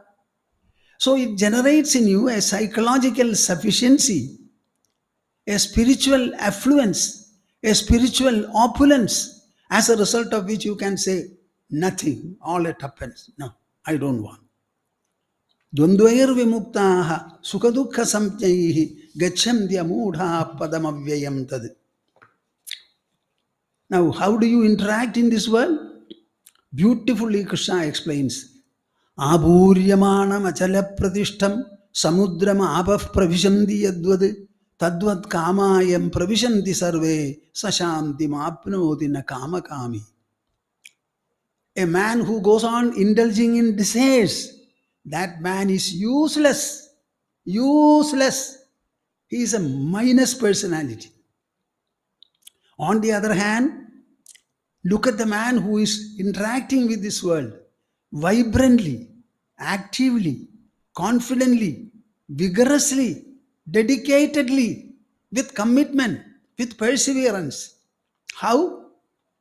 Abhuryamanam achala pratishtham samudram apah pravishanti yadvad. Think of the sea, endless seas, almost full to the brim.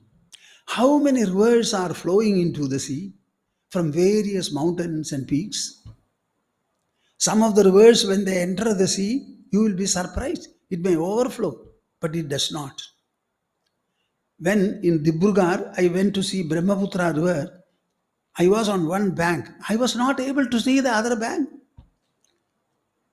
It is more than 9 miles wide at that point. Can you imagine a huge river? Such river also is flowing into the sea, constantly being filled by the flow of the rivers. The sea remains stable, poised.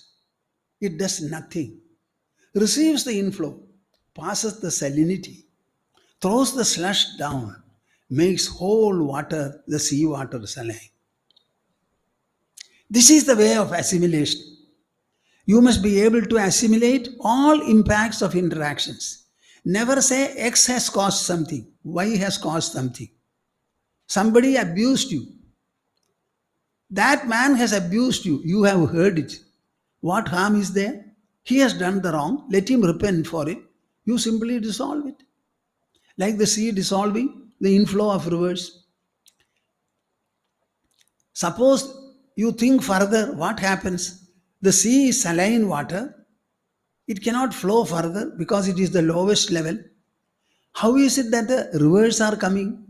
They are coming from the mountain top. How did the water go to the mountain top? Sun's rays falling on the sea, the surface got heated. There was vaporization. The vapor rose up. It became cloud, different colors, etc. Hovering in the sky, it was blown here and there. It went up and got cooled. That it comes back in the form of snow or water. Wherever it has shed water, in the form of small rivulets, water particles collected themselves and started flowing. Joined by so many other seminal flows, it became a little rivulet, then started descending, becoming river, broader, deeper. What? Ultimately, the sea is water and the river also is water. The confluence cannot create any conflict at all. Both are the same. In the same manner, my dear souls, hear me very clearly and attentively, because it is going to work a revolution in your mind. All interactions are proceeding from you, subsisting in you, and the interactional impacts are not of the objects. Impacts are mind's own responses. No object from the world can never ever enter into your system. Objects remain in their own places. You interact, and interactional imprints, interactional impacts are your own mind's responses. So what do you have to be dissolve and be harmonious with? The mind has to be harmonious with its own imprints and its own responses. Like the sea, can it not do it? So many waves are arising in the sea surface. The waves are nothing but water. Let it be a bore. Therefore what? It's all the sea water. It will rise, it will come down also, subside. Let there be any impact from anybody. So far as I am concerned, it is all my mind's own responses. So your mind has to assimilate only its own impacts, its own impressions and imprints. What difficulty is there? Consider the mind to be water and consider the turbulence to be like that created by the waves. Is there any conflict there? Any disparity there? Remain stable, stable, stable. Be poised, be deep, be profound, be exalted, be magnificent, majestic, mighty, mighty. No object from the world can enter you. It's all your perception, your reaction, your perception and your reaction arising from where? From the mind, subsiding where? In the mind. How many thoughts have come up? All of them have subsided. How many reactions emerged? All of them have subsided. Any product of the mind knows only dissolution. Every product of the mind emerges only to be dissolved. Every day you sleep, the entire body is forgotten, world is forgotten. Somebody might have died, still after some time you will go to sleep. If the mind can obliterate the entire world impressions in you, can it not obliterate your own responses to the world? Tadvad kamayam pravishamti sarve sashanti mapnodi na kama kami. It is not the desiring man, the begging man, the cheap human. He doesn't attain anything. Understand your inner profundity, inner abundance, inner measure and magnitude. Dukkheshu anudvignamanaha sukheshu vigataspruha vidaraga bhayakrodha stidadhir muniruchyade. Verse 56 of 2nd chapter. Any extent of misery, what of it? What of it? Misery is something that comes to me after happiness, and the misery is driving me to happiness. Every unhappiness is in between two happinesses. Therefore, what is there in the misery? It has come only to go, only to go. So get immersed in dukkha. Similarly, get dipped in sukha also. Dukkheshvanudvignamanaha sukheshu vigataspruha. Never crave for pleasantness. It will come by itself. And never be afraid of dukkha. That will also come and go. This is an understanding that arises in the intelligence. Use the intelligence to sublimate the mind. Nothing else in this world can sublimate the mind, enrich and empower the mind. Vita raga bhaya krodha. Vita raga bhaya krodha. Transcend desire, hatred and fear. Stidadhir muniruchyade. Have a stable intellect. Become a great reflective person, spiritually reflective, and be great grand. I am going to tell you a truth. What is the truth? Listen to me carefully. Whenever you wake up, tell me from where you have woken up. You have woken up from sleep. At the end of the wakefulness, where do you go to? You go to sleep. Like dream which emerges from sleep, waking also emerges from sleep. Dream is followed by wakefulness, so it is falsified. Sleep is followed by, wakefulness is followed by, did I say wrongly? I don't know. From dream you wake up, so it is falsified. From wakefulness you go to sleep, that is also falsifying wakefulness. Wakefulness which has come from sleep and which goes into sleep, tell me what is its source and terminus. Can you trust this wakefulness? So many people are wakeful at the same time. That is why we have a common world. But all of those who are sleeping during your wakefulness, are they not sleeping? Are they not sleeping and they don't see the world at all? So for the world to be seen, one has to be wakeful first. Wakefulness and sleep do not belong to the world, belong to you. So what is the source of wakefulness? Your own sleep. And in sleep, who is there? I is there. So the world is the product of the I. I, the self. Sarvabhudastham atmanam sarvabhutani chātmani. What is the meaning? The entire world is floating as a bubble in you. The entire world perceptionally is floating on you like a bubble. Tell me, what is your magnificence now? Are you limited by the body? No. I am not limited. I am enriched by my mind. My mind is not part of the body. It is associated with the body, that's all. Sleep is the source of everything. It obliterates everything else. The sleep also is half your wakefulness. Sushuptavat prashamita bhava vrittina sthidam sada jagradiyena chetasa kalanvido vidhurivayas sada muda nishevyate mukta iti hasasmrada. My dear souls, this is the way for you. To be a master of the world, mistress of the world, to be a magnificent performer. Sushuptavat prashamita bhava vrittina. Reflect upon the sleep. Import the benefit of the sleep. Understand your subjective profundity and magnificence, and let the world, constricted world, be Be sublimated by your subjectivity. Kalanvido vidhurivaya sada mudanishevyade. Then what do you have to do? Just like the moon, it waxes and wanes. But the brilliance never vanishes. Never vanishes. On the new moon day, it is like the death of a human being. When the body dies, the soul never dies. So you may wax and wane, but you are still brilliant. Like that you live in this world. He is called a Jivan Mukta.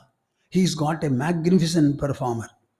Shashina cha nisha, nishaya cha shashi, shashina nishaya cha vibhati nabha.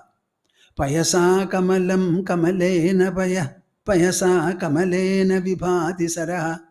Be a lotus in the lake of water. The lotus adds beauty to water, and the water also makes the lotus shine better. The moon shines, and darkness shows its beauty. And both of them together make the Akasha sparkle. In the same manner, being enlightened, being a magnificent performer, enrich the world, help the world. Let the world be benefited by your wisdom and enlightened activity. Tell the world, you throw me into any situation, you cannot add a plus to me, you cannot inflict a minus on me. My body is full, my mind is full, my intelligence is full, my ego is full, my soul is full. My dear world, you can do nothing to me. Be a glorious performer, a magnificent performer, also a magnificent enjoyer and sufferer. What more do you want? Be like a pot thrown into the sky. It is empty, free inside. Outside also it is free with the expansive sky. Fill the pitcher and put it into the sea. It is inside full as well as outside full. My dear souls, this is your fullness that you carry. Antashunyo behishunyaha shunya kumbhaivambare antapurno behipurnaha purna kumbha ivarnave. So, it is the harmony of the mind that makes you a magnificent performer, equally a magnificent enjoyer and sufferer. Never fail, never feel reluctant. Do not be tired. You have infinite resources within the mind and the intelligence. Our organization is named Center for Inner Resources Development because our pursuit and propagation, dissemination is about the resources that you have inwardly. People always speak of the resources of the earth, air, water, etc. We are speaking about the inner resources that you have. I believe if all the youth in our country, in all the countries where this is being seen, I only have to tell you, if you are really youthful and you are prepared to understand and rise to a position of greatness, do not miss the lessons or inner resources development. Know more about this center, participate in the center's activity, join them like our young MCs this time. All of you try to get enlisted. Tell us what we are to do so that you can be enriched and refined. Let us take away the fear from you, doubt from you, apprehension and suspicion from you. Let us install an inexhaustible reservoir, a tower of strength, inspiration, confidence, and inclusiveness in everybody. Help us. I wanted to tell you, this time I have prepared something called Moksha Sadhana, the pursuit of freedom. The translation is the pursuit, how to pursue the inner freedom. So a few verses from Bhagavad Gita are taken. The translation and also a little commentary is given. It also carries a beautiful introduction. It is available and all people will be given circulation. All those people who are registered this program, as I had already informed them, I propose to write them a message. Every month, at least one message. The idea is to give them a knowledge of Bhagavad Gita chapter by chapter, drawing their attention to the important verses. Thereby, they can become more and more familiar with Gita and finally become masters in the whole world while they are living. I hope it will be a beneficial proposition. Understand it and expect it. Remind me also. I have concluded my session. I would like to embrace all of you, our viewers, mentally and bless you. I have something specific to say. I would like you to have good children and grandchildren born in your family. All of them should have love for the family, love for the society. They must also have ample faith in God. Every one of them should study well, equip their inner resources, and contribute to the productivity of their own nation as well as the globe. And let us make the world a prosperous, peaceful, and fulfilling world. My blessings for this, for all of you. We shall go through the concluding program. None of you should depart. Remain seated. Let us see what the sponsors have to say, especially if at all. And we are also here, and continue to sit as long as we are here. I am here. Okay.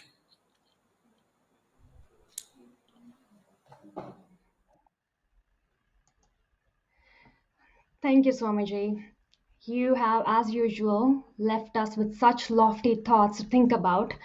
It's going to marinate in my mind for days to come. Now, if Swamiji's address left you wanting more, all the attendees and viewers will receive an insightful Jnana Prasada, a knowledge offertory from Poojya Swamiji. Poojya Swamiji usually gives a Jnana Prasada. It's a booklet called Moksha Sadhana. It has verses from Bhagavad Gita selected by Swamiji himself and a small commentary by Swamiji. You can download this Jnana Prasada from globalgita.org website under the Insights tab. Once you go to the Global Gita website, just click on the Insights tab. We encourage everyone to still register so we can send future program notifications and Swamiji's communications to you. We would now like to invite Dr. Ravi Jandhyala to propose the vote of thanks. Dr. Ravi Jandhyala is a cardiologist, and he has been a disciple of Poojya Swamiji for 10 years now. He is an interventional cardiologist by profession and is the director of Cardiac Catheterization Laboratory at Casa Permanente in Orange County. Raviji loves his work and community building. He is known to seamlessly blend the two by reaching out to the community to promote health through interactive presentation on wholesome lifestyles and prevention of disease. He leads by example by conducting a year-round hiking group that's been growing steadily since he formed it over 10 years ago. Believing firmly in mind-body connection, Raviji actively promotes spiritual endeavors as well. He has been the co-convener of all 5 global Gita conventions in the US, including this one, and he is the vice president of the CIRD-NA and president of its California chapter. Handing it over to Dr. Ravi Jandhyala now. Namaste. I'm just overjoyed with such a lovely 3-day convention with 4 beautiful young ladies as Sutradaras. Poojya Swamiji, the fire, the guiding light, the visionary behind all the Bhagavad Gita conventions, in 2016 said to a small group in Shanti Narayan's home, we need to present the message of Bhagavad Gita. It's an administrative treasure trove to the world leaders through our ambassadors in these turbulent times. Our goal has always been to reach the youth in whose hands our future lies. They're the future leaders of the world. So this is a time I feel like we made a dent in reaching out to the youth. We've had global youth ambassadors, truly globally, as Poojya Swamiji coined in 2016, in every country, probably in over 50 countries. We have also had global ambassadors of repute in many, many different countries. With Poojya Swamiji behind us, we never felt tired. We felt energy day by day in trying to organize this so that the youth can connect with. And this whole program got a beautiful connection to the youth by the young 4 MCs. Akshaya Nambiar, who has been with us with all 5 conventions. Sampada Waklu from San Francisco, Akshaya from New York, Kavita Session from Singapore, and the youngest, a college student, Hansika Sundaresan from Dallas, Texas. The baton to them was given by Priya Dharan, who has been our MC for 3 conventions. From her able, mature hands, she passed on the baton to the next generation beautifully. Convention raised to a significant level with the presence of the Vice President, Honorable Vice President of India, which is the largest democracy. By he giving us time in his busy schedule for an hour, sitting there and presenting the very inspiring opening address as he inaugurated the session 2 days ago, he brought the mental health to the national forefront, to the international forefront. He called upon us to share the stories and focus on it. He also shared that the government of India has funded lots of money as this initiative for mental health, that there should be counselors in schools and colleges as well. This is very powerful indeed. Me as a physician totally can relate to it and appreciate it, and we salute the Honorable Vice President of India. Thanks to him, many more tuned in, and we are appreciative of that. And his calling should be for all the youth, the future generations, because the Vice President of India, Honorable Vice President, was a leader at your age. He was a leader in his college. Poojya Swamiji is a youth leader. He is still young. He has been propagating Gita, the essence of Gita, for over 65 years. He has been my guru, and I'm so enriched, and I'm able to perform even better what I do at work. Nuthan Swamiji on his left, he just harmonizes the quality, and with his lucid exposition and answers, the scientist in me can connect well with spirituality and feel like it's all one and the same. It's the ultimate truth, as he said. Ma embodies love. She embodies love. She's a deeply caring storyteller. When she speaks, our heart melts and we can connect. She said when she first started learning about Gita, she probably fully didn't understand, and how she openly stories, how she approached Poojya Swamiji when she was dealing with somebody at Ashram. This is just fascinating, Ma. We experience this on a day-to-day life. For bringing Vice President, Srimati Iyengar from Chennai has been very instrumental, and BVN Rao, chairman at GMR, has been quite responsible. The Vice President of India got a musical invitation with Maladi brothers performing to him for an hour and a half in Raj Bhavan, Chennai, and handing over the invitation from CIRD-NA. And he could not say no. He said, when all this Indian diaspora from all over the world are doing this, that's the least I can do. So we are truly appreciative of that.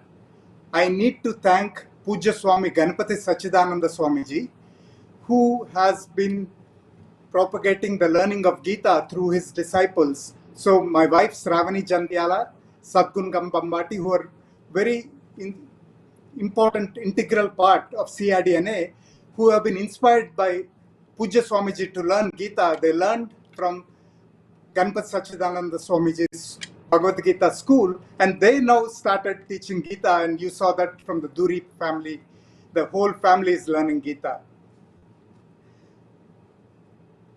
We had the invocation with Malladi brothers, Vidwan Malladi brothers. I've known them from their youth, and they are still young, and they really, with their mellifluous voice, Bhakti Bhava, they opened this convention in a very grand manner. They also did Gita Saram on the day too, with their young children, their daughter on violin and their two sons on the mridangam.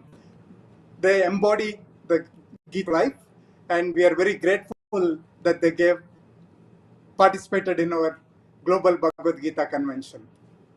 Thank you, Malladi brothers. I want to thank Brahmasri Samavedam Sharmukh Sarmagaru, who throughout the last 5 years has been a big supporter of Bhagavad Gita conventions, and his program through his Rushipitam Learn Gita programs, Ravani and Sadgun are teaching it to many, many young adults. My inspiration, I wish I'm going to be a much better Bhagavad Gita student, is through Poojya Swami Bhoomananda Tirtha. I would like to start thanking our extraordinary speakers that joined us. Dr. Veronique Nicolai, she is a pediatrician from France. At a young age, in her 20s, like you are, many in the audience, she read Gita and was confused initially. And then as she journeyed through, she moved to India 23 years ago, raised a family there, and she's been living the way of Gita, and she shared with us how a student of life makes a very good teacher. I'm going to come to Rupa Pai, how she had this effervescent, youthful approach, and how well she connected to the youth and made it very contemporaneous. She made Gita very contemporaneous. She has a TED Talk on Gita. So it is just a joy for us to participate, interview Nuthan Swamiji, and also take questions and answers from the audience. So for those of you missed, all these are available on Global Gita YouTube channel. And if you are not registered, please register at globalgita.org so we can stay connected with you and share such future programming and also send you the Gnana Prasada that Swamiji mentioned. We have a large amount of team. Before I reach them, start speaking about them, I would like to speak about the other speakers. Smita Rani from Irvine, California. She was my teacher in Samskrita Bharati. She inspired us to learn Sanskritam. Poojya Swamiji always says, you need to learn Sanskritam. And she said, she teaches learning Sanskritam through Gita. She had a very wonderful presentation. And I mentioned Malladi brothers performing Gita Saram, Turi family sharing their story of learning Gita. They're still learning. I failed to mention Indira Banerjee, Supreme Court Justice Honorable Miss Indira Banerjee. She was so inspiring. Courageously, she opened up her life, and she says Gita inspired every aspect of her life during troubled times. She shared that her father read a chapter of Gita every day, and it is truly inspiring, and we thank her for her tremendous service to the nation, tremendous service in keeping up the law and order. Thank you, Honorable Indira Banerjee.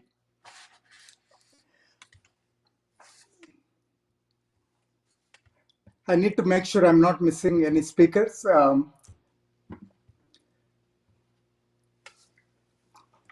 The Malaysia team shared their experience of teaching Gita and learning Gita with their presentation, which was very inspiring to me as well as countless number of people that watched. The artists that began every morning for us to get that focus, get into that mood.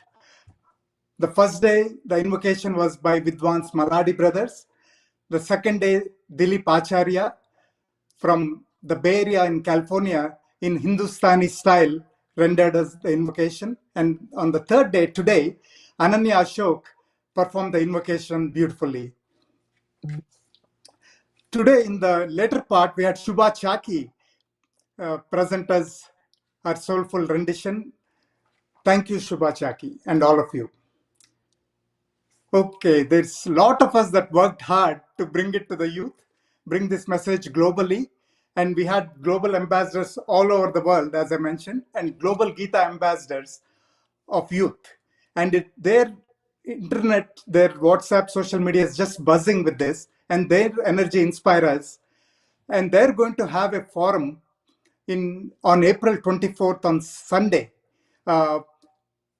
about continuing this staying together, and they will direct how they want it and how often they want it. The technical team behind this is led by Sajeev Nair, who has not slept in 2 weeks with all the difficulties managing people from different countries, the signals. So if there are any difficulties in transmission, we truly apologize for that. But Sajeev Nair, and we need to, when we thank Sajeev, we need to also thank the women and the family behind that made lots of sacrifices when all this core team are spending countless hours. His team included Yogesh Nambiar from Bay Area, Prabhakar Santana Krishnan from Ohio, Arvindan Warrior from the Ashram in Kerala, Sanjay Chakraborty from Kerala in the Ashram, Subha from Bangalore, Priya Prasad from Canada. The website that you're seeing beautifully, that beautifully came together, is the leads were Ram Prasad and Siddharth Govindani from Virginia. All these leads wore multiple hats. So even though I'm mentioning them in one committee or other, we all partaked in multiple areas. Prince Chinath, Arun Eldos from Artificers Technologies helped us with the website, and Sajeev Nair from VPrint helped out with the flyers. The outreach team has been incredible. It includes the global Gita ambassadors, global Gita youth ambassadors all over the world. Ram Prasad, Bharat Govindani from Virginia, Subhashni, Sita Lakshmi, Rema Menon from Malaysia, YB Prasad from India, Mala Sridhar from Kenya. She spoke so well about the book today. Praveen from India, Vyomesh Nambiar, younger brother of Yogesh from Bay Area, California, Swati Dagur from India, and Nilesh Kumar, who spoke so beautifully and sublimely about CIRD-NA. He is from Bay Area as well. In the Agenda and Cultural Committee, we have Unnikrishnan Menon from Malaysia, Shanti Narayan, Indu Murthy. Indu Murthy is in India, Chennai, Shanti Narayan in Irvine here, Sadgun Kambambati and Swamini Jandhyala from Irvine, California. Pankaj Bhatia, the lead, our president of CIRD-NA, has been involved in various aspects, including the agenda. And we thank him and his wife Anu. Video production included Dr. Nayanavil, Dr. Sharina from Malaysia, Dr. Swarnalata, Anuprita, Anushya, the youth. Just seeing these faces has been very joyful for CIRD-NA. And the video production for the US part was with Mohammed Bilal from Norway. Prasant Devulpalli worked with him from Norway. Dinesh, Sandeep Kambambati from the US. Chitahan Chandra and Deepika Konkimalla as well. So thank you for being patient for me sharing these words of gratitude for all the team that worked tirelessly to bring this to you all. And Swamiji, Nutan Swamiji and Ma, thank you for allowing us and giving us opportunity to present the Bhagavad Gita convention. Swamiji, we hope that we could, all of us together in the world, bring this Gita convention live in Delhi the capital of the world's largest democracy, with the blessings of many world leaders, we bring it live. So with that, I take leave in a very elated state. So pardon me for any mistakes I made in my speech and if I forgot any names. I truly apologize if I made any mistakes. Thank you so much.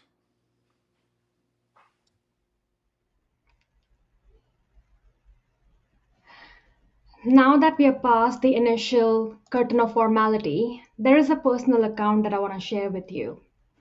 You know, one thing I truly appreciate about Swamiji is his ability to connect to his disciples at whatever level they may be. When I was just a teenager, without having any understanding or proper understanding of Sanskrit to learn any shlokas, Swamiji never asked me to learn or chant those shlokas. Instead, Swamiji recited the poem Waiting by John Burroughs and simply asked me to memorize those words. I still remember feeling like I was dissolving, as Swamiji mentioned, I stand amid the eternal ways, and what is mine shall know my face. Since that recitation, that has been one of my favorite poems, and he has been my favorite teacher. Everyone that you saw on the screen today and the last 2 days, along with the people behind the scenes who have put this program together, are all people who have felt the benefit of Swamiji and Gita at some point in their lives. It doesn't matter if you're a novice or an advanced spiritual seeker. Gita doesn't consider whether you look at the world through a theistic lens or a non-theistic lens. Everyone will find some gold nuggets of practical wisdom in Gita, and that is the beauty of this text. Gita will meet you right where you are and lift you up higher. And as you proceed with your spiritual journey, you're bound to have questions and concerns. As one famous shloka from Kathopanishad says, walking on this path of spirituality is like walking along razor's edge. Hence, it's always advised and quite beneficial to receive guidance from a knower of truth who has walked this path before. So for any questions or concerns you may have, please don't hesitate to reach out to Swamiji or the ashram. You may send your messages and emails to ashram@bhoomananda.org. Swamiji responds to every message that makes its way to him and doesn't miss even a single one. Now, if you enjoyed this convention, this doesn't really have to be the end of our connection. As we mentioned before, we do hold weekly satsangs about 4 times a week on this very same YouTube channel, Global Gita. So if you want to receive timely alerts, please do subscribe to this channel. And you're also welcome to download your Jnana Prasada from Global Gita website, available under the Insights tab. If you're a millennial or a Gen Z who enjoyed this program and are interested in our follow-up program that Raviji mentioned, scheduled to occur on April 24th, make sure that we can reach out to you by registering on CIRD.org/youth. I'd also highly recommend to grab the opportunity of receiving e-version of Vichara Setu, an ashram journal that is free for 1 year. If you'd like to receive an e-copy straight to your inbox, do send an email to bookstore@bhoomananda.org. Or you could subscribe by going to Ashram's website, www.bhoomananda.org. There's a wonderful website that was inaugurated at the beginning of the convention, and it's one-stop source for all program and contact information related to the ashram and the associated centers. All right, the time has come for us to say goodbye now. In this era of ceaseless Zoom meetings, on behalf of my co-hosts and friends, Sampada, Hansika, and Kavita, and the organizers of CIRD-NA, thank you for your precious time and attention throughout these 3 days. With that, I'll take my leave and see you at the next convention. Jai Guru.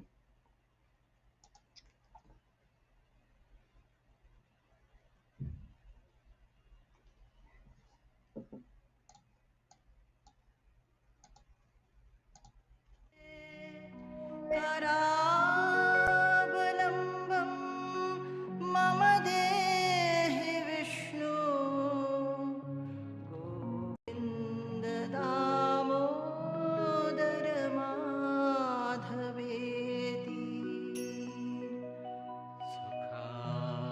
अवसाने त्विदमेव सारम् दुःखालयमशान्तिः